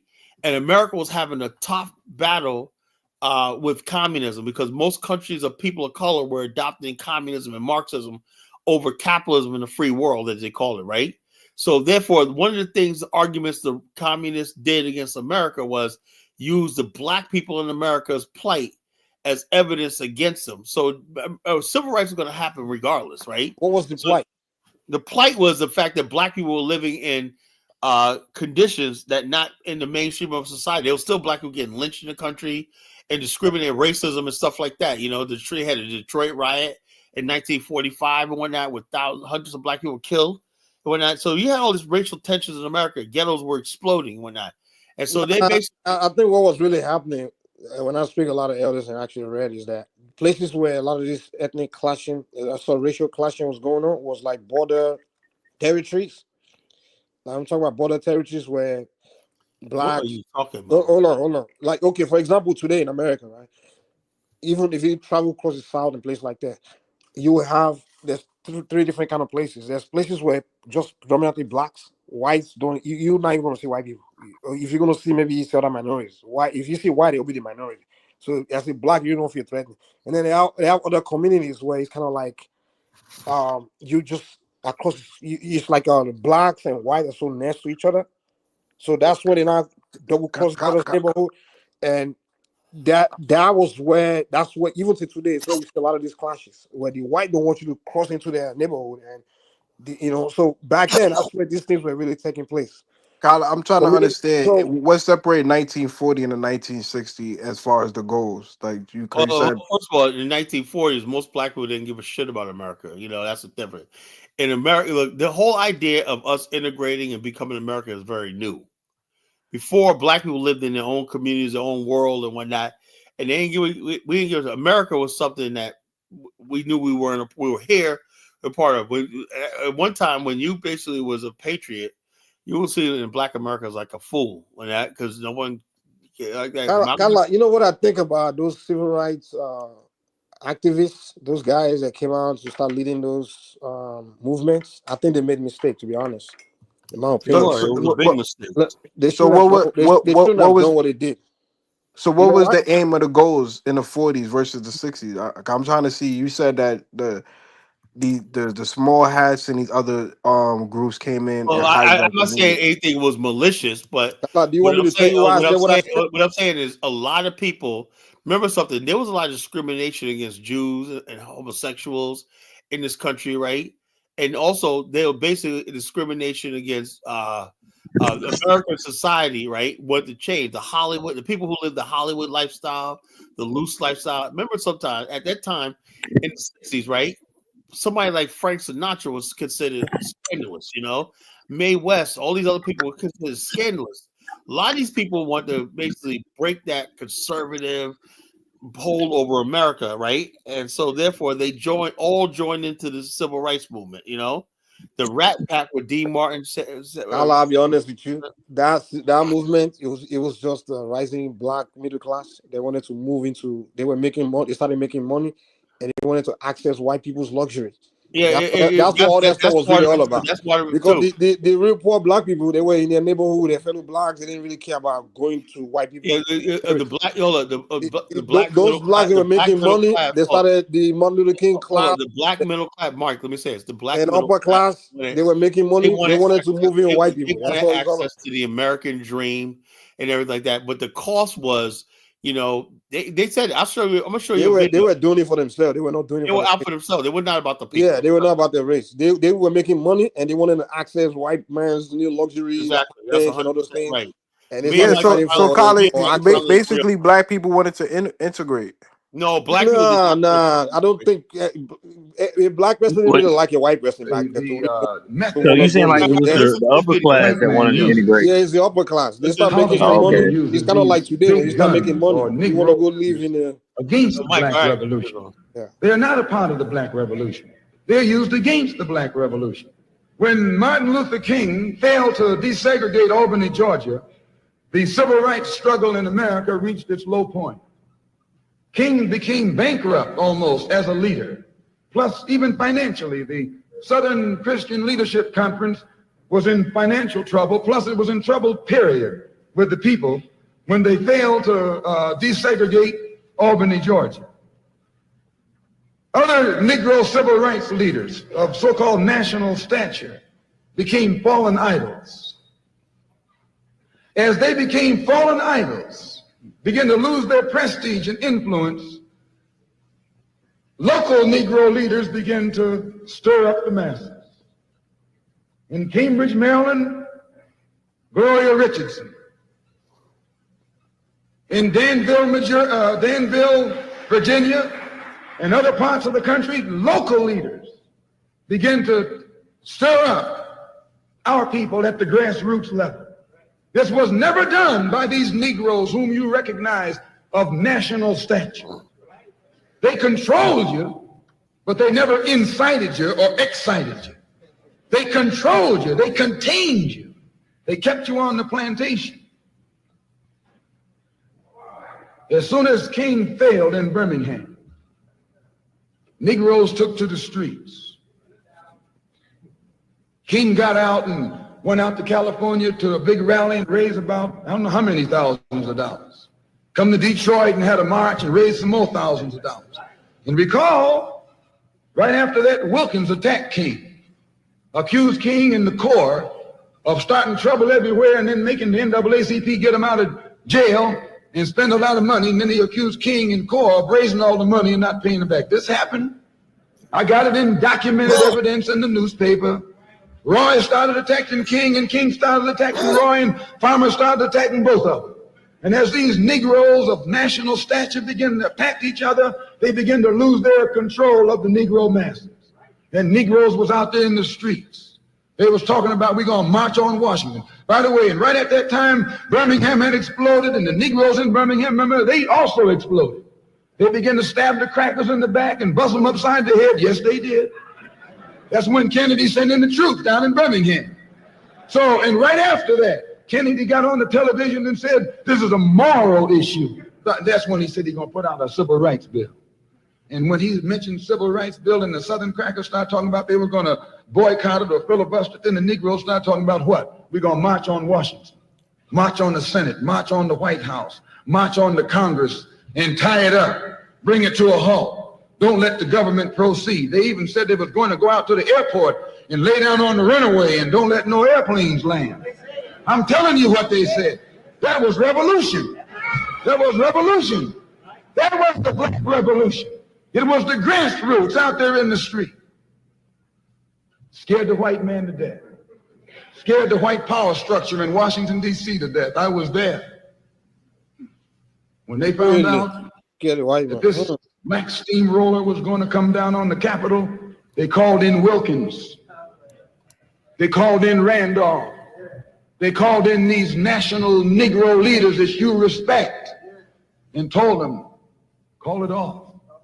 Kennedy said, look, you all letting this thing go too far. Anyway. They would have ran them Negroes over on that. This kind of people cannot listen to, man. I'm telling you what they said. They said I'm not even in it, much less at the head of it. They said these Negroes are doing things on their own. They're running ahead of us. And that old shrewd fox, he said, well, if you all aren't in it, I'll put you in it. I'll put you at the head of it. I'll endorse it. I'll welcome it. I'll help it. I'll join it. The very we don't hours went by. listen to all this, man. I mean, We had a meeting at the Carlisle Hotel in New York City. We get the point. We don't Carlisle Hotel is owned by the Kennedy family. That's the hotel Kennedy spent the night at 2 nights ago. Belongs to his family. A philanthropic society headed by a white man named Stephen Currier called all the top civil rights leaders together at the Carlisle Hotel and told them that by you all fighting each other, you're destroying the civil rights movement. And since you're fighting over money from white liberals, let us set up what's known as the Council for United Civil Rights Leadership. Let's form this council, and all the civil rights organizations will belong to it. Video stories, man. And we'll use it for fundraising purposes. Let me show you how tricky the white man is. Yo, chill, Mike. I never heard. And I as never soon as heard they this got stuff. it formed, they elected Whitney Young as the chairman. And who you think became the co-chairman? Stephen Currier, the white man. A millionaire. Powell was talking about it down at the Cobo today. This is what he was talking about. Powell knows it happened. Randolph knows it happened. Wilkins knows it happened. King knows it happened. Every one of that so-called Big Six, they know what happened. Once they formed it with the white man over it, he promised them and gave them $800,000 to split up between the Big Six, and told them that after the march was over, they'd give them $700,000 more. $1.5 million split up between leaders that you've been following, going to jail for, crying crocodile tears for, and they've nothing but Frank James and Jesse James and brothers.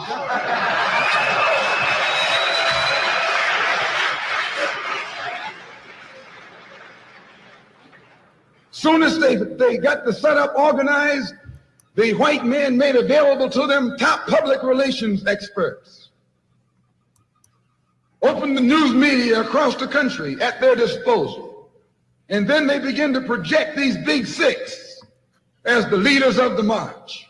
Originally, they weren't even in the march. You was talking this march talk on Hastings Street. Is Hastings Street still here? On Hastings Street.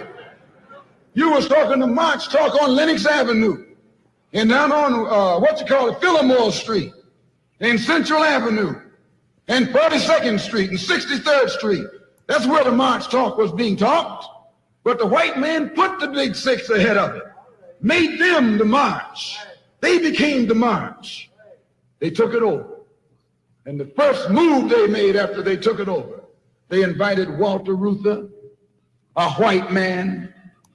They invited a priest, a rabbi, and an old white preacher. Yes, an old white preacher. The same white element that put Kennedy in power, labor, the Catholics, the Jews, and liberal Protestants. Same clique that put Kennedy in power joined the March on Washington. It's just like when you got some coffee that's too black, which means it's too strong. What you do, you integrate it with cream. There you got it right there. I put the link to that in the back chat if anybody wants to listen to it later. I don't know why my screen sharing was not working tonight, but you know. Damn, I didn't know. I ain't know it was that deep. Yeah, I try to tell you, man. You guys argue with me. I know this stuff, man. I heard of it before. I've seen videos about it before. A lot of you guys don't know. You know, it's going on. Oh, civil rights. When I know there was 99% of black people were against King. Like I said, black people are not stupid. They know they were bought off and sold out by these people that they put before us. You know, King, Ralph Bunch, and all these other people like that. James Farmer. AO Collar, but it seemed like now. Do you honest? I don't want to sound like a conspiracy theory because it sounds like every time like it's some grassroots movement, like some unhidden hand just come in and put some Of course, the Negro. same thing happened. Same thing happened to Black Lives Matter. That was started as I knew the guy, forgot his name, but he basically was in Charleston, South Carolina. He was in Florida, and he was in Louisiana. He was found dead in Louisiana. He was killed in Louisiana by some street nigga.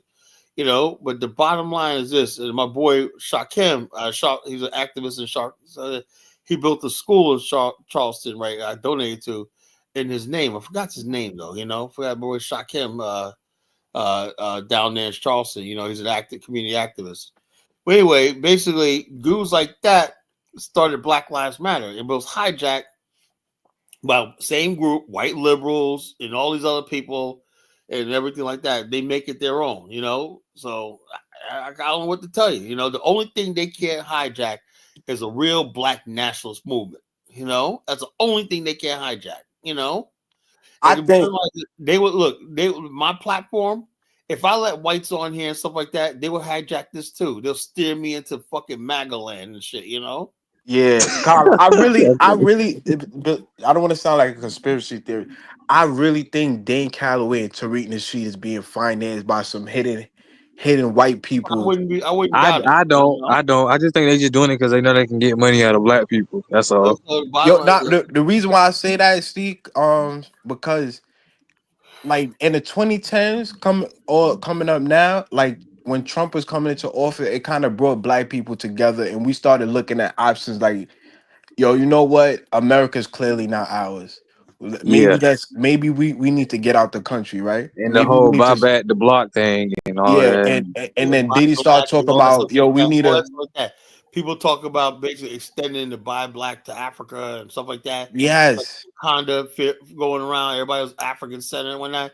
Then along comes all this fucking hate Yeah.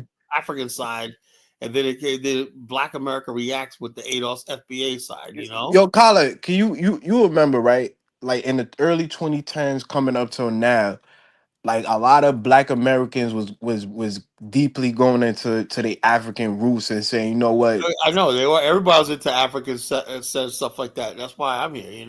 It, It was a doubt that look back in 2010s. That's what me and David Hitt met. That's what it was just obvious. We're African descent. We should build it. The future we should have our own nation in Africa, right?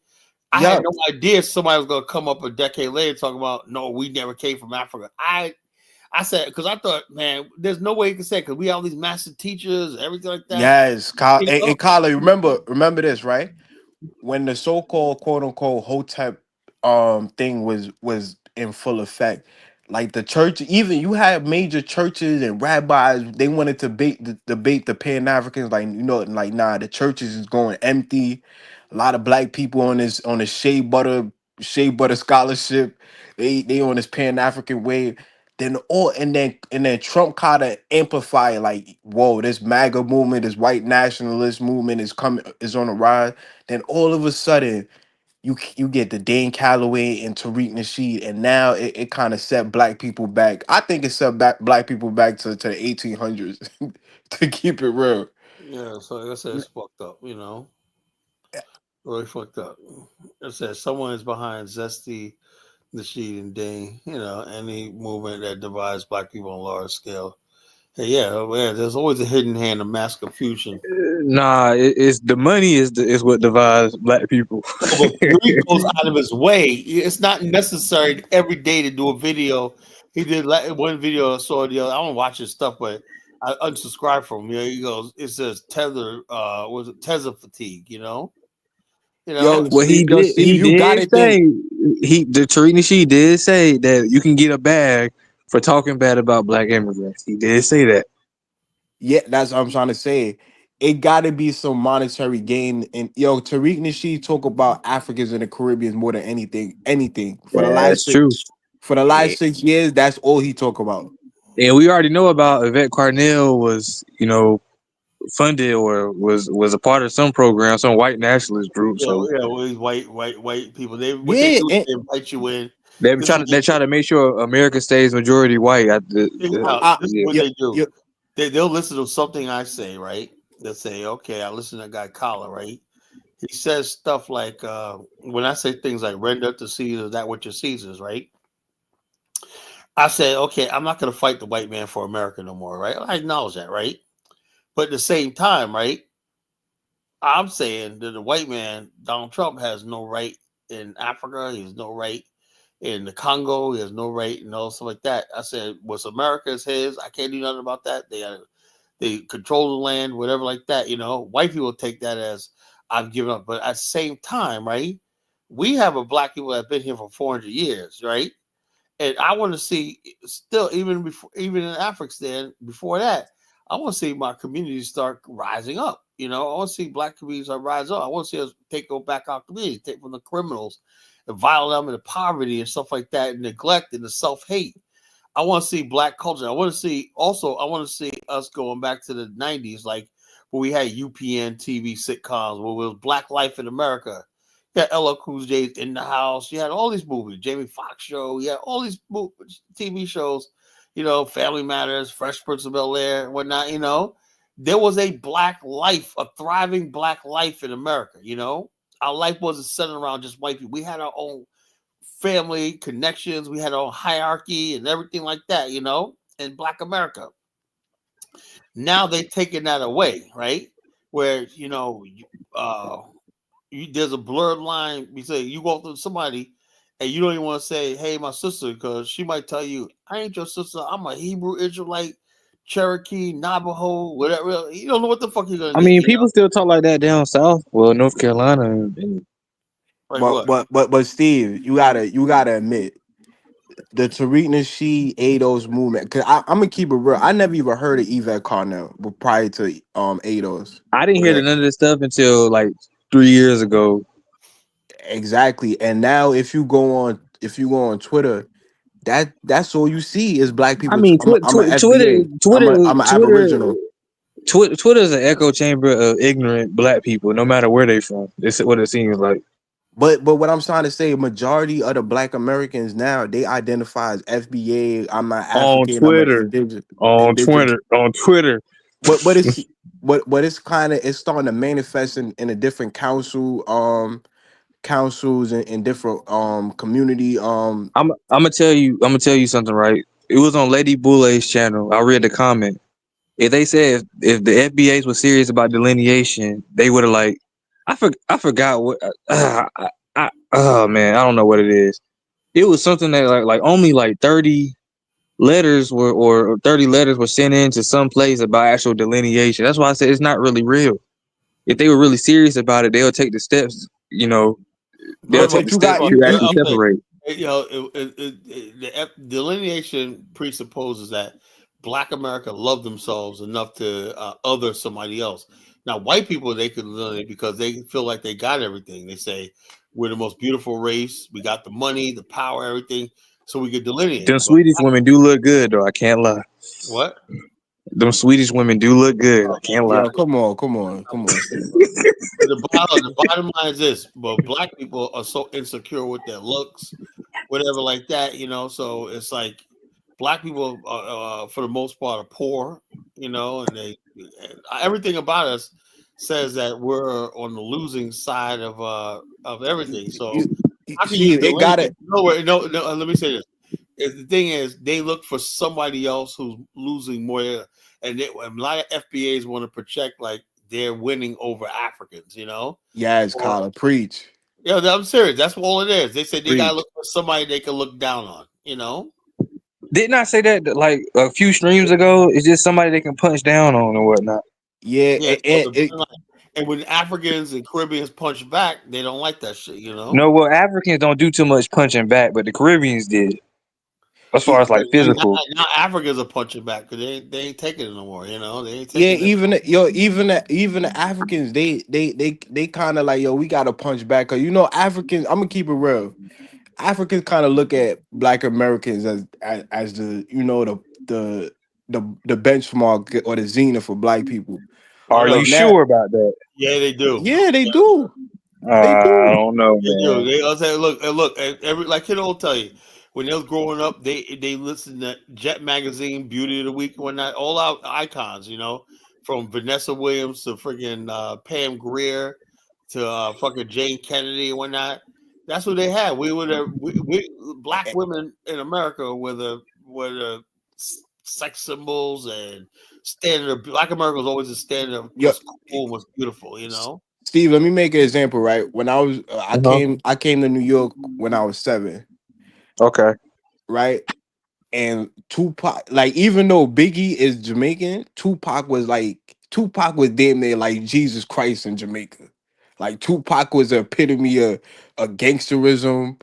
Cause that in Jamaica, like it's a like gangsterism is like the thing. You feel me? So Tupac was looked Yeah, at bad man. as the the biggest bad man. He got thug life tatted across his stomach. Yeah. He's spitting on white people. Yo, cause we don't even see white people like that. So we like, yo, this. I get that, but so I understand that we are like a big influence, good and bad. I get. I And mean, a big even and influence. even Yeah. and even in my mother, like even in my mother time, like but prior to my time, like Malcolm X was like God in the flesh. Like to see Malcolm X like stand up to the white men and do all the things he was doing and even his speeches.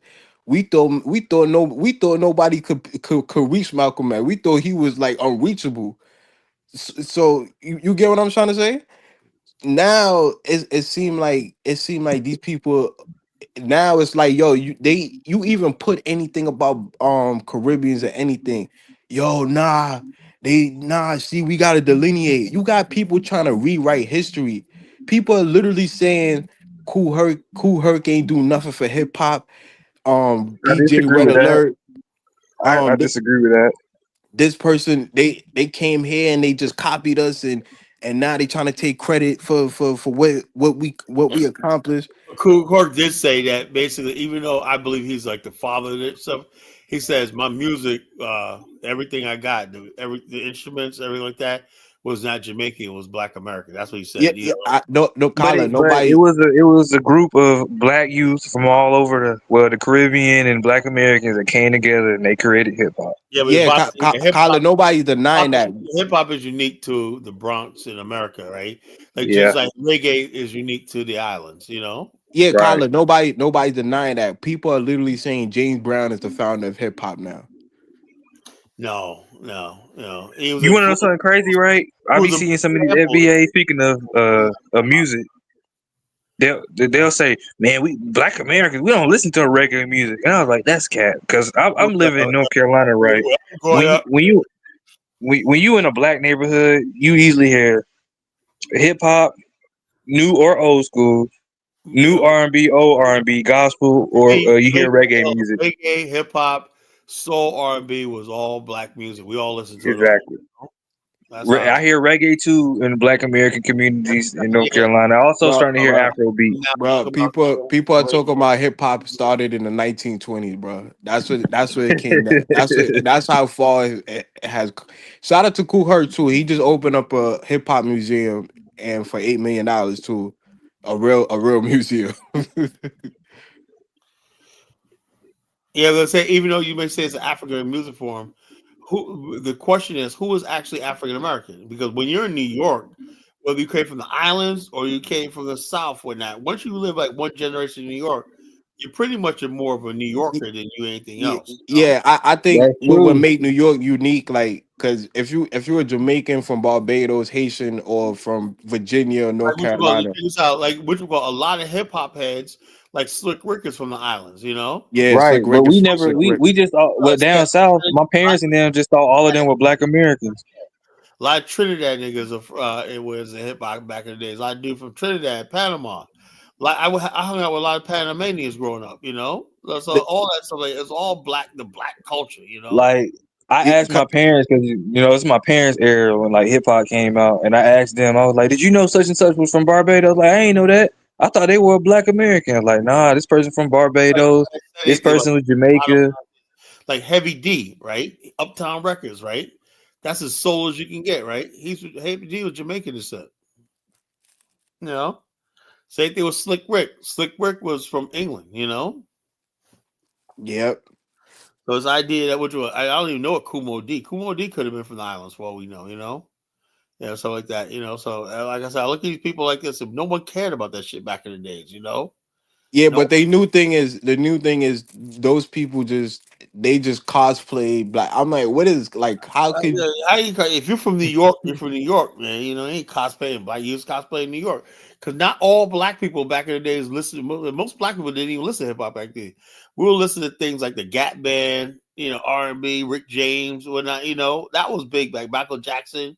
So you had, when I was growing up, you had black kids. We were diverse. I was one of the hip hop heads, right? Before I was a hip hop head, I was in the punk rock, right? I was a punk rocker that had my hair long. What? Punk rock? Yeah, I was a punk. I used to have my hair spiked when I was a punk. When I was 14. You know what I'm saying? But what I'm trying to say is, what we grew up and whatnot. We had a lot of my black friends, brothers were heavy metal types. You know, everybody like nowadays makes it. Oh, we're all hip hop, and then you got dudes that were like the Rick James type, whatnot. You had a lot of black people that were into Michael Jackson and Prince, whatever. You know, disco and funk too. Yeah, so the bottom line is, you had people that were in the P-Funk, whatever, you know. So this idea that everybody was hip hopping and whatnot, that was not true. Us hip hop heads, my boy Chris talk about that. We were like the group. Okay, here comes the B-boys, the hip hop heads and whatnot. You know, we did our thing and whatnot. Us hip hop heads, and we were black, Puerto Rican, Jamaican, all of it, white, whatever like that. We didn't really have a racial background. Hip hop was not about race, you know. You know, I grew up on like my parents used to play a lot of old like school hip hop, played a lot of soul music, listened to a lot of R&B, all that. So I grew up on all the good songs, and so I'm familiar with all of those artists and Rick James and Yo, Colin, it has gone so far that you got FBA talking about Marcus Garvey's a scammer. Oh, I know. That's what I'm saying. I can't tolerate that, you know. Marcus, Yeah, I think y'all. when they start talking, it kind of like, all right, now I gotta step out the chat room. Now I gotta step out. Check this out. Listen. Oh, you Go heard ahead. what Manning said about Marcus Garvey. He said they took down the greatest movement we ever had. He knows that was the greatest movement, and he's from Harlem. See, people think Pastor Banks a fluke. There's a lot of black people, particularly black men in New York area, that think like him. You know, they're very, very conservative, and they're very like they watch Black America. I mean, they know because those people like Papa Manning knew when Black America was at its peak and when we fell off. You know, and he knows they watched the culture go. So the bottom line, listen to that man. He may be sound crazy when everybody clowning him, but he knows what he's talking about. You know. Nah, for the most part, he do. But what he said about Marcus Garvey, he said you had niggas that came in there and tried to destroy his movement. They paid. He goes, you black people destroyed him, got him deported, whatever like that. He goes, same thing with Malcolm X. So black people killed Malcolm X. You know, Father Divine, all these other people, these great men and whatnot that he watched being destroyed. You know, because the black people would not protect these men. You know, it wouldn't rally. The reason why I say that this stuff is not in real life, it's just on the internet, it can become real life, is because I look out in the real world, you know, I see, well, where I live at, most black immigrants is mostly Haitian. And I see a lot of, you know, black American, half Haitian children and whatnot. My mama used to work at a daycare, and she was doing stuff about Haiti. And I said, why are you doing stuff about Haiti? She said, I got a lot of Haitians and half Haitian black American kids in my at the daycare. I said, oh, okay. So that's why I say, like, my cousin dating a Nigerian dude. So I really, you know, like I said, I don't really see this stuff in real life, but I ain't saying it can't grow. And like I said, I brought this up before. A lot of black people are very emotional. You got people that never even met each other, who don't know anything about an African, never met an African. You got Africans that never met a black American. But because what people are saying on the internet, it's got them going on TikTok, got them going on Twitter, saying stuff that you know who's irresponsible? Fucking Phil Scott. You know. Yep, him too. Up there talking about we ain't African. When I'm sick and tired of these disparate. They're like loving this shit with the immigrants. And also the ones that look like me come over here. I ain't African, right? I can't be deported when all these disrespectful ass Africans. When I'm like, is that? I said, Phil Scott. I understand you trying to make money, but goddamn, you know. You would think that certain people would be above that nonsense. Like I'm not like we're not supposed to fight fire with fire. Like people eating that up. Phil's loving this FBA shit, and this tension. Some people just like the beef and whatnot. Like me, Even like when I see, O'Shea. yeah, people just like the beef, man. I just like when I see somebody say some inflammatory comments, no matter where it comes from. I say, you know what? I ain't got time for that. When a Black American say something crazy, like I ain't got time for this. When an African say something crazy, I don't got time for it. Like I And leave now, ignorant people where they at. And now when like the Caribbeans or Africans like they punch back, they use that as fuel. Like, see, this is how they think about us.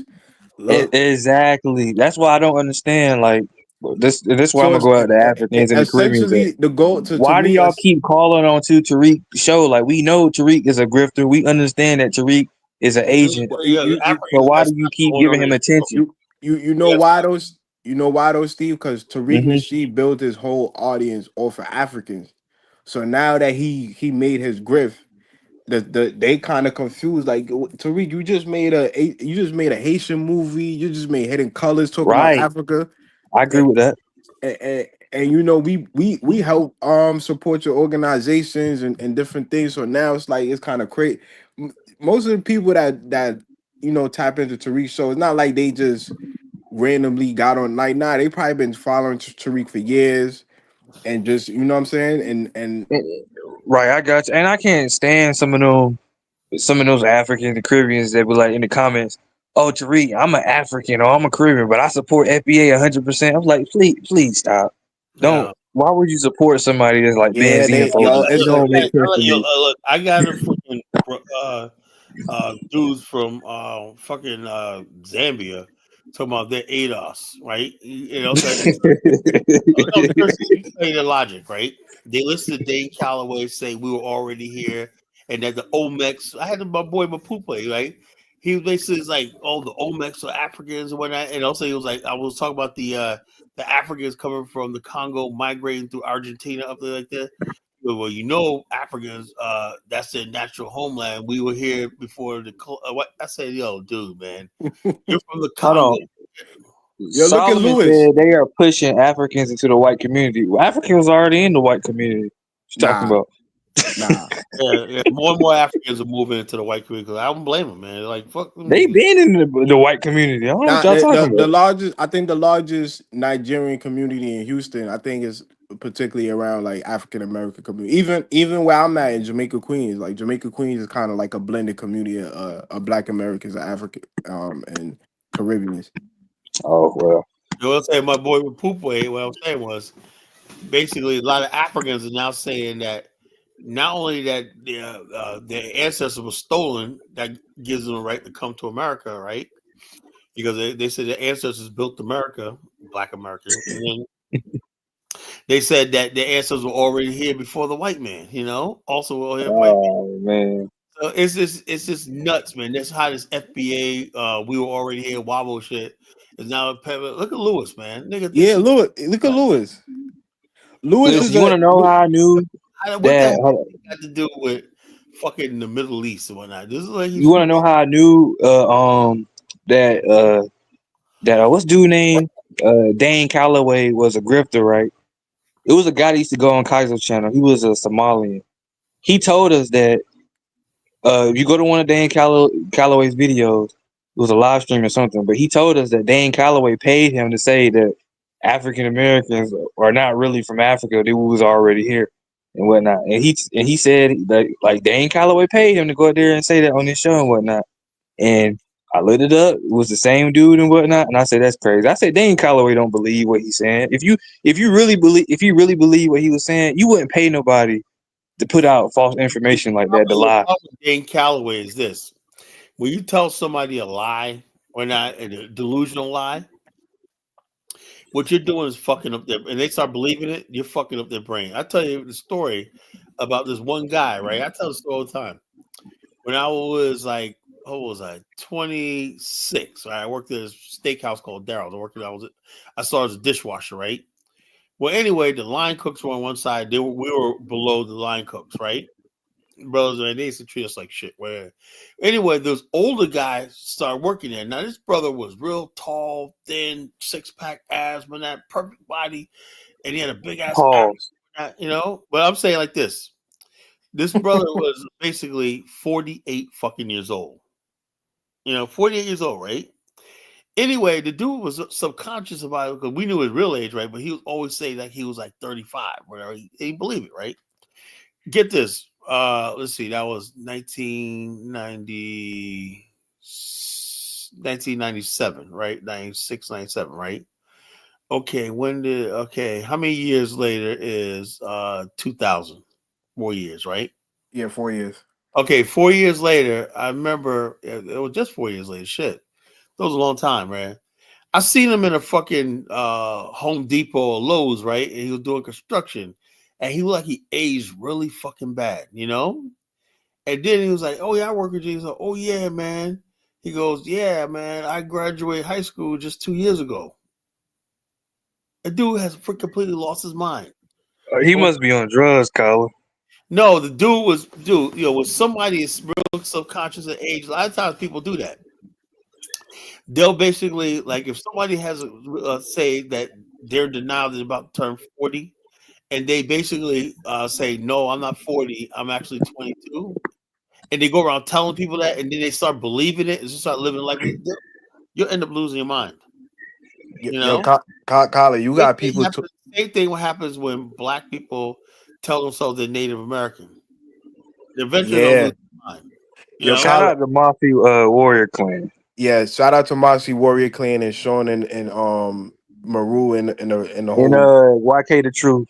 YK the Truth. Shout out to all of them. Kyler, you got people even talking about Harriet Tubman and Nat Turner never existed.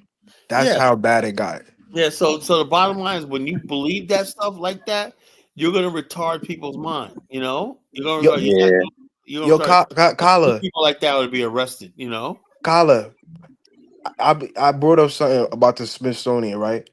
You got these eyeballs talking about, yeah, they cheering on Trump, this defunding the Smithsonian in Black history. I don't think people understand that the Heritage Foundation is basically trying to promote that slavery was never that bad, and in fact, slavery was minimal to American history. Like yeah. these people, So the bottom line, think about look, like I told you, this is what's gonna happen when Jonathan Miller and Bantu Mendinka and Ben Yusuf go up there to get their reparations, and all of a sudden the government's gonna bring their star witness Dane Calloway, right? Yup. The slave trade didn't happen.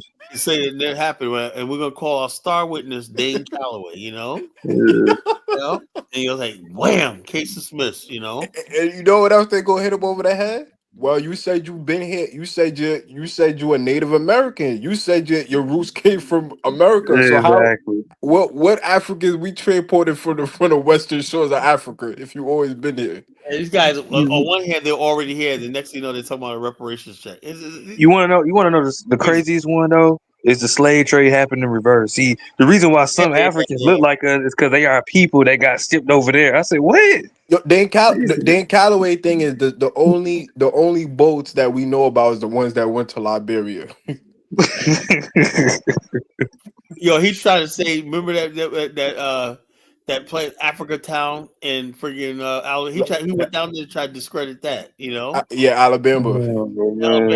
Mobile Alabama, Africa Town. I'm just here to make you think. Okay.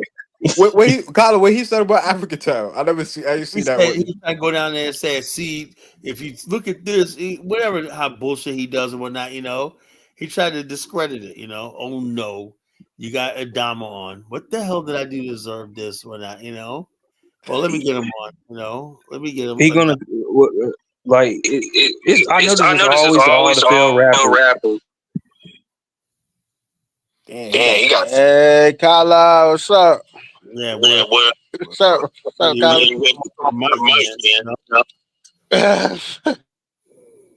All right, hold on. Go ahead, talk. Say something, bro. Wait, is this better? Yeah. No, wait a minute. Echo. Okay, hold on. Let me fix it. Oh, have mercy. Yo, what you want, a razor phone? Don't come over here talking about booty and dumb. But Kyler, though, it has like it's becoming to a point that I'm kind of embarrassed for Black Americans. Yeah, man. Like I said, man. When, It's kind of like I said, embarrassing. people think, oh, this, yo, man. If I could basically, if God gave me a choice, said, look, I could do this all over again, man. I'd be another race in a minute, man. I'd be like, yo, put me I something. wouldn't be no other race, man. I would Me consider neither. myself a black man. Yo, but you part of the problem. Yo, echo, bro. Yeah, it's bad. It's bad. You probably got to come out and come back in or something. It's bad. If we can't admit that, yo, shit's fucked up, man. You know, it's really, really bad. When Adama gets up here and says, "Women, look, everybody in their life, like, I'm just kidding. I love being Black American, right? But the bottom line is this: sometimes it wears on you. I said something about Black fatigue, you know, because it wears on you sometimes, man. It's like, damn, man. It's like, what other mountains that every time I look around, there's something more that we got to deal with, something more embarrassing that I got to fucking defend when you know. And I'll be like, oh man, I hope nobody saw that shit, you know? Damn, man. For real. Yo, Colin, I was watching the pseudo guy that love you. The dude that's all he talk about is Colin. Black skin is amazing. This is amazing. Yo, this dude did a whole live show today, like, yeah. And you see, we what make it so great and so excel to the top is we have British admixture. We got British last name. Our culture is elite European. I'm just like, yo, this is what the He Black. told Dinus the reason why he was so fast and athletic is because he has that European DNA and all. I said this dude was crazy. Yeah, like I said, but that's dude who passes normal. Adama probably thinks that dude's normal, you know? Yo, but Colin, Look, I'll say this, Kyler. yeah, you sound way better. Way better. Right. Well, I'll say this is that I think that we as black men, we should just embrace, you know, being black men in America and just get to the highest position that we can because the thing Jesus, is, I think no one's ever thought of that before, man. yeah. What it is, we need to just go for leadership positions like on your job and stuff like And that. nah, Like, man, that them days is over. no, you got to hear me out, bro. You got to hear me out. We got to go for that, man, because they respect a black man that knows his shit. Like the one thing I've learned, from my life up until this point, is that I don't care how racist they are, how much they don't like you or they hate you or whatever. If you know your shit, they can't fuck with you. And that's for the even the worst racist. Whenever I've been on jobs and I got fucked with, and I let racists get the better of me, it was because I was slacking on those jobs and I didn't know my shit. If I had just known my shit, okay, I could have easily defeated those people. So that's just what it is. You can't just go around and keep talking about the racist and this and that, and they're gonna do what they're gonna do. But you have to do your part. You have to master your shit, and they can't talk shit to you after that. There's nothing they can do. They can mutter about you under their breath, but they can't do shit. Racists don't give a shit about your accomplishment. This is what I say. You don't seem to understand. They don't give a damn about your accomplishment. They don't care about your degrees. They don't care about your excellence. He's unfair, you know, and he's cruel. The racist in America is the lowest thing God's ever created. The lowest. Yes, I don't think those are real racists. And Dama, where you from? It shouldn't. I mean, it shouldn't really matter where I'm from. No, I'm not asking like a FBA type of way. I'm just asking what where you from. claim? No, I'm from the West Coast. No, and I'm from the West Coast, and I'm not from the East Coast, but I do have roots and stuff in the South. Like both my parents are from the South, but I grew up on the West Coast though. You are African American. Yeah, yeah. A lot of people think I'm not, but I am. I don't know why. Maybe it's because the way I speak very proper or whatever, stuff like that. That's just how I speak, and I don't really give a fuck what anybody Nah, thinks about it. it's not that. You sound like you sound like a continental African. That's why I asked. Well, I'm not. So, you know, but that being I don't said, know. He might be. But the but reason why I say that because it's like you acting like it hasn't been exceptional black people and they don't care. yeah, but the thing is, I don't care if they don't care. It's just like the thing is, we need to continue to be exceptional, and the thing is, Yeah, you if can be we exceptional allow, all you want, man. It doesn't But we change was the fact that you did. but The average, you know what, Adama, you don't seem to understand. The white people, they have the privilege of being not exceptional and still succeed. You know, a white guy with a high school dropout, on the average in America, makes more than black people with advanced degrees. See, you know, like that. their white privilege allows them to be mediocre, and they still thrive. We have to be. okay, why do I care about white privilege? I don't care. Look, I already know about that. I don't care about like some mediocre white guy who gets to keep his job just because he's a white guy. I don't care about that shit. I'm trying to be better than that dude, But hold on, and that should be y'all too. That but let's say I But don't. that wasn't even a topic of the conversation. But we speak about something else. But if you want to talk about that I mean, black people have been barred from different different fields of work. But even when we do excel, it's not like it's going to change racism in America.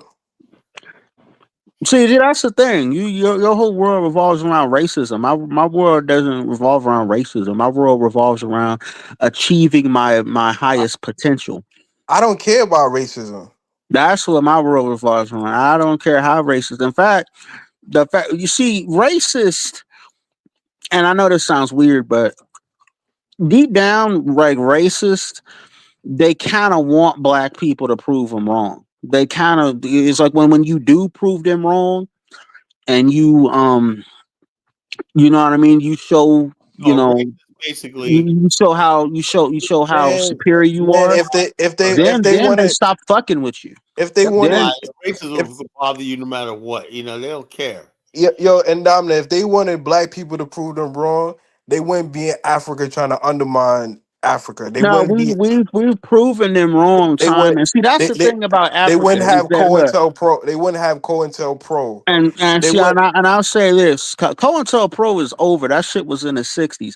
But I'll say this, Collar, is that especially when it comes to the African, one thing that I've learned dealing with Africans is, see, y'all glorify the African stuff, but what y'all need to understand is that when we do go to Africa and we build the African, it's not gonna be this glorious thing of us going back to Africa. It's gonna be a lot of hard work, and your main opposition is not gonna be the white man. It's gonna be the Africans that's over there. That's going to be your main opposition. You're going to have to prove to them that you're a better version of them. Because, see, they have all these antiquated things in their culture. They got all these chiefs and all this stuff that stops you from doing things in their culture. We don't have that in our culture. So if we go over there, we have the potential to grow way faster than them, because there are no chiefs in Black American culture. Who's a chief in Black American culture that can stop you from buying land or There is gatekeepers. they don't exist. No, we don't have chiefs. So we can just go over there and buy land and start doing our thing. So you're saying there's So no black gatekeepers? I didn't say gatekeeper. I said chief. A chief is someone that stops you if you're trying to buy land or go farm or something. A chief can stop you from doing that. You got to pay them off. We don't see a gatekeeper. You can go around a gatekeeper. Gatekeepers are easy to. A gatekeeper is someone who only thinks that they're important. Gatekeepers are not What's your important. problem? What's your problem with color African? Like you got a problem with black people I'm telling building y'all, up? when we do this Afghanistan thing, your main opposition is going to be the Africans over there. They're gonna be. It's not that you think it's gonna be the white people. It's not gonna be the white people. It's gonna be the Africans themselves. You're gonna have to. They're gonna be the main ones hating on us. Are you familiar with Soul City in North Carolina? Yeah, I know what Soul City was. Who undermined that? And so the thing about Soul City is that the guy who was over it, he didn't have enough private benefactors. If he did, it wouldn't have mattered what the Congress did. Because yeah, I know the Congress, audited him and all of that, but he just should have went and got more. He should have got people in entertainment involved. We got all these millionaire But it was the singers government that and undermined stuff. him. He could have got them involved in it, and he wouldn't have needed the government's money. But I'm trying to say, That's right? what happened with that. You say racists really deep down subconsciously they want black people to succeed and prove them wrong. No, it's like when you prove them wrong, it destroys their racism. So they have no choice but to just tuck their tail in between their legs and walk away.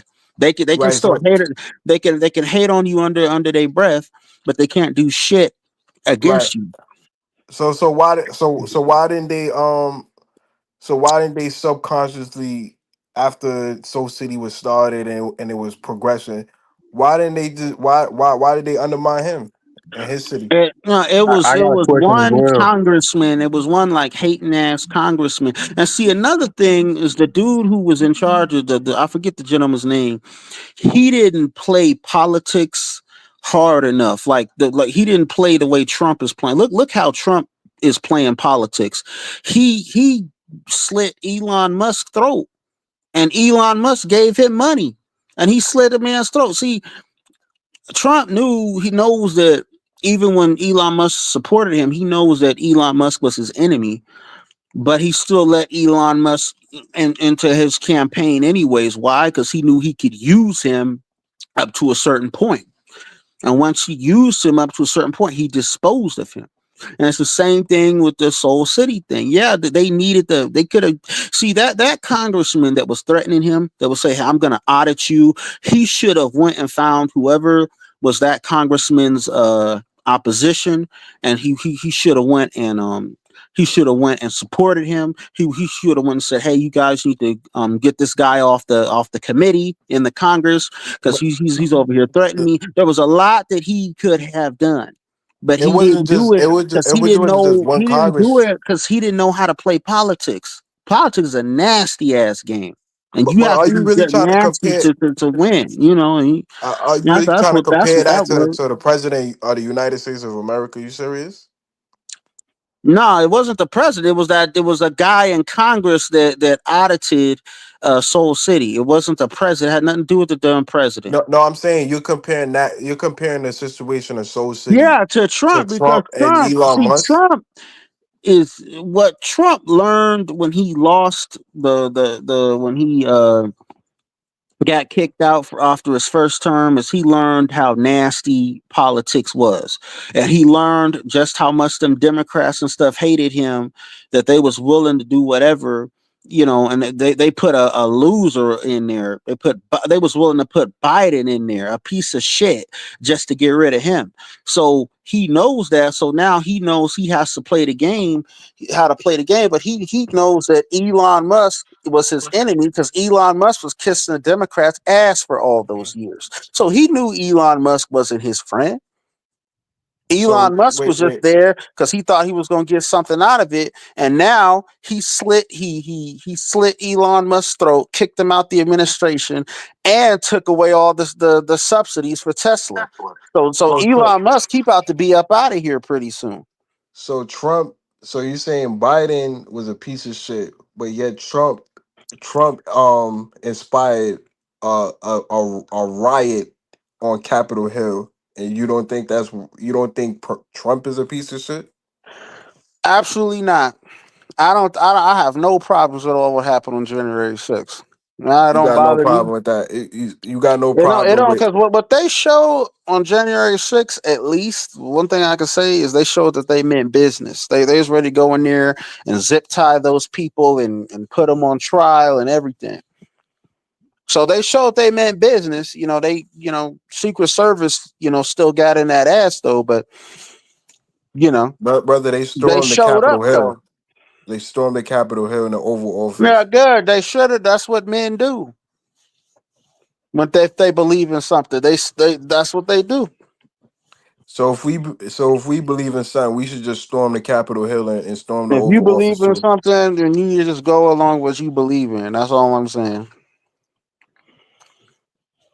Let's go with what you believe in. See, y'all. I don't know, man. Maybe I'm just different from y'all, but y'all. You know what I mean? I look at a lot of black men, and it's like we're more powerful now in America than ever. We don't even realize it. Like black men have more skills now. We have more. You know, we're more in the trades now. We're more in high paying industries now than ever before. All we got, and there's nothing they can do to stop us. All we got to do is just go across. Just keep on pushing. Keep on pressing. We'll be unstoppable. This Afghanistan thing will actually be easy. Like I already have. I haven't even given Kala emailed any of my plans for Afghanistan to Kala, but I already have a plan. We can really go over there and really make that thing pop off fast and be making billions of dollars in a short period of time. You know what I mean? We won't. It won't even have to cost us a lot to do it. You know, we can get this thing popping, and and even the Africans. See, y'all talking all this FBAs. They're talking all this shit about Africans. You want to know how you really gonna neutralize these Africans? Go to Africa and do something successful. That will embarrass the fuck out of them. There'll be people like Mike, these little Nigerians and stuff. If we go over there and we build something successful and we maintain it, people like Mike, it's like bruh, you came all the way to America just to be broke. Mike is a broke Nigerian. He's not a prosperous dude. There was a Why are we trying to embarrass Africans? Look, African is not your friend. They're your cousin. Okay, you're related to them. They're your cousin, but they are not your friend, bro. Africans come over here to compete with you. They're not your I friend. agree. You got to compete back with them. Make it hard for them. No, I'm not saying they're your enemy. They're not your enemy, but they're not your friend either. They're your cousin, but they did sell you over here into slavery. No, they didn't. Yes, they did. You don't want to That's not believe that, true. but it's true. No. We had some. I didn't want to believe it either. So what No, what about the black Americans that held slaves? No, hold on, Kwame. Our ancestors were some slave traders as well as people that got sold. It's a fact. The reality is those Yorubas and those Igbo, those people sold you. They sold us. They even sold a lot of people in their own tribes. That's true, but that's they true as well. let that white man get up in there. They got into that money, and they wasn't even the white man wasn't even giving them money. Slave traders? Here's the thing. The white man wasn't even giving them money. They was just giving them they was just giving them old muskets that they didn't even use anymore.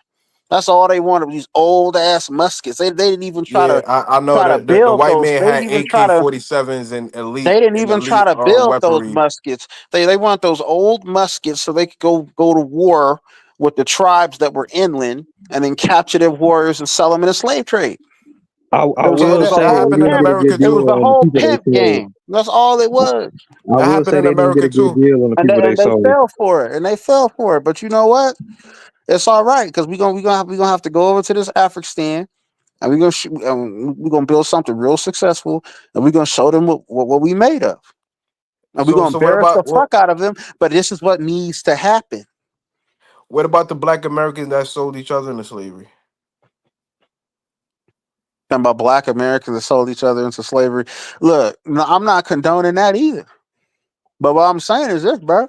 You talk about Africa. Are they your cousins too? You cannot be nice to Africans. Why not? You gonna have to kick them in their ass and embarrass them a little bit in order to go over there and succeed. Now they're not gonna like it when you do that. But over time, they'll learn to respect you and fear you. But And then, like, what's gonna you'll be happen? able to walk everywhere in Africa and do whatever it is you got to do and do a deal wherever you need to go, and you'll be all right. But in the beginning, how you gonna keep them off your neck? they're not gonna be on your neck. Look, if you follow the plan, I'm Yo, a Steve, email. you know what he really I'm a want to say. email. Hold on, I already got a plan. I'm a share it He with almost Kala and let it Vamani. slip out too. I'm like, is he about to say No, it? my thing is this. Look, bro, I already got a plan. I'm gonna email it to Kala and Vamani. But when we follow this plan, right? All right, you'll be able to go to Africa and be a millionaire. Your kids will be millionaires. Your grandkids will be millionaires. You'll have mansions all over the continent, all in Liberia. You'll have mansions in Ghana. You'll have mansions in Sudan, all in East Africa, Ethiopia, all of that. It And sounds you'll be like you able to might go over walk there and the cause some whole problems continent and be So and good. get slaughtered. it sounds like you want to slaughter the Africans, like how the white Nah, you people don't have to slaughtered. slaughter nobody. You just have to. It's just like it. It's just like in So how you plan on taking the land? you buy it. It's called money. All You right. can't. Okay. You buy land and you develop it and you build value. How you plan on defending the land then? It's called private security firms. And our people have a lot of those. There's a growing number of black men with their own private, especially black men that are in law enforcement. See, they learn the So why game they not now. protecting the No, community they from learn people in the getting game. lynched? No, see, black men are learning the game. Black men that are like cops and security guards and stuff, they see in how that business works, and they say, hey, I can make double and triple the money if I start my own security firm, and I can create jobs and hire my own people. Are you including the Africans, or they being excluded from this idea? No, we don't look. If you want to really deal with them Africans, get with they women. Okay, you're Oh, gonna have to okay. get with they Dude, women and pregnate them, and that's how you what? will assimilate them into your culture. So what if they don't want to get? What if they don't want to get with you? Then just charge it to the game and ask the next chick. Okay, this sounds too radical. Like this. Yeah, this sound What's radical about charging this a sound. chick to the game? Hey yo, Steve, There's nothing. this sound like grape is involved. This sound like colonization. Yeah, this sounds like colonization This sound 2.0. like this sound like genocide is gonna be involved. None of that is. We're not going to genocide or genocide anybody because we need access to the markets over there. How if you genocide people, you will degrade the markets. You won't have a market over there with which to generate your wealth. Yeah, but you talking about taking women. What's gonna protect you from the Africans? If you say they like, if they not our Look, friend. the Africans is going to be the last of your concern. Okay. Okay. Wait. What does that mean? You need to be worried about. You need to be worried about how you're gonna deal with the Wagner group over there. That's what you need to be worried about. Oh, okay. Not so the how we gonna The deal with them? Africans. The Africans will be easy to deal with. What do you mean by that? Easy to deal with. What does that mean? Yeah, elaborate on that point. Once we get over there, we start doing deals. Okay, we'll make ourselves invaluable to the economy over there. Okay. You won't have to. The only one you might have to worry about might be start hating. There's a couple groups. Number one is the Wagner group, and number two is the Fulani. You might have to deal with them. But other than How that, you plan on dealing with the Fulanis? well, we deal with them however we have to deal with them. And that's all I say. I don't know. Okay. Hopefully, if they on some act right, we can work with them. But if And they if they want to not on act that up, right, if they want to, Basically, you sound like you want to subjugate the Africans, take their women, and build on the yeah, land look, the that's what it sounds Africans, like. and ostracize them. the That's what it Africans, sounds like. Look, the Africans were subjugated a long time ago. Just look at the South African president when he came to the White House. So now you want to add on They to it? already you can't subjugate somebody that's already subjugated. Okay? You should be freeing them from out of the subjugation, right? No, they have to be strong enough to free themselves.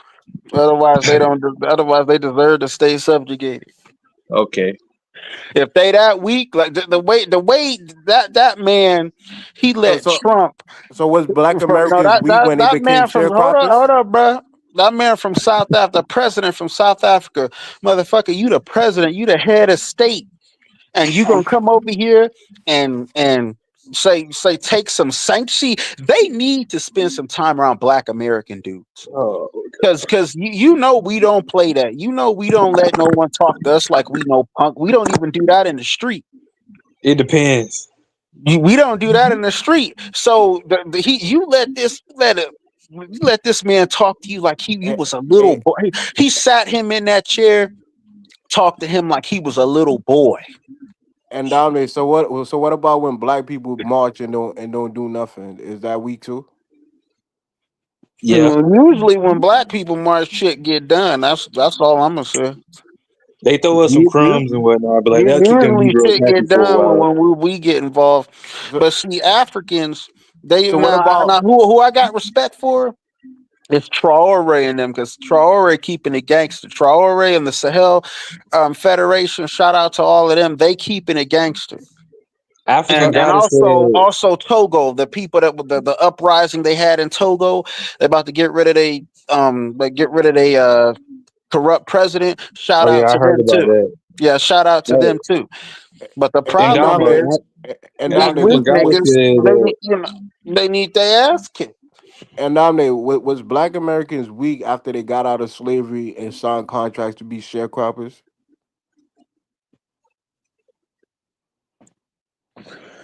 No, when Black people got out of slavery, we was highly successful.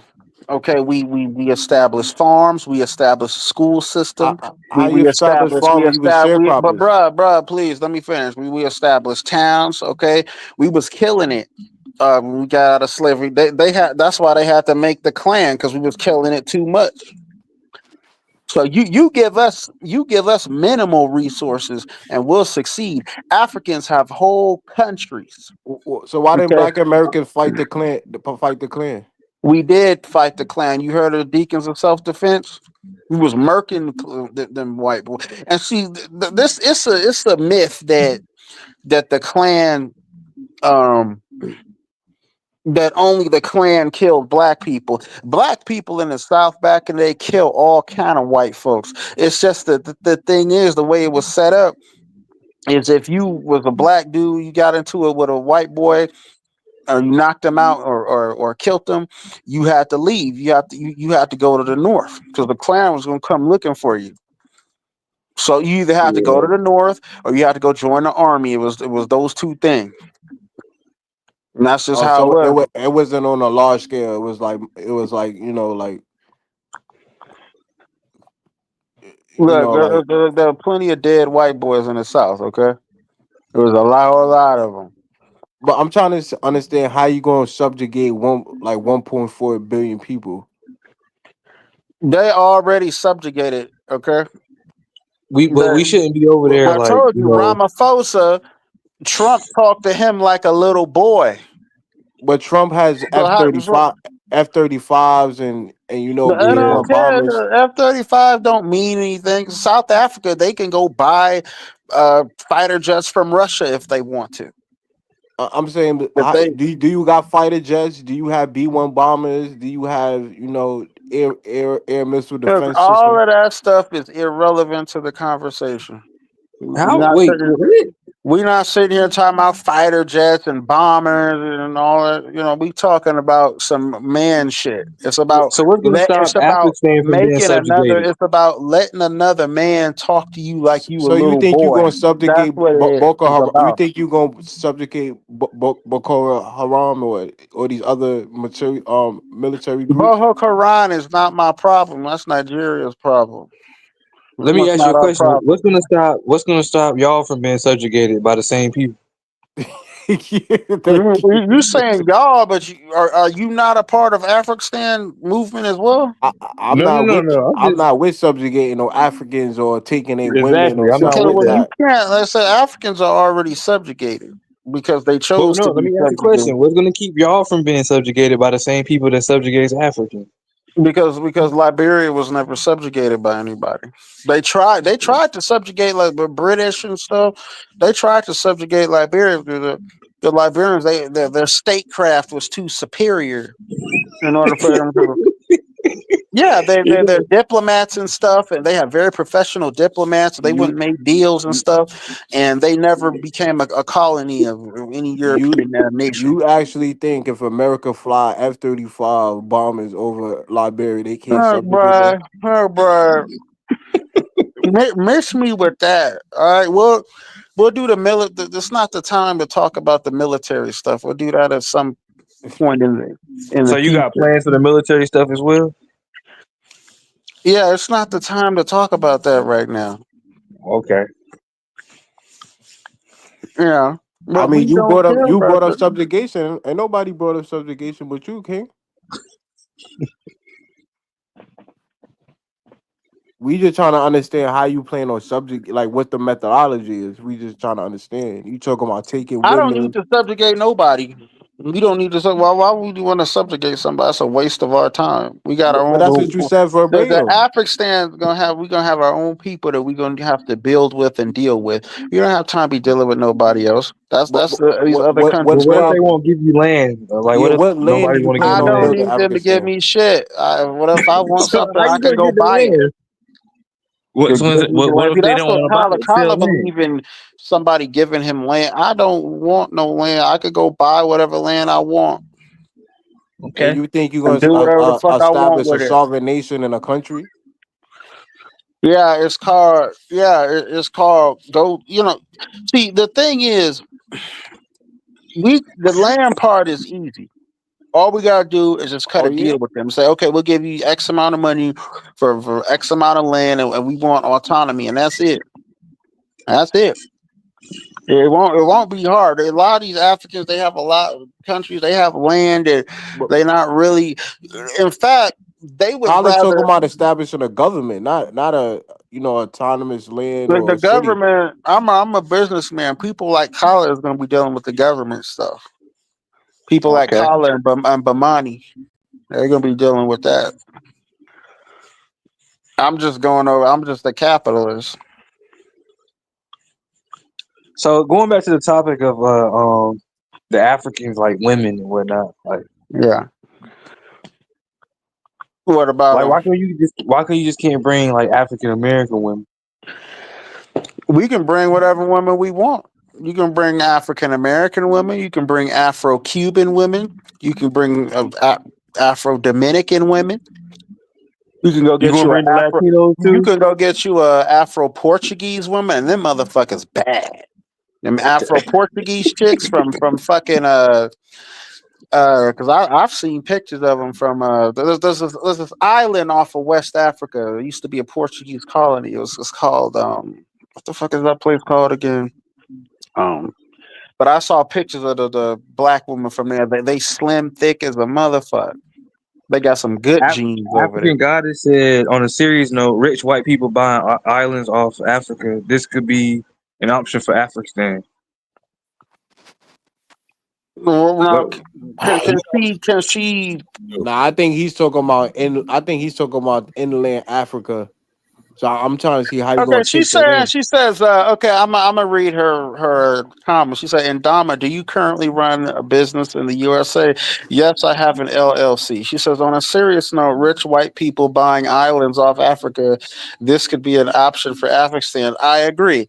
Because she says, modern day oppression is done through the IMF and the World Bank. The IMF and the World Bank are on their way out, and Ibrahim Traore and the Sahel Federation is proving that. And also Togo, because these countries now they're refusing these IMF loans. Okay, she said Boko Haram are not just in Nigeria. Okay, fine.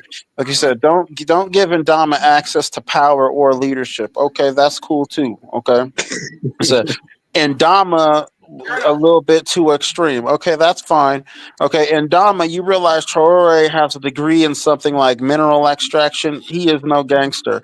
Uh, the he is gangster. All right, that's all I'm gonna say. Okay, and Dama, you know that there are 1.4 billion people in Africa, right? Yes, absolutely. I know that. She said, okay, okay. She's saying barbershop scholar. I never said I was a scholar. I said I was a businessman. Okay, okay. Philly Yardy Vibe said, Kwame, I disagree with you on January 6th. Did you realize there was lots of feds in the crowd? Yeah, everybody know there was feds in the crowd. Okay, FBAs will repeat history all over again. Yeah, we should, because Liberia was the greatest thing that ever happened to West Africa. Okay, Oh man. what is smoking? What is okay? I don't know what he's saying. Okay, he's lost. Okay, well I'm not lost. You're lost. Okay, apply it to the future so it don't happen again. Okay, we can learn from our past mistakes, the goods and the bads. Okay, I guarantee he doesn't know what the inside of a book looks like. Look, I probably read more books. I probably read more books my senior year of high school than you've read in your whole life. All right, so let's keep it moving. Okay, deep self hatred. Well, I don't know who he's talking about with that. Okay, he said everybody up here. He said Indama. Somebody was saying something about me. He said Indama is gonna get on Kwame's arse. Okay, fine. He says okay. Hold on. You can support the idea of people wanting to preserve their ethnic identity, but not xenophobia. Okay. He said, Phil Scott Grifter. Okay, I don't know what that's talking about. He said, okay, as a black British man, I must express that I must give hip hop to the legacy of black Americans. Okay, thank you very much, Stoic One. Okay, Yeah, this sound like your. I'm not gonna lie. No disrespect. It sound like your plan is very far fetched. It don't sound like something that's built in reality. It sound like you just. It sound like like it's AI generated and you just, just repeating it out loud. no, what I'm doing is I'm reading these people's comments. No, we No, not. I'm. We talking about your Afghanistan and the whole plan that you talking about. Yeah, I'm talking about your Look, man. methodology. When we get this African popping, man, all right, it's gonna be killer. It's gonna be killer. That's all I'm gonna say.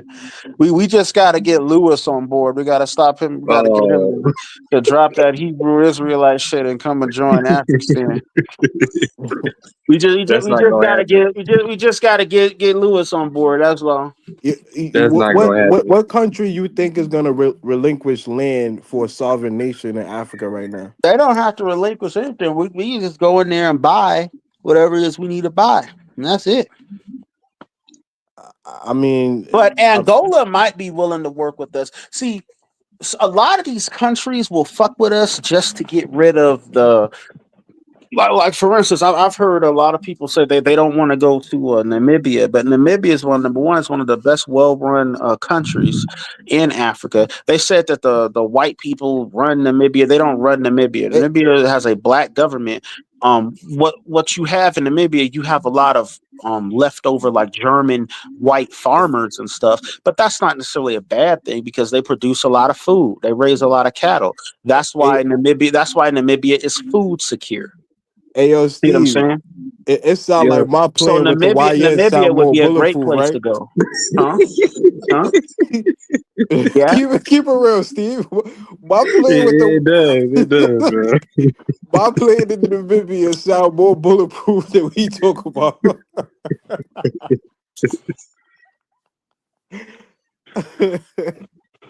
You know, but that's just what it is. Let me and Damia, right? Me and Kyla was talking earlier, right? Yeah. And it's over like about 3 million white people in Namibia, right? Yeah. I said we could bring some YNs from America, the diaspora, and run off the white people off the land, right? And use them as like a military force. Something like how the British I Empire disagree did. with that. I think our sons should be the ones in the military. right, that's cool. We don't need to use anybody for our military. We can make our own military just fine. How would we make our? How would you do that? With your son. Oh, with your son. Okay. With your son, my son, Kwame's son, Kala's future son. Oh, I'm Jamaican. So you still one of us. Yeah, so I was saying, we could use the YNs and run off the white people. Man, we don't need those people, but we can pay the white people that we don't like. We can just pay them to leave, and then the ones that are useful, we can just pay them to stay. Nah. If you got a white man, if run you off got a white man that's a fucking nuclear physicist, we might be able to use him. Yeah, Just you could use somebody like that. Give him some bitches. Give him some bitches and a stipend, and let him stay. So you would hand off some African women too. If you got a white boy, if they are astrophysical or things like that, yeah, we could use them. And yeah, but if you got a white boy that don't want to do shit and he's just lazy, he gonna have to go, or he don't have no skills, he gonna have to go. I think for Afghanistan, that's the perfect country because it's not the population is not very high, and majority of the people is white. And we could turn the land into a greenhouse and things like that, and build infrastructure. We could bring in skilled trade people, start STEM school, bring in some black scientists, black engineers, black technology, black IT workers to build up the population, and use the YNs as the force to run them off. Versus West Africa, where that you're gonna have to use military force. You know what I mean?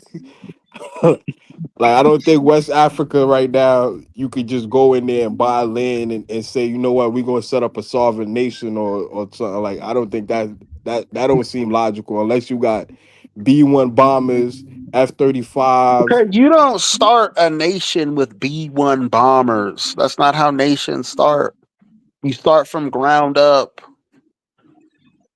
You start with your business people. You start with your farmers, and you build a viable economy first. Then you build a tax base, and then once you get to a tax base, then it's easy to get that military stuff. You can just go and buy that shit. The Turkish will sell you that shit. Wouldn't it be more logical? It wouldn't be more beneficial if we did it ourselves? But here's the thing, that shit, like if you look at the destroyers, the new destroyers that the Turkish Navy has, they're highly advanced, like their radar systems and stuff like that. So what you do is, we get our scientists, and then you partner with a country that's willing to work with us, like in this example, we'll say Turkey, and you do what's called a you do what's called a research partnership. So what you do is you send some of our scientists will go to Turkey, and they'll study, they'll work in the defense industry there, and then they'll send some people to our country, and they'll work in the defense, the indigenous defense industry that we have in our country, and then the result is you get jointly made armaments. Hey Steve, what give me how would you go about Afghanistan? Cause my plan would be Namibia and take it over. That's how you do it. I mean, I'm gonna keep it real with you. I wouldn't know what to do. Like, I wouldn't even know what to do. I don't know nothing about starting the country, and I don't know nothing. But I will say, Ndama, you sound very confident, and it's like you make it sound so easy. But just do your research, man, and just go ahead and go and research the Turkish Navy. Because the ships that they're making, the destroyers that they're making in the Navy, they're highly advanced. They're probably more advanced than a lot of the stuff the U.S. has. You see, Okay, because and this is all stuff that Turkey has developed on their own.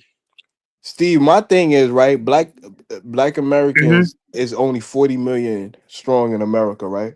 And Right. out of Mm-hmm. that, and out of the 40 million, it's only going to be a fraction that's willing to leave 1 million America. at the most. Yeah. So I'm trying to understand how you going to subjugate nearly whatever country. It could be Nigeria. Nigeria about 300 million. Whatever country in West Africa.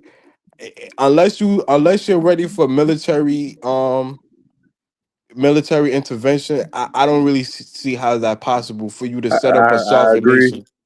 I agree. It's countries in Africa right now with tribes that's trying to set up their own sovereign nation, and it's been failures.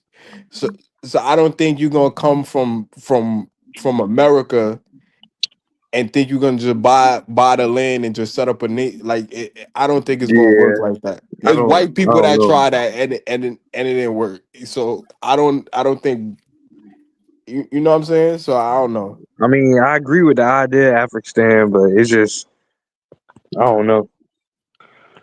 It's coming, man. It's coming. All right. Well, But we got to roll our sleeves up. hopefully it comes before we all pass away. It should. We roll our sleeves up and get to work, man. It'll come real fast. What would be your ideal country? Where would be the ideal spot for Afghanistan for you? I'm looking at several different spots, and they don't even all have to be connected. You could have an Afghanistan in West Africa. You could have an Afghanistan in East Africa. You could have an Afghanistan in Zimbabwe, and they could all be autonomous and under the same central government. And they could all focus on different, specialize in different resources. Afghanistan don't have to just be in one place. But I think Angola might be a good place to start because I think the Angolan government, they seem like they'll be willing to work with us. Yo, the most logical person right now on this platform on this panel right now is African Goddess. She's just the most logical person right now. She's a wise elder, so Yeah, she's the most logical person right now. You said Angola. You think Angola? You think you gonna step in Angola and build? Angola's pretty, modernized, and they got industries. So, Yeah. what you plan on taking over the government or going to We them? don't need to take over no government. We'll have our own government. So why we can't achieve that in America first? Like like a collar here. Hey, Kyler. Take to America. Kwame, are you joking or what? Come on. Collar, where you been, bro? Like I told you, you're not gonna do nothing in America. Only thing you do is basically hold on to what. Nah, I'm trying to understand bro plan because he make it sound so easy. Like he's talking about subjugating Africans, taking their women. Look, I never said. Lewis is here. Right? Look, the bottom line is this: Africa is 12 million square miles. Africa has more land than the people live in. The problem with Africa is so big and vast. If you ever took a look at the globe, it's so big and vast. It simply doesn't have. Africa needs, even just to develop, it needs 2 or 3 billion more people. It doesn't have only country in Africa that has a decent population density is Rwanda. You need a population density, cities and stuff like that. Africa doesn't have a population. Not only that, you don't have a population. It has too many concentration of poor people. Africa needs a concentration of educated people, and you'll see develop. But the bottom line is, there ain't nobody taking land and whatnot. If you build a new state on the African continent, you could probably build 100 new states on the African continent, and Africans wouldn't even miss it. 100. So there's nobody taking land. So when we say stuff like that, it just basically smacks of, we're trying to look. The bottom line is Africa really has no choice. If they don't integrate No, Kala, I didn't say. I'm just repeating what Indominus said. He's talking about subjugating people, taking in women. I didn't hear him say that. You know, he's saying to take. I don't know what he's saying, but Steve, what he said? How you gonna subjugate a country? Well, Like I don't think he said he's going to subjugate anybody, but he said that he said that Africa is already subjugated. And,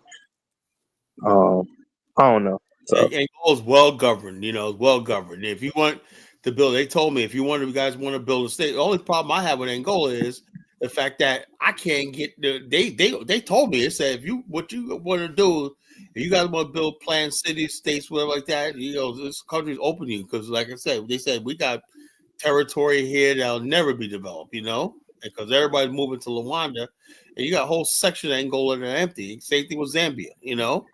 So the land is no problem in Africa. That's not the issue in Africa. It's just convincing enough black people from the West that this is an option. Once black people in America by the millions start saying, you know something, maybe we need to do that. But black people in America don't see. The whole problem is this. Other people plan for the future. Donald Trump is already planning for the future of America 100 years from now. Securing rare earth minerals, right? Trying to secure Canada, Greenland, whatnot. The black man in America, the furthest he could think of is his next meal. So we have to pay people that don't love themselves, right? So if you don't love yourself, you don't make no plans. Most black people, given a chance, they would basically let black people disappear off the face of the earth. I'm the only person that basically loves my race enough to make these sort of plans. That's why I'm in this, you know. Most black people don't care about whether our race lives or dies. I'm just that serious, you know.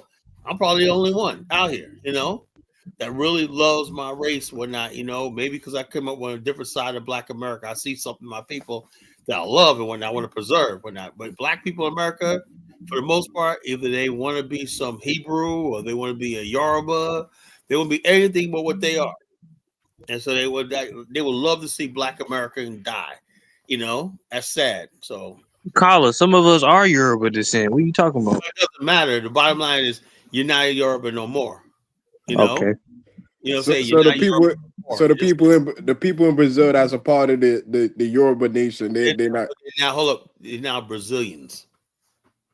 You know? So you got to be a Nigerian to be a Yoruba? Hold up. What you're doing is being dismissive of the Mafa. That's disrespectful. You know? Once people been pulled from the land, the Holocaust and translate, that's your identity. No, nothing else. I'm just erase Black history. I don't think you have to be a Nigerian to be a Yoruba. It's people that migrate. A Yoruba. Also, look, you can basically practice Yoruba religion, right? But the whole thing is this: a Nigerian is someone who's never left the continent involuntarily. Once you've been pulled from the continent, right? Once you've been pulled from the continent, you've been uprooted from the continent, enslaved or whatnot, you know, that is your new identity. You know, that is it. What? Yes. That's your new So if you're in a war-torn identity.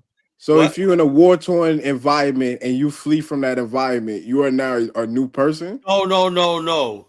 When I say when you're torn from that area, that means you were taken from the area involuntarily. You understand what that means? Involuntarily. That means you didn't have no choice in coming here. You know?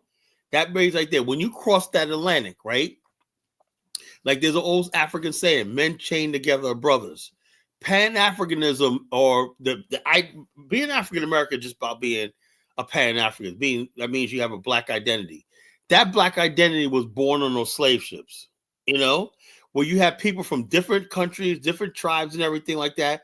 But sometimes they'll pull off slave revolts, not even know how to speak the same language because they understood one thing. Once you got on those ships and you were chained together, you were now a people, you know? There was no more Yoruba anymore. There was no more Igbo anymore. There was no more Mendi anymore. There was no any Hausa, all that stuff like that. When you on those slave ships, none of that mattered anymore. The reality was you was a slave being taken to a country that you were going to be sold like chattel. You lost your humanity. So that's what I'm talking about. If you don't understand, I understand what you're talking about now. Yeah, if you don't understand that made perfect sense. Understand that need to quit the Pan-African movement. You know. No, I understand what you're saying now. I understand that made perfect sense. That's what I'm saying. So I can't go over there. So you got people misguidedly thinking, "Oh, I'm going to be a Yoruba now." I'm going to be like, "No, Once you basically like this, and this is why black people in America are going through all this trauma, because no matter what we do, right? What we do, the slavery and what happened to our ancestors all come up. Like I was talking to Elvis last night. He doesn't feel the same way because his ancestors didn't endure the translation. Now, I'm sick and tired of black people in America making immigrants out to be like, oh yeah, they don't care about slavery. Okay, you see an immigrant guy, he's out with his white friends, or an African guy out with white friends, he's dating a white girl and whatnot, this, that, and the other thing. He does not have the history of white supremacy and everything to go for. So why should he take our history and run with it? It's like, oh, geez, you know, I come from Nigeria. I spent time in Sweden and whatever like that. I have whites that come to my country. I have no problem with that. Why should he goes? I understand the black man in America was lynched for looking at white girls and whatnot, but why should I go by what happened in America? That's not my life. We always try to impose our view of race on the rest of the diaspora, the rest of the world.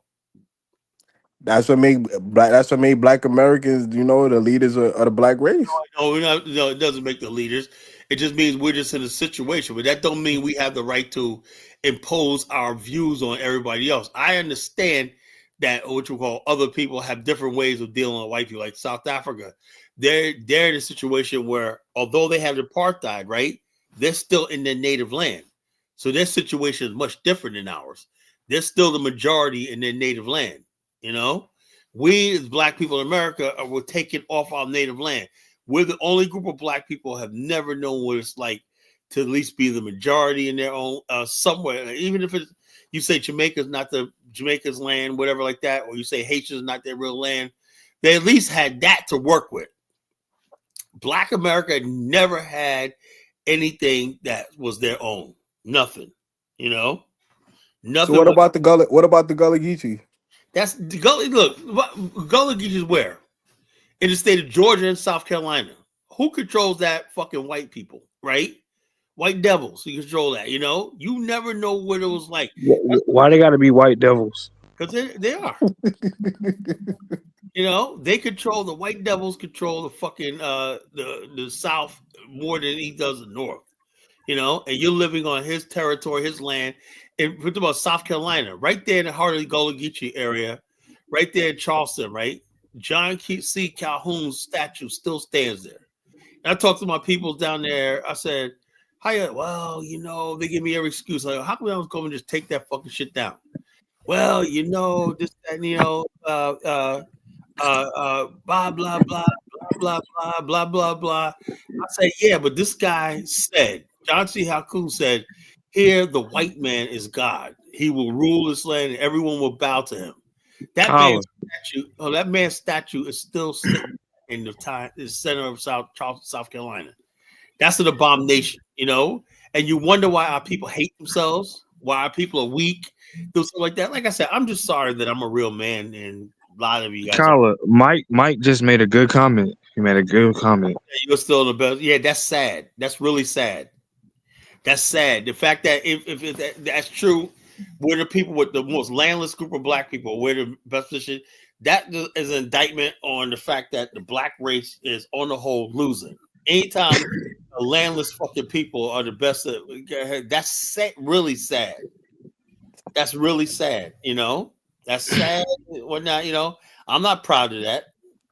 So, Kylie, you don't think the Kurds that you know, the wealthy Kurds, they're not in a good position even though they stateless? No sane group of people wants to be fucking stateless, you know? Only Negroes think like that. Negroes. We are full-fledged Americans. Oh, I'm not an American. Full-fledged American. Okay. Kylie, you're not an American citizen? I'm a United States citizen, right? An American is a white person, a European percent. That people that came here voluntarily, those are Americans, right?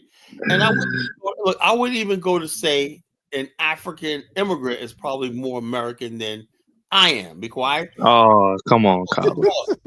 Why? Come on, Kyle. Hold on. No, let me explain to you. Stop interrupting me. I'm going to tell you.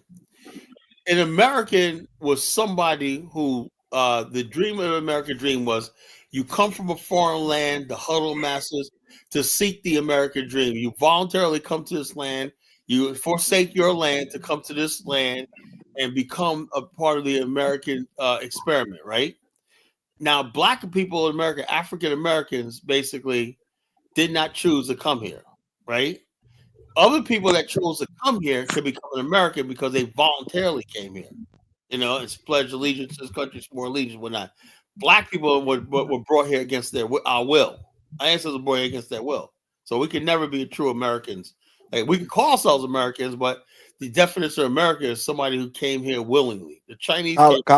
Kyle, it wasn't. I didn't mean to interrupt you. Kyle, it wasn't free blacks that came to America that wasn't enslaved. No. No. Really? There was some evidence that during colonial time, English time, right? That there may have been Nigerians, you know, that might have came here during the British occupation, you know, that may have been part of the British or occupation that came here. They said E.J. Roy might have been a Nigerian immigrant, you know, an immigrant here. It was a free black, but it was full blooded. So it's free blacks that came to America that retained their natural Give me an example. Give me a second. Let me get the exact name. No, it's something. I'll give you the name in a second. Free blacks that came here, they came from the islands, you know. They came, like Denmark Vesey came from the islands. He was a free black. He came from the Bahamas. You know, some black people migrated. Prince Hall came from Haiti. He was a free black, you know. But there's no free blacks that came from the continent of Africa during that time period. No. You know, they mostly came from the islands. They might have been set free or free person. Sometimes it wasn't unusual slaves from the islands basically to migrate to a place like New York City, Boston, Philadelphia, and stuff like that. You know, that wasn't uncommon. Go ahead, Mike. You know, when I listen to you talk, you always know there was some explorers that came over. Yeah, that's another myth. Oh, black men were explorers. Man, stop it, man. Kwame, you into too much pseudo shit, man. You know, black people weren't exploring shit, man. Stop it, man. You know, like, we were exploring, man. Yeah, or whatever. You know, you gonna come all the way across the Atlantic with a fucking canoe? Okay, you know. All right, okay. Yeah, tell me another one. You know, we're exploring. Why the fuck would black people want to explore this miserable fucking continent when you had Africa? You know, it don't even make any logical sense. You know, just say, look, you came here against your will. Let's say if you love America, hey, that's fine. I have no problem. Kyle, you talking as if you're here because you're born against your will and you don't have a choice to be here. It's a choice. Look, Mike, I cannot change that, right? If I wanted to. Look. What do you mean you cannot change it? All you got to do is just move. I mean, Mike, I'll tell you right now. Right the wrong. Just Mike, hold on. Mike, I will tell you right now, right? The saddest part about all this, right, is when it really comes down to it, despite all much I hate that shit, I've realized that, you know, honestly, you know, the saddest part or that angers me the most is Africa hasn't risen up to make me feel ashamed of that, you know? Forget Africa. Focus on you. Why can't you rise up? Do Africa have to rise up before you rise? Why can't you rise? No, I'm saying why should I feel I'm a slave descendant. Why should so you can blame okay, hold on. Here's the deal. It's like you're contradicting yourself. Here's the deal. You're making it look like because the white man brought you here, that's why you're in a bad position or something. No, I'm not saying. No, hold on. But then when you look at Africa, I'm saying so it happened. Look, Mike, I'm saying you always want to make it look like you white man bringing you here, landed you in your, I know, put you in a bad position. What's the position that's so bad? Hold up, Mike. You're blaming the white man bringing you here for. What is the position? Man, I know for a fact that the matter is right. White people still talk about remember Pearl Harbor, remember the Alamo. Remember 9/11. Why is it that when it comes to us when I No, that's not the argument. No, I'm not telling you to forget what happened to you. That's not right. That's all I'm saying. No. You don't forget the Jews enslaved in Egypt. Nobody's telling you to forget or not recognize what happened and all. What we say, you always talk like, hold on, you're Mike. in a bad Hold position on, right hold now on. because of what happened. Hold on, Mike. Let Colin speak for a second. The Jews would say all the time. Netanyahu said, "Never again, never again." A reference to what happened to him in Nazi Germany, right? Why is it that they talk about are the only group of people that everybody wants to say you guys are lucky and all stuff like that? No, it doesn't matter. It's a principle of the thing, you know.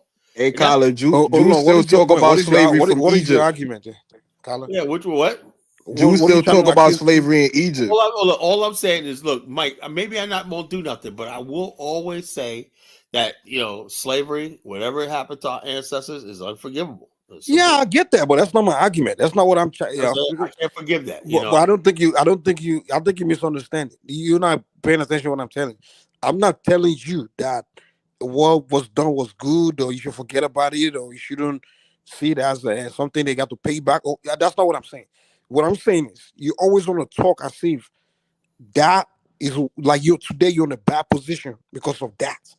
I never hold up. I never said that. I think black. But that's what you always say. You're saying I don't have my own land. I see you could have been in a better position if that didn't happen. Mike, I am doing fantastic in my life, right? Okay, good. Well, the Bible's highlight you, but like I said, I'm a principal. No, I'm not saying you as an individual. You're saying you. No. Hold on. Wait. And most black people, I didn't say you as an individual. You always make it say Black America as a group. Hold on. You can't understand that because you're not one of us, right? Do understand what? It still bothers us that these people, right? Everything, no matter what you do, right? These people. Why do you think that's not my point. Hold up, Mike. Why do you think Winsome Sears, that's running for governor of Virginia? Who? Why do you think Winsome Sears? She's a female. She's a lieutenant governor of Virginia. She's running for governor, right? Mm-hmm. Anyway, she always touts her immigrant background. Why is that? You know why? She always what? Her immigrant background. I'm a child of immigrants, whatever, She she's telling a story. So what is the problem with that? Hold up. She wants to tell white people that she's not one of us and that she doesn't have a beef with slavery because white people know. So how does that bother you? Individuals have his own position in life. I'm saying why does someone else's opinion or view of life affect you? Look, but everybody was asking me to just shut up, be quiet. No one's asking you to shut up. No. You're doing strawman argument, Carla. That's not what I said. You listen, calm down. Stop listening to someone with prejudice. That's not what I'm saying. I'm not telling you shut up and not talk about your history, your life, or your whatever. That's not what I'm saying. I'm only responding to the point you're making that you could have been in a better position if they didn't force you to come here. That's what I'm like. Nah, that's not true. No, that's why I said I'm conflicted because I know for a fact that the matter is the sad part about Africa in the history. That's why I said I don't believe Africa. Again, you're shifting the. I'm just want to say this makes my argument. I don't believe black Africans built any high civilization, whatever like that. Okay, cool, fine. I don't believe that shit, And that's not what I'm talking about. I never told you they built anything like that. That's not what I'm even saying. Anytime I feel like I was rescued, right? As horrible as the transatlantic slave trade is, I still feel like I was actually lucky. That's what angers me. Okay, good. So why are you angry? You're lucky. Why are you angry? No, I'm angry because it shouldn't be like that, If you're lucky, so why are you angry? I don't care. You're in a very good position today, and you're angry. Colin, you said it should be you up there? Me that I'm in a bad position, I'm not angry. Hold up, Mike. Let me talk. The Africans are not even angry. Mike, you gotta angry as you. You gotta let Colin respond. Let Colin respond. He's not responding to nothing. He's gonna make 10 different points and say nothing. Jose, no, I'm saying like this. The reason why I'm angry is because the people, our enemies, the white racists in America, right, will basically make a mockery of what happened to us and say, yeah, whatever like that, just like we're lucky you brought us here. The horrors that happened, what happened to my ancestors on these plantations and stuff like that, the Middle Passage, everything like that. Mm-hmm.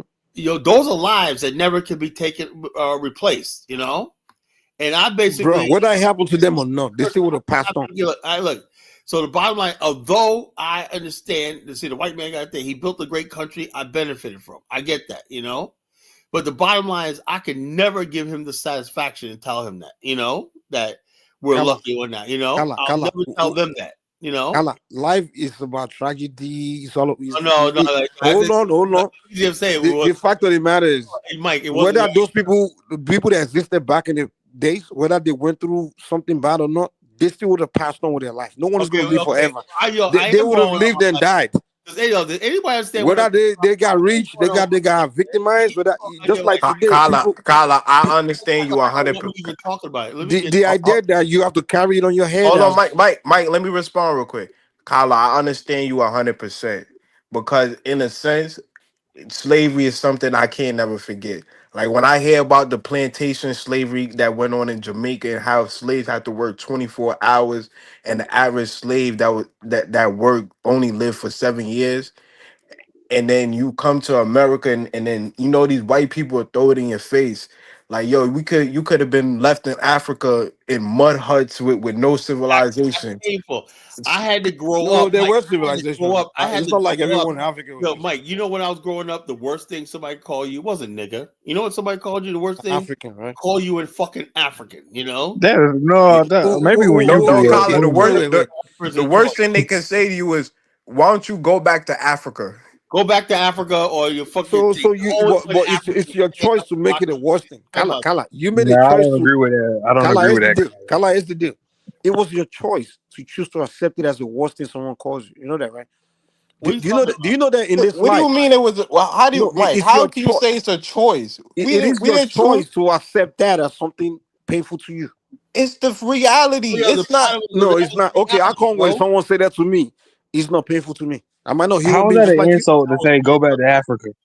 Wait. In fact, let me tell you the real life experience I had. I grew up around a lot of immigrants, right? My friends were Italians, Jews. It's your choice. You choose the consciousness you want to have. All my friends would go to Poland for the summer, Spain for the summer, Italy for the summer, Germany for the summer. Oh wow, you crying because.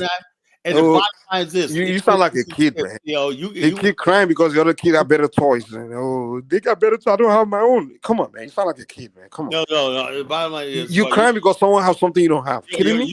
It's like you don't see. You live in America, for example. You have so many good things, and some people in other countries don't have. They're not crying because we have. Come on, man. The only people that understand us is us. That's why we need our. No. I understand you very well. Trust me. You don't understand us. I do. What I understand is you need to grow up, man. That's all. All right, Elvis, go ahead, man. So I gotta get to bed, man. I'm tired. Go ahead. Elvis, you gonna talk or not? If not, I'm gonna end the stream. Okay, Elvis, don't want to say. Okay, you guys can continue talking. What I'm trying to say is this: you choose your consciousness. You choose how you want to look at life. It's a choice. It's a personal choice. If you want to start accepting something to be hurtful to you, it's your choice. If you want to start looking at something and say, from today on, this thing here, it's nothing to me. It doesn't mean anything. Hold on. Let me ask you a question, Mike. Do you think that's fair? A 9-year-old here, something like that? What chance do I got life, listen, Kala, listen. It's the parents' fault. Listen, I got kids, right, in America, right? Like I came here when I was young, a teenager. And some things I used to hear, they used to kind of hurt my feelings. But at one point, I learned to start to tell myself that, don't let this kind of thing hurt your feeling, man. Just grow. Hold on, calm down. Let me just land. Let me land, please. That don't mean I freaking. But Kala, let me just land, man. As I grow older, as I get more intelligent, I really get, learn that, wow, it's your choice not to let things hurt you. But now what I learned was, now I got kids now. What I teach my kids is, teach them that someone's trying to get you, someone's trying to make you feel low because they're the one with problems. Obviously, those white guys are always trying to make you feel low. Do you know why? Because they know you got bigger penis, and they think you're better than them. That's why they want someone that always want to make someone feel lower than them. Someone that always want to make you feel lower than them is because they're the one that feel lower than you. Can you hear me now, Kala? So I teach my kids. All right, Mike. Can I learn, Kala? Can I learn, Kala? Go ahead. So I teach my kids. I prepare their mind for those kind of situations. Like, look, no, it's your choice. Don't let someone's words get to you. You need to understand how good. You choose how you feel. So you prepare your kids' mind. You understand? You can't let someone else control your life, your mind, your consciousness. You have to control your own destiny, your own mind, your own thinking, your own feelings. You have to take full control of yourself. That's what I teach my kids. Let me ask a question real quick. So, Kala, you made a point, right? I was trying to speak, but I guess you wasn't hearing me. about your friends going to their countries of origins. Did your family know about Liberia at that time? Do you think if you did, you would have gone there to spend, Well, vacation and experience Liberia? my father mentioned it one time when I was a kid. He mentioned it one time when I was a kid. About people that came from Africa, but that was a distant relative. His last name was Johnson. So I assume when I researched that, I assumed that it must have been Liberia. And so then I found out that there's in Carolina those large numbers of Liberians, American Liberians that went from that area, the Dismal Swamp, the Arlington, Virginia. Arlington settlement came right out of that area of North Carolina and Virginia. Dismal Swamp. So like I said, I don't know. My whole thing was this. My thing was this. We were so disconnected from Africa. Africa was this distant thing, whatever, like that. We have no connection with Liberia, or whatever, for the most part. So why does he make you? Well, Dinus' father used to go to Liberia. Who? Dinus, his dad used to go to Liberia. Okay, so Carl, at the end of the day, took his sister with him and all. What's going to happen? What's going to change? Mike, let me talk. The bottom line is this: my elders asked me a question about my friends, immigrants. All my friends, for immigrant backgrounds. Matter of fact, I'll go to their house one night, and their grandparents and parents still spoke the native language. My friend Frank, his parents family all spoke Italian, right? One family they all spoke Polish. I have friends of mine that spoke only Irish. You go to Jewish. Most white Americans don't speak any other language. You know that. Right? So what I'm saying is, I have friends of mine. This guy Sean Shakenberg. I don't want to put his name up there, but he was a German. He was proud of his German heritage, man. I don't know what the fuck that was all about, but he was proud. They would go to. All of them would make trips to their homeland. Yeah, I went to my village and saw distant relatives and whatnot, and being in an area like New York, where there's immigrant, and the immigrant story dominates New York, And so I felt, even be honest with you, even my freaking Haitian and Jamaican friends, right? They would say, oh yeah, we're going down to the islands or something like that. They go in a thing. And then people would tell me, where you going? North Carolina, North Carolina. There's nothing wrong with that. I don't know what I'm saying. My point I'm trying to make is this though. When I knew for a fact of the matter is my ancestors came via those against their will, Yeah, but that era is gone. Bottom line is this. Bottom line, I felt that what chance did I forget? I said, why would somebody I said it wasn't fair that these people come over here. Kind of life is not fair for anybody. Man. They're free. No. And I know life's not fair, but the bottom line is this: these people didn't even give our people a chance. Kind of life is not fair. You're gonna bring up people here, enslave them, right? And then basically torture them for the next 100 years. Matter of fact, from 1865 to 1950, there was a full-scale war waged against Black America economically. They burned down. Do you want me to tell you the truth? So what are we supposed to do? Just forgive all that?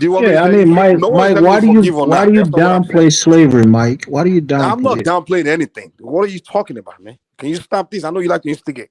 No, you said life is not fair, as if they had a choice to not be enslaved. Anything. I'm just trying. Calm down, man. Don't try to instigate, because I know you want to You want me and Carla to start fighting, and that's what you. No. Just calm down. Just saying, don't be insensitive, bro. It's not just about Carla. It's a bigger picture. We're not disagreeing or agreeing. All we're doing is just sharing our views and things like that, and we can learn from each other. That's all.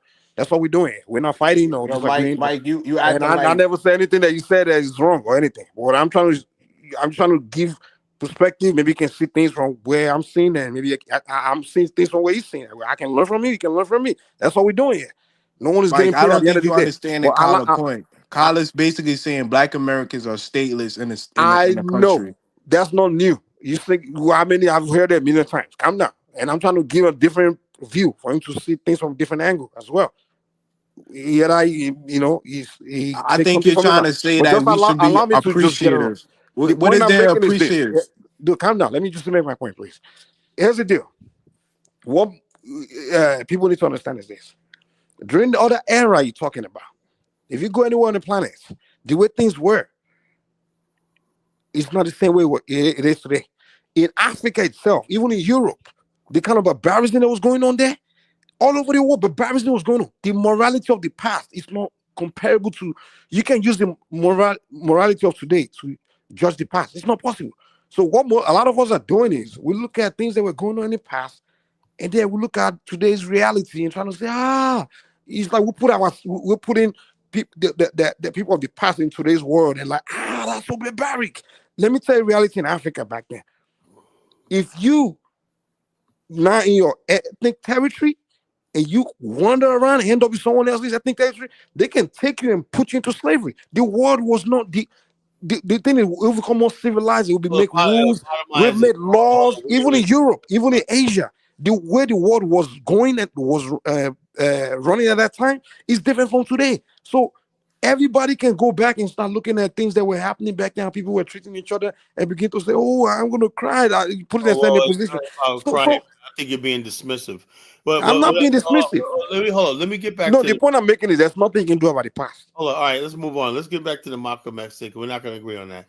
The Malcolm X thing. Now, people don't realize that. Yeah, Kyle, I wanted to comment on that tape. You know, okay, hold on. Check this out.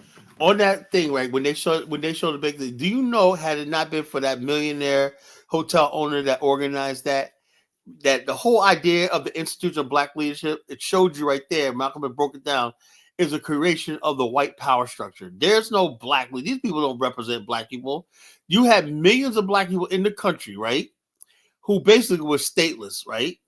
And you have to keep them under control, right? So they came up with this idea of a civil rights movement, and they chose the leaders for you to guide you in this so-called gradualist process of integration, intermarriage, also like that, the loving case, also like that. So we thought that for the longest time, we were brainwashed to think that as the nearer we are to white people, the more we can move into their neighborhoods, the more we can marry with them, we're making progress, you know? And that's what Pastor Manning is talking about. And it created this whole self. Because before that, Black America didn't hate themselves the way they do now. We never hated ourselves the way we do now. Now, black people be anything but black, you know? Okay, Carla, can I make a comment on that tape? Because when I heard what Malcolm X said, I'm not somebody who studies him a lot, so I don't really know all his speeches and his history. But what I gather from that tape, he was being a hater a little bit and a bit of a hypocrite. No, actually. But let me finish the point, Carla. What was he said that was wrong? Well, that's why you have to let me speak. Because in the history of movements, during the civil rights, the suffrage, movement, there are always powerful men, usually white powerful men who come into these movements and bring, logistics, they bring resources, to galvanize people and get them to go out and make the change that they're looking for. If you know anything about Black America, Black America was always good at organizing and with our pigs. Look at Marcus Garvey. Yes, but you need money and you need people with power and influence to help you along. Marcus Garvey put together 6 million, organized 6 million black people. We didn't need white people for that. What are you talking about? There's always white people with the power and the connections and the resources to help not just black people, but women rights. They always help. Hold up. I got a question for you, man. We don't need their goddamn resources, You think you're the exception, but other groups have. Hold up. Maybe you Africans do, but we don't need that resources. Tyler, they did. How do you think the civil rights bills were passed? It wasn't done in a vacuum. White people helped. White powerful men helped. Hold up. We were so successful at building communities that they had to physically come and burn them down. Our problem was we had no protection from our worst enemy, the white American. White Americans are our worst enemy. Go ahead, Louis. I mean, not Louis, but Mike, you said you had a question. Hey, so Louis, who was the white man that helped Marcus Garvey organize it? Mike, what was the question? Hello, everybody. The question I have is when I have conversation with Asian people, white people, and other race of people, they always talk about next 50 years. Why is it that when I have conversation with black people, you guys are always talking about the last 50 years? And when you talk about black people in general or African Americans? Just you guys, you and even Nigerians, black people in general. You guys always talk about backwards when all these other race of people are talking about 50 years from now. I was having conversation with white guys. They were talking about 50 years from now they'll be going to Mars. Destiny, right? Well, people like Kala here is taking us to another race of people keep controlling our destiny. We can't talk about anything right now. The world talking about victimhood, dude. I did kick my ass 50 years ago. Come on, man. They're the ones in the driver's seat. Of course, Kala, is it a badge of honor to talk about how they victimize you? Hey, Is victimhood a badge of honor or something? Hold on, Mike. You said, hold on. Who's making all that noise? Lewis, you gotta mute your phone while you're walking by the road and cars are passing by you. Oh God. Kala, who was the white man that helped Marcus Garvey organize? Hold, check this out. Now, the whole thing is this. Mike said that white people are talking like 50 years ahead. When that's because they're in the driver's seat. Everybody's in the driver's seat. All you do is go along for the ride. Kala, I'm not going along with no white man's ride. Hold on, yes, you are right now. Kala, I have a freedom. Listen, there's one thing. Kala, here's the deal. Here's the deal. Oh shit, you make that's not true. Kala, here's the deal. Kala, the next 50. Kala, hold on. The next 50 years that the white man was talking about is just in the vision. It's envisioning the next 50 years. Every human being have a right to envision the next 50 years. Oh yeah, I know. Nobody can control what you envision. Black man doesn't. You can't say the reason white man is envisioning 50 years because it's in the driver's seat. That's not true. You don't have to be in the driver's seat to envision the next 50 years. Yes, you do. Why can't you see it? Really, Kala, you can imagine. You don't have power of imagination. No, we can't both talk. Let it speak, brother. Check us out. Every African country spends like about 30% of its budget servicing its debt. That's their reality for the next 50 years. You know, every country doesn't mean they can envision the next 50 years. But servicing foreign debt. You know, that's the freaking African reality. You know, because those guys are ruling Africa. They're reason like you. Yeah. So no, what I'm saying, they have no choice. No, they have choices. So they can't make no. No, they have choices. Plans, you know, because they got to service that damn debt. You know. No, they don't have to. No, they don't have to. Yeah, they don't have to take any debt. That's how Michael Blackson lost all his money in Ghana. He didn't lose all his money, Kyle. $1 million is not his entire the same network. thing. We allow criminals to be living on him. Investment in Ghana, man. You know, bad. Well, I thought you was building a school. I thought you had a tangible building there. But Kala, nobody can control your imagination. You can choose to imagine great things in the future, and nobody can control it. You can come here and have conversation about it. The white man cannot stop you from coming here to have conversation about something you envision 50 years from now. That's my point. Why can't you come on this channel and envision, which sometimes you do, because you have a vision of Africa. I always look like a homeless man walking out there like that. In fact, I salute you for the African imagination. Well, even though it's kind of, but you could have a better vision. But hey, I give you that. You know? So that's what I'm saying. Like, let's talk about next 50 years and some realistic vision that makes sense. You know? Yeah, my next 50 years is. I mean, history informs you how your I gotta give it to Kala though, man. Kala is the only black man I know that has a vision of some kind of Afghanistan, even though it's ridiculous. But it's still something. Really, we need to start building relationships with countries like Russia, China, and Iran, all these other North Korea, South Korea, Japan. Yeah, hello. That's the future, you know. Kala, I give it to you, man. All that Negroes, all they do is talk about the past, like victim, like the has been kicked in the past was a badge of honor. Those things were embarrassing. Hello, can you guys hear me? Yeah, Mike. My 50-year plan is to basically start severing ties with white America. That's my 50-year plan. Go ahead, Lewis. Yeah, Carla, can you hear me? Yeah. Listen. Okay, everybody's gonna have a dream. It starts with a dream. Okay. Now, when you got people like Pastor Manning, you're never going to have an African. He represents a large majority of African Americans. They hate black. They talk black, but they don't want to fucking have anything to do with blacks. Okay, that speech he made is typical of 80% of the African Americans I come across. Africans never built nothing. Black man never built nothing. We got a problem. When you believe that shit, that means you come from a weak tribe. Okay? That sort of thinking is what gets you on the boat. You shift out to your white man. So I'm gonna go tomorrow to that shining city on West Africa. Right. So I'm telling you, most of your people are not gonna follow you, Carla. That's the reality. Okay, most of the people are not gonna follow you.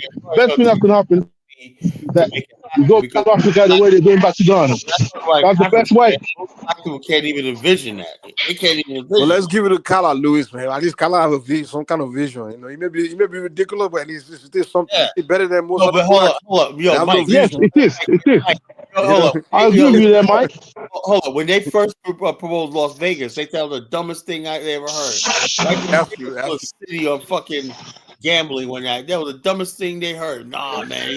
Now look at it right now, right? You know, bridge. Oh, that's York and San Francisco and Oakland. That's the dumbest idea in the world. Guess what? It was built.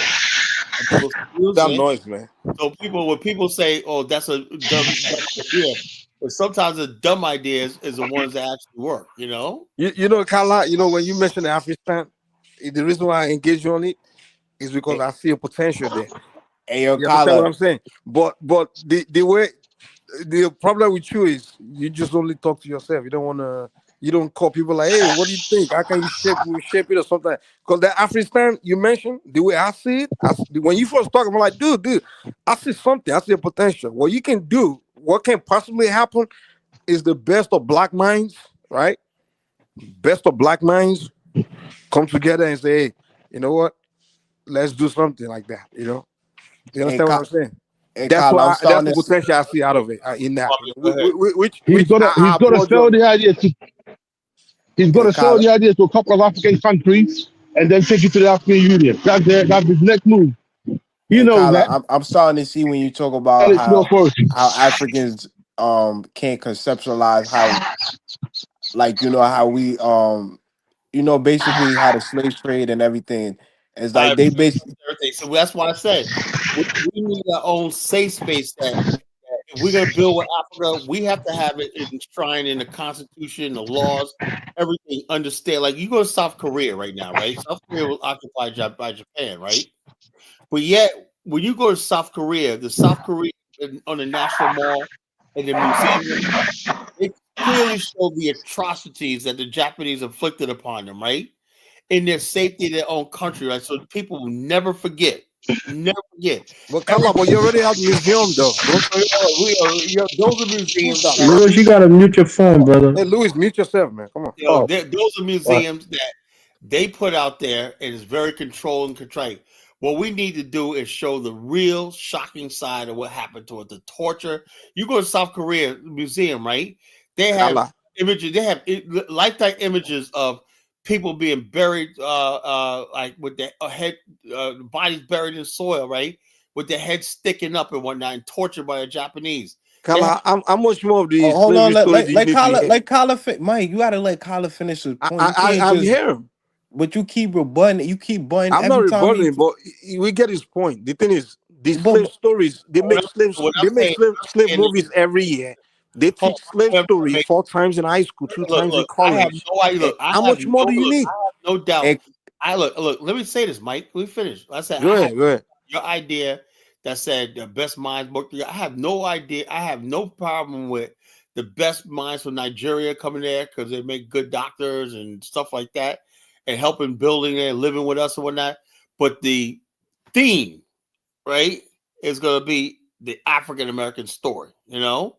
Because our story, everything you see in the media, all the movies that are going to be made and produced, whatnot, it's going to be our story. We're not going to candy coat slavery and stuff like that to appease people like that. So we have that's where the cultural divide is different. Black America is very, very militant when it comes to racism and stuff like that. And it's going to be like that for the next 1,000 years. Sorry, the damage that right? The madness that you see in Black America is going to get worse.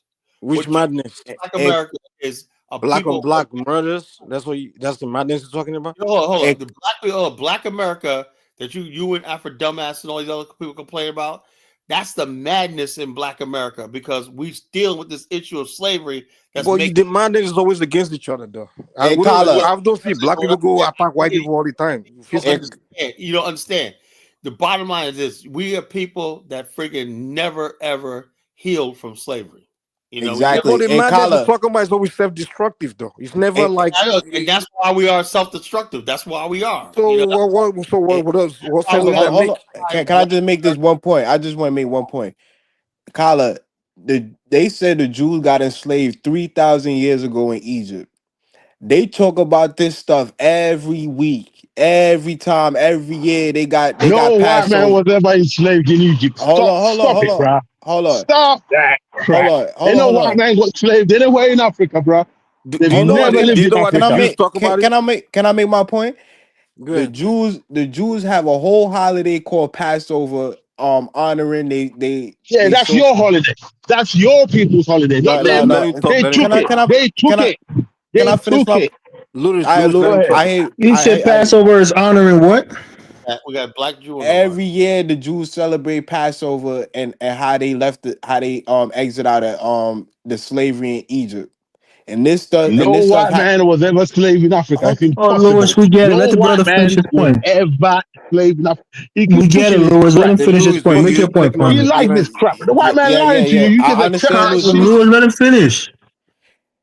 Every year they celebrate Passover and honoring how they escaped the Exodus or whatever. And this stuff happened. They claim this stuff happened 3,000 years ago. I don't hear nobody calling no Jews, oh, you're victimizing yourself or nothing like that. But the minute black people that was enslaved in the diaspora, we just got to get over it. We just got to get over it and do better. I don't understand. That's kind of, I don't understand it. Can I quickly respond to you real quick? I wanted to ask Do you know the Dusty brother difference? if he's an African American, if his No, give me a ancestor second. went through slavery. Give me a second. Do you know the difference? The Jews have become so powerful. They've conquered now. They've conquered their enemies now. They've become so powerful. So now, what they're doing when they're doing what they're doing is, listen, they're pointing to everybody like, look at me.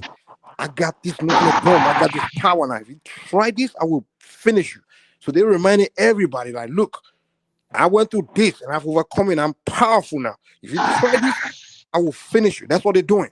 But you're still weak. You're still in a weak position. It's like you're in a position where, it's like, just like Kala said, the black man's position is where it's so embarrassing. So you need to first get power. Figure a way to become so powerful that you got the white man now under you. Now you not remind him like, look, you did this so many past. Now, if you try to I'll fuck you up right now. That's when you want to talk, you have to talk when you got balls. You understand what I'm saying? And Mike, Not our when you're in a weak homeland, position our and you're motherland crying. have no, our motherland have Do you no know? power. Do you know every time you tell the white man you kick my ass and you know it's against to slap you right now, he just laugh at you. I understand, But Mike, but do Mike, you know, we can't hold go on, back do you to know, our do you know when the homeland. Jews, Our homeland is powerless too. Do you know when the Jews look at the Germans today and say, look what you do to me? The Germans start saying, oh, I'm sorry.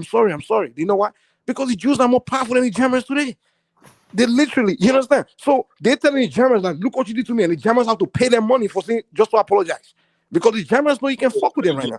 But you need to, right now, you're not in a position to bully white man or to even do anything to the white. That's why we need. And you're not telling him, look what you did to me. And every time you tell them this, because do you know what those white our men do? motherland like Nigeria, Ghana, and West Africa is powerless. They're powerless, exactly. Yeah. That's why I'm telling you. Who told you we're powerless? We're not powerless. You're powerless because you keep comparing yourself to a white man, but you're not powerless. Louis, calm down. Louis, America could fly F-35s over Nigeria right now and bring them back to subjugation right now. Louis. No, they can't. That's No, the they point I'm can't. making. No, they can't. Hold on. You know they can't. Can I quickly finish, please? What the point I'm making. fighter jet Nigeria got that could fight the They don't need a F-35? fighter jet. You know why? Because they live in Nigeria. They don't live in Europe. Louis, please, don't mess up my point. Exactly. So you proving Pastor Manning right. We never did nothing without the white man. We never did nothing great unless we under the white man. Now you're being stupid or you're trying to wind us up. No, it's true. Man, we haven't done nothing great unless we under the cracker. We had empires when the white man was in jail. What the hell are we talking about? You don't have power right now. We talking about the 21st century. We've got power right now. Who told you don't have power? You don't have power. You don't have power. Nigeria has no power. Nigeria has 220 million people. That's fucking power. That's no power, man. Who told you Ghana got no power? My friend, speak for yourself. Cut it out, Louis. Speak for yourself, bro. Louis. You keep looking at the white man. That's why you can't rise, my friend. You can't rise because you keep looking at the white man. If West Africa had power, Black wouldn't be over there. The land is powerful. You don't even know the basics. Show me an African general in America. That's why Carla wants an African because land is power. Don't you know that? You never heard Malcolm X we're talking about, man. We're not talking about some. We talking about military power. We talking about power to influence the world. That's what we're talking about. We're not talking about your power. Why do you want? It's not. Listen. Cut it out, man. The reason you have military power is to protect your economic power. That's what you don't have it. Okay, that's the point. You don't have it. Who told you we don't have it? Who told you we don't have it? What do you think everybody wants Africa? Man, you guys are the something power else, we are bro. talking about is the power to control the white man. That's what we thought to put it to No, where. that's not. Louis, That's where you're going wrong, Mike. That's Thank where you, you're going Mike. wrong, brother. Thank you, Louis, Mike. talk You're less. going wrong. Listen more Yeah. and talk less. Stop talking. Listen What more do you and mean talk less. talk less? I've got a lot to say. If you're wrong, I'm going to tell you. Louis, Nigeria has You 220 know I'm million wrong because people. That's power. you don't even know what I'm Louis, talking about. you in Europe right now because Ghana got no Exactly. You say power. it's powerful. He's in Europe. No. They don't My even respect your parents. Ghanaian No. passports. They don't respect your Who told you passports. that? They don't respect Who your told you passports. that? If you had It's a if fact. you had power, My it would friend. be the Do you see? Can you Anglo-Saxons travel in to Europe Ghana. without visa? Listen, sorry. Can you travel anywhere If without you visa? had power, it would be the Listen, Anglo-Saxons in I've got Ghana. a It British wouldn't be the and other way Ghanaian around. passport. I can go anywhere with a No, Ghanaian passport. your British passport is It's the only one simple. that can take you everywhere. Your Ghanaian passport can No. take you everywhere. Your Why do I Ghanaian want to go passport can everywhere? take you nowhere. Why do You got. you Why would Your you go Ghanaian everywhere? passport needs a Ghana visa passport? to almost any other country. Exactly. Your He's British talking about passport your don't need a power. visa to a lot of countries. No. First and foremost, why do you want to go everywhere? My You U.S. see, you passport, I could go to African dreamers, 194 countries. Louis, stop making senseless African argument. dreamers, You're African dreamers making like argument that you. doesn't make sense. Just Listen, stop arguing. African Stop dreamers talking. like Stop you, talking. right? What do you mean stop talking? Is there fucking two-way conversation or is it You're just about not. you? Fuck There's you nothing you're asshole. saying that's logical, man. Come on, man. Shut Just up stop. and listen. You my land fucking by accident, you piece of shit. We're trying to make Fucking sense come here and tonight. blacking out your mouth. I'm making There's sense. no. Louis, Listen, There's no you making my sense. land fucking. you're such a degenerate, Dickhead. Louis. You're so aggressive and rude, bro. You gotta be aggressive because Mike's trying to fucking bully everybody that's That's got the only something thing black sensible man to can do. say. Just He's get a angry. fucking That's street it. There's politician no from power. That's the only Nigeria. power You black man see? has. Just get Well, if you angry and shut shit. up and listen, you might Louis, the learn only something. power you have is to get angry and scream and curse out. That's it. You don't have any other Well, power. if you Okay, shut up and listen, Louis, if you shut up and listen, you educate us might on the understand. power West Africa have. Louis, that's the only The power you power is have. the Just land, come online stupid. and insult people. That's The it. power is the land. The people is the fucking power. Look at the So population of can Nigeria. NATO You think come? Europe grows like that? Can NATO come and take the land right now?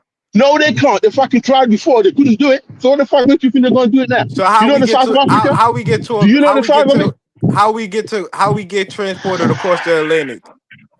Why the hell you want to go out across the Atlantic? You come from Africa. Your country is huge. So why do you want to go to What I'm fucking Europe? saying it you saying the powers in the land, but yet still we got subjugated and put on slave ships across America.